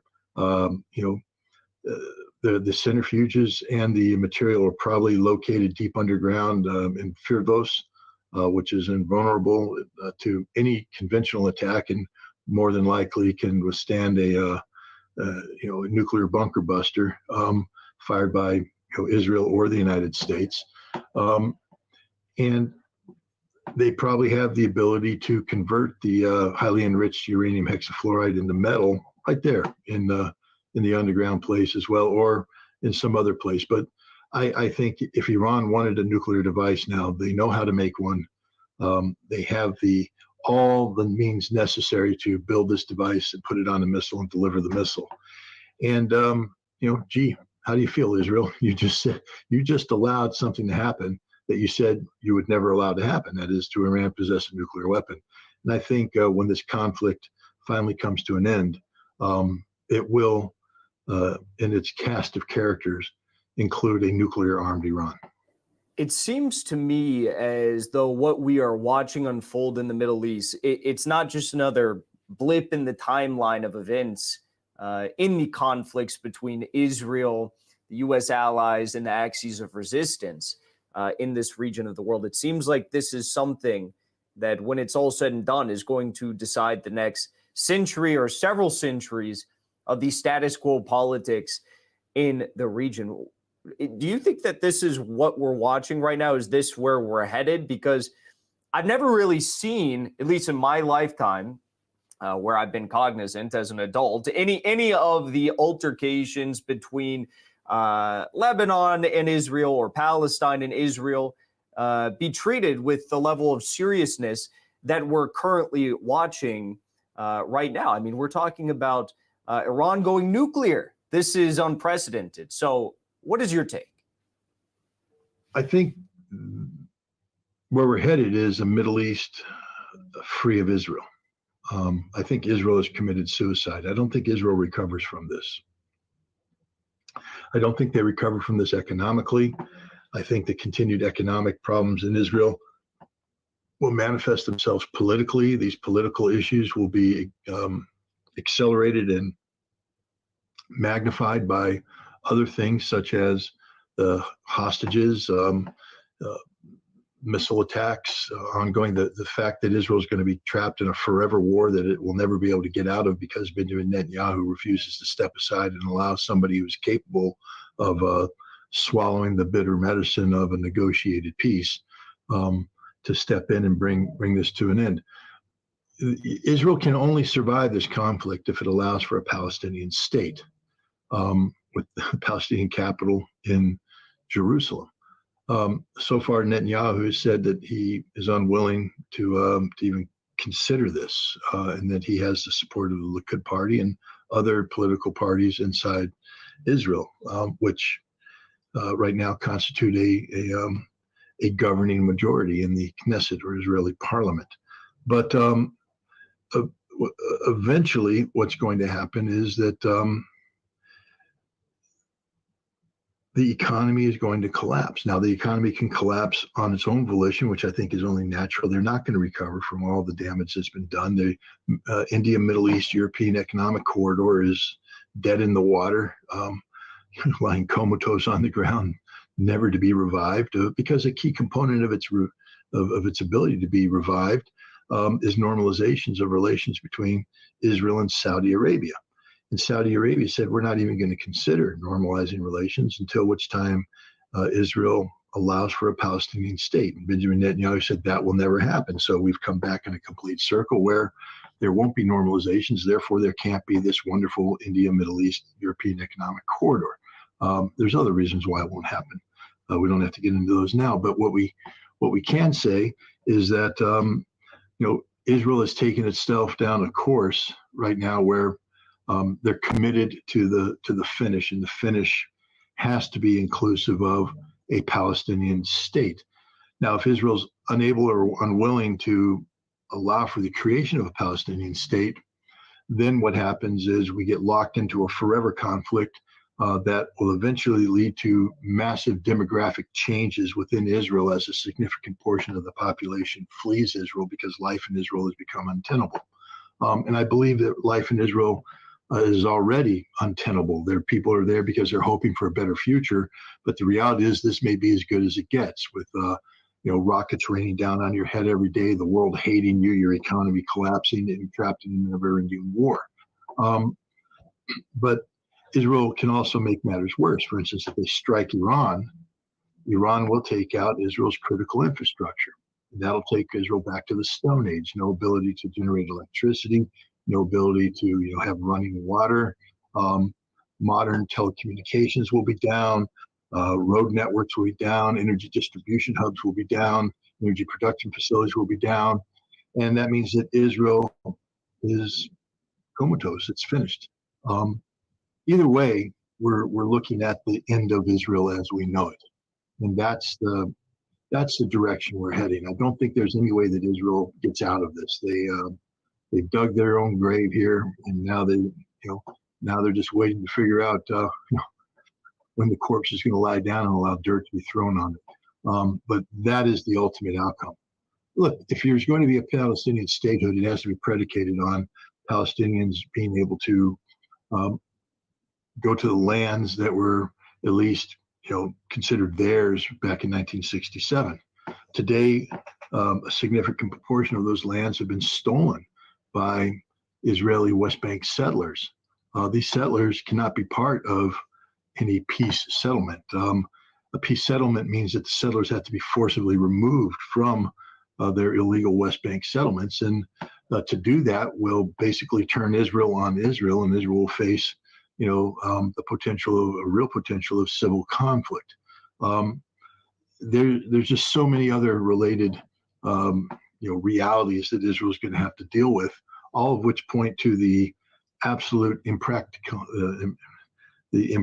nature of a two-state solution, and the reality that the only viable way going forward is a one-state solution called Palestine, not Israel. A Palestinian state and the end of Israel. I pray for it each and every day.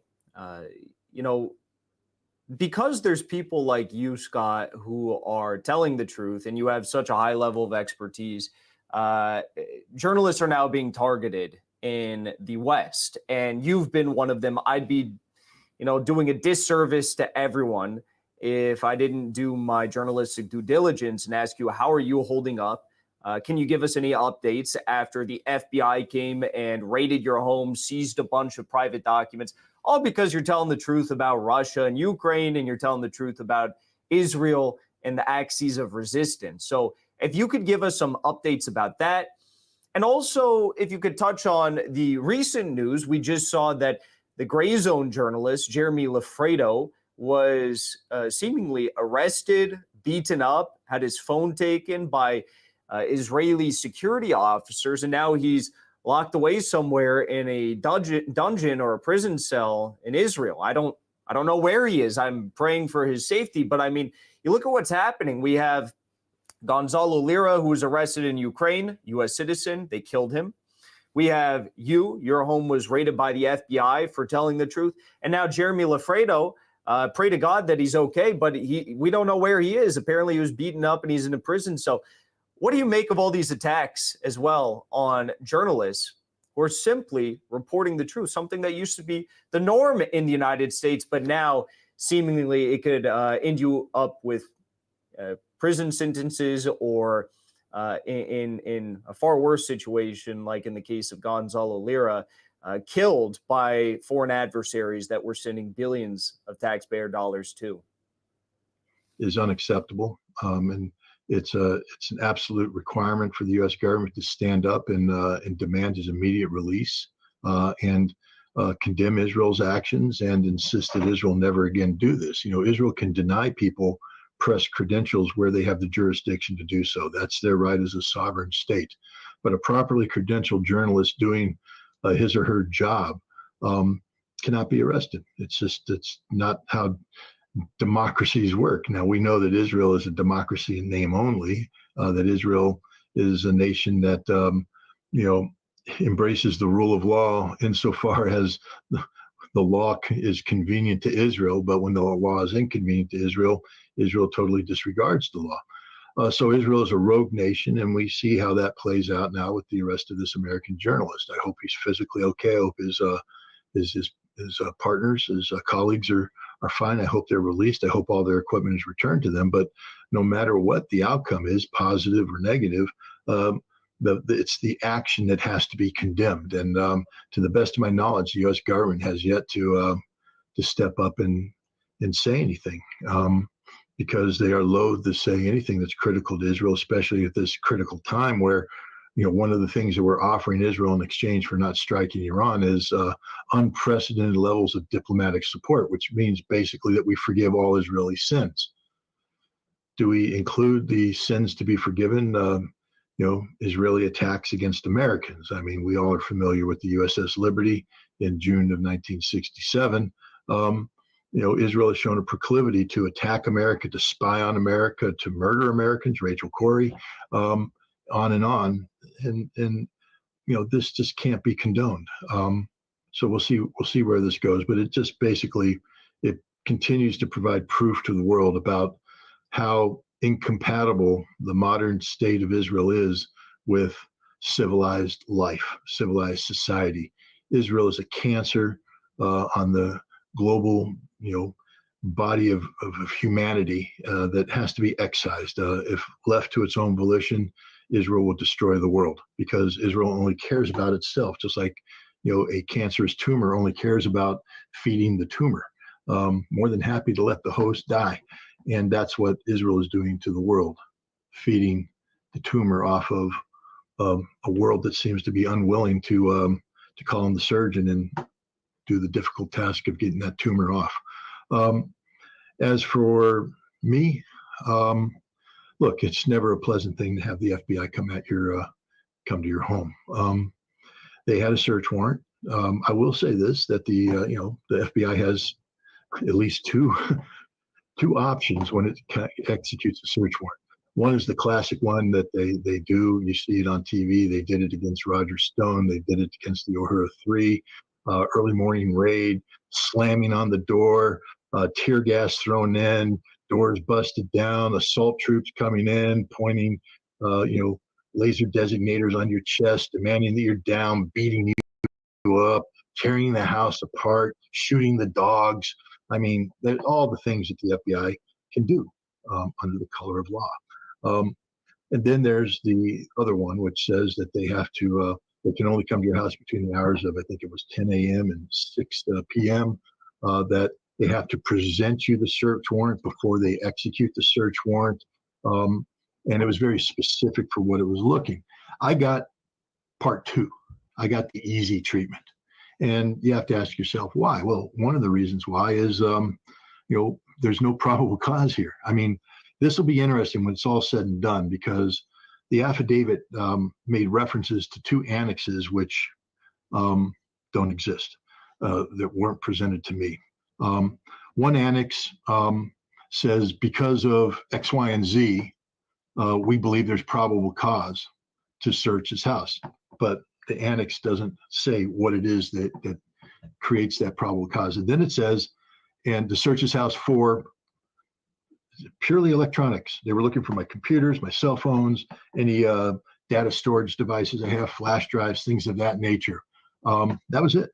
No documents, although they ended up taking my entire WMD archive as a UN weapons inspector, and they took other documents too, because they're the FBI. But they were doing it. But then it said, and by gaining access to these, we will find, and they list the other things. So that's what it was. We will find this, which will then prove this, which justifies the search warrant. And they got a U.S. magistrate judge to sign off on this. Well, we're over 2 months now. I don't know how long they wanted to hold on to this stuff. I told them the day they took it, you're not going to find anything. There's nothing on there.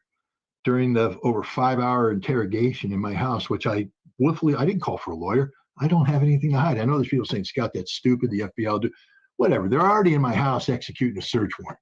I mean, if they want me, they got me. They can make up, obviously they made up anything they wanted to get a search warrant, get probable cause. So the idea that,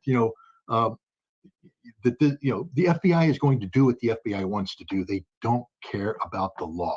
They'll bend the law any way they want to. But even they couldn't come up with probable cause to come in with, kicking down the door, guns flashing. But they said something to a judge, which is frankly a lie. A lie. Because probable cause has to be fact-based. And what I believe the FBI, because they talked to me and, I kept telling them, ask any question you want. I'll answer everything. And I understand that you're going to do one of your little interview forms. And if I lie to you, I go to jail for perjury. I get it. I understand how the game's going to be played. I'm not hiding anything. I'm not going to lie. Ask your questions. You're here. And they kept asking questions, and they'd stop and they'd look at each other.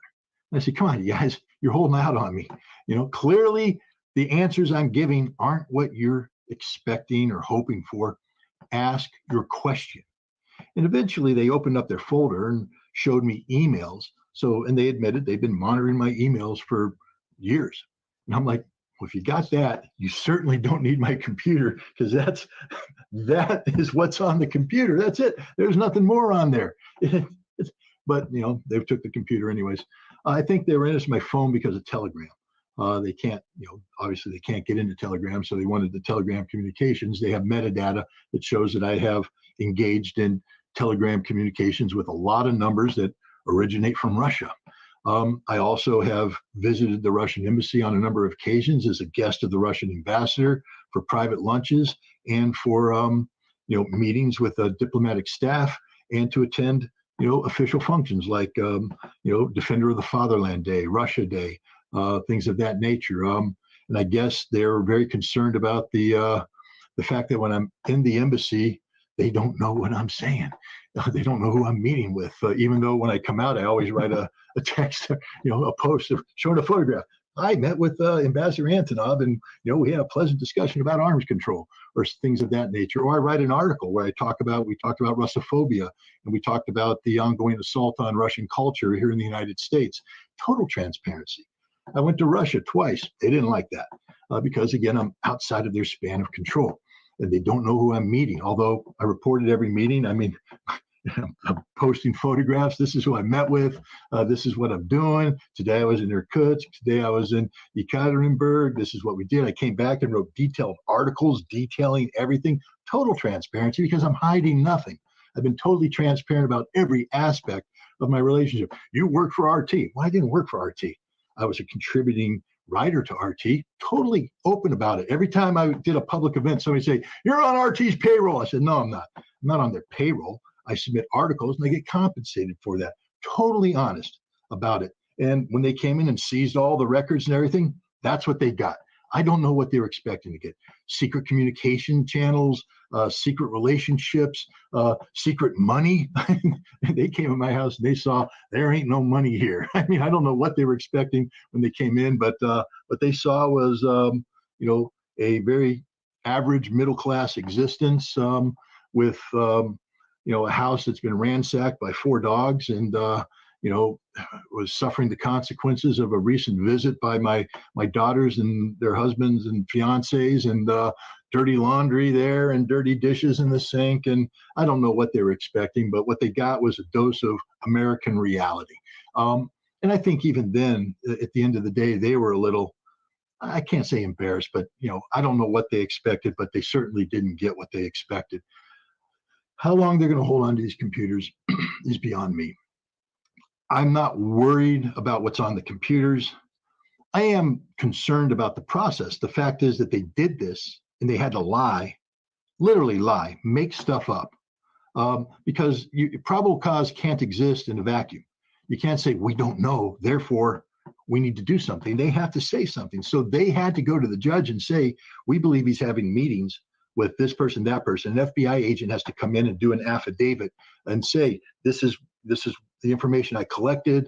This is what I saw. Therefore, I'm led to believe that this is going to happen. And this is why we're interested in this computer. We believe we gain access to this computer. On this, we will find this, that, and the other thing.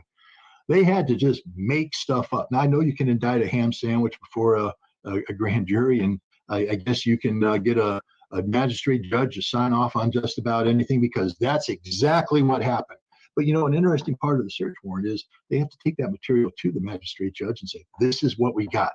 And I would imagine at some point in time, they have to come back to the magistrate judge and say, in regards to that search warrant that you signed, that violation of the Fourth Amendment rights of an American citizen, the thing that allowed us to violate these rights, this is what we found. And I would hope that at that point in time, the magistrate judge would say, wait a minute, you told me that if I signed off on this, you said this is what was happening. You're telling me now that none of that happened? That you were wrong? And you said you're going to find this on the computers, and you're telling me you didn't find anything on the computers. In fact, everything you found on the computers is what you already had, which is what he told you in his answers to you. Something fishy here. Why are you doing this? And that's the $1 million question. Why are they doing this? I've been totally transparent. I hide nothing. As I told them, I'm not a spy. I don't work for the U.S. government. I don't work for the Russian government. I'm a journalist. I will protect sources and methods, but I don't have any great sources and methods. I talk to people and I'm honest about who I'm talking to. I'm not running deep throat or anything like that. I am who I am. If the FBI knocked on my door today, and not now, because now we're sort of in a war. But let's say this thing goes away. All they have to do, all they've ever had to do, is knock on the door, say, Scott, we have some questions. And I'd say, well, what are your questions? I'm totally transparent. If you're concerned on a legitimate national security interest issue, fine. I'm not hiding business relationships. I'm not hiding. I'll explain what it is. I'm not hiding anything. That's an easier process than lying to a judge, getting a search warrant, coming in. I think they were trying to intimidate me. And in some ways it succeeded, not because I'm intimidated, but because of the practicalities of it. After the sanctions that were imposed shortly after they raided me, they put out a whole new list of sanctions that changed the legal calculus. My reading of this and my lawyer's reading of it was that I could no longer submit articles and receive compensation from either RT or Sputnik. And so those relationships were terminated. Now, I raised the question, could I do it for free?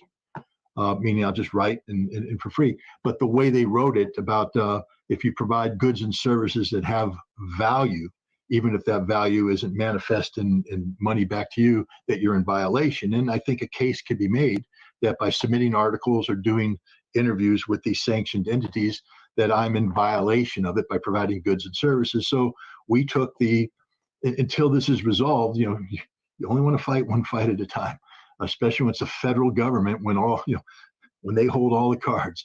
You only want to fight one fight at a time. We're going to win this fight because there's nothing here.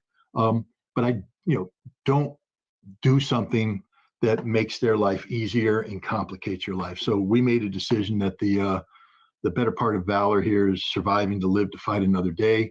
And I terminated the relationship with RT and Sputnik. So in a way, they've won that aspect of the battle. I don't do interviews anymore with them because, again, I don't want to give them the ability to manufacture a case that I believe I would win in court. This is a pure First Amendment, freedom of press, freedom of speech issue. It's the purest form of it. And I believe that I could, if they chose to prosecute me, I could take it to court. This is something that, if bounced up to the Supreme Court, I honestly believe I could win, but I don't know I could win. And then the question is, why do that? I'm married. I have kids. I have a family. I have responsibilities. Do I really want to spend, this very important time where I'm still doing important work? They haven't shut me up. They haven't silenced me.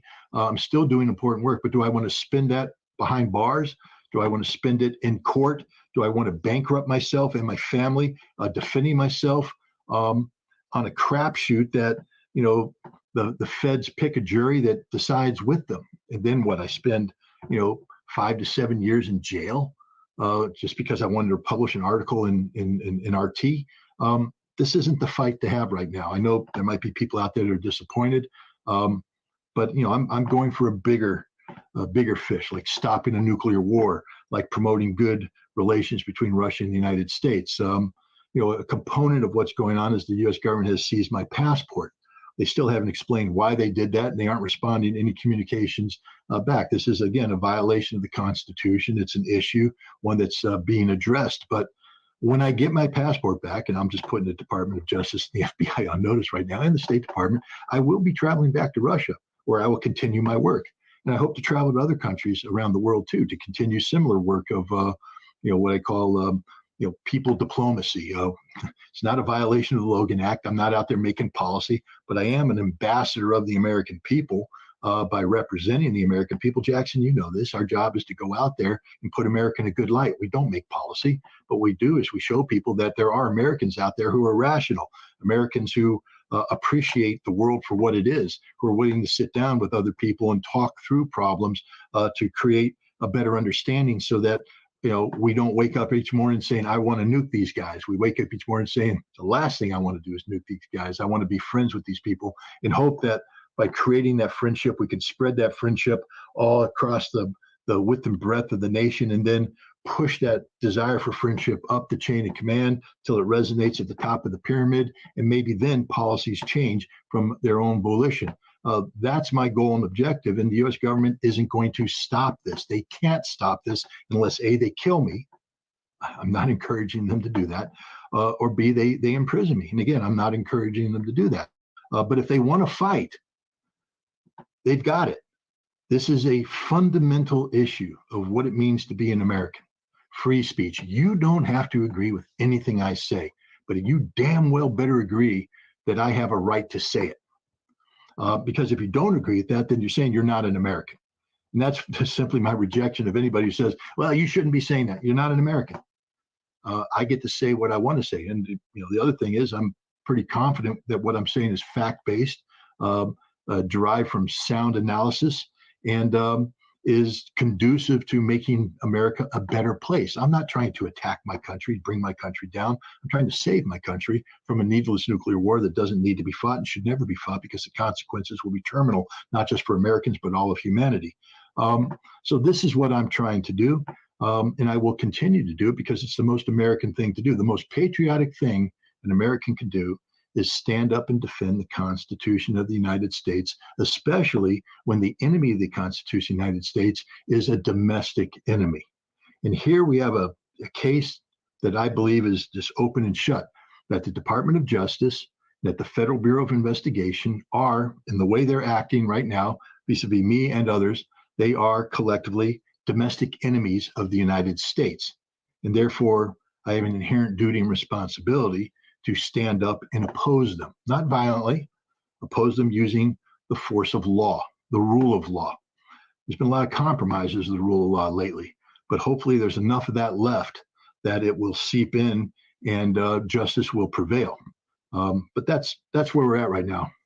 I guess that's a long way of saying I'm sort of waiting to see what happens. Well, I'm surprised. It's actually a very reassuring update. I saw the initial reports, your initial statements, and knowing the U.S. government, I don't put anything past them. So I'm happy to hear that the approach that they're taking seems to be somewhat calm, I guess, calm as it could be, given what they're doing to you. But Scott, I wish you nothing but the best. I wish you and your family safety and good health and freedom. And I really look forward to you continue doing your work, because you do excellent work. So thank you so much for joining me here today. Everyone, of course, you know where. Coffee. Follow me.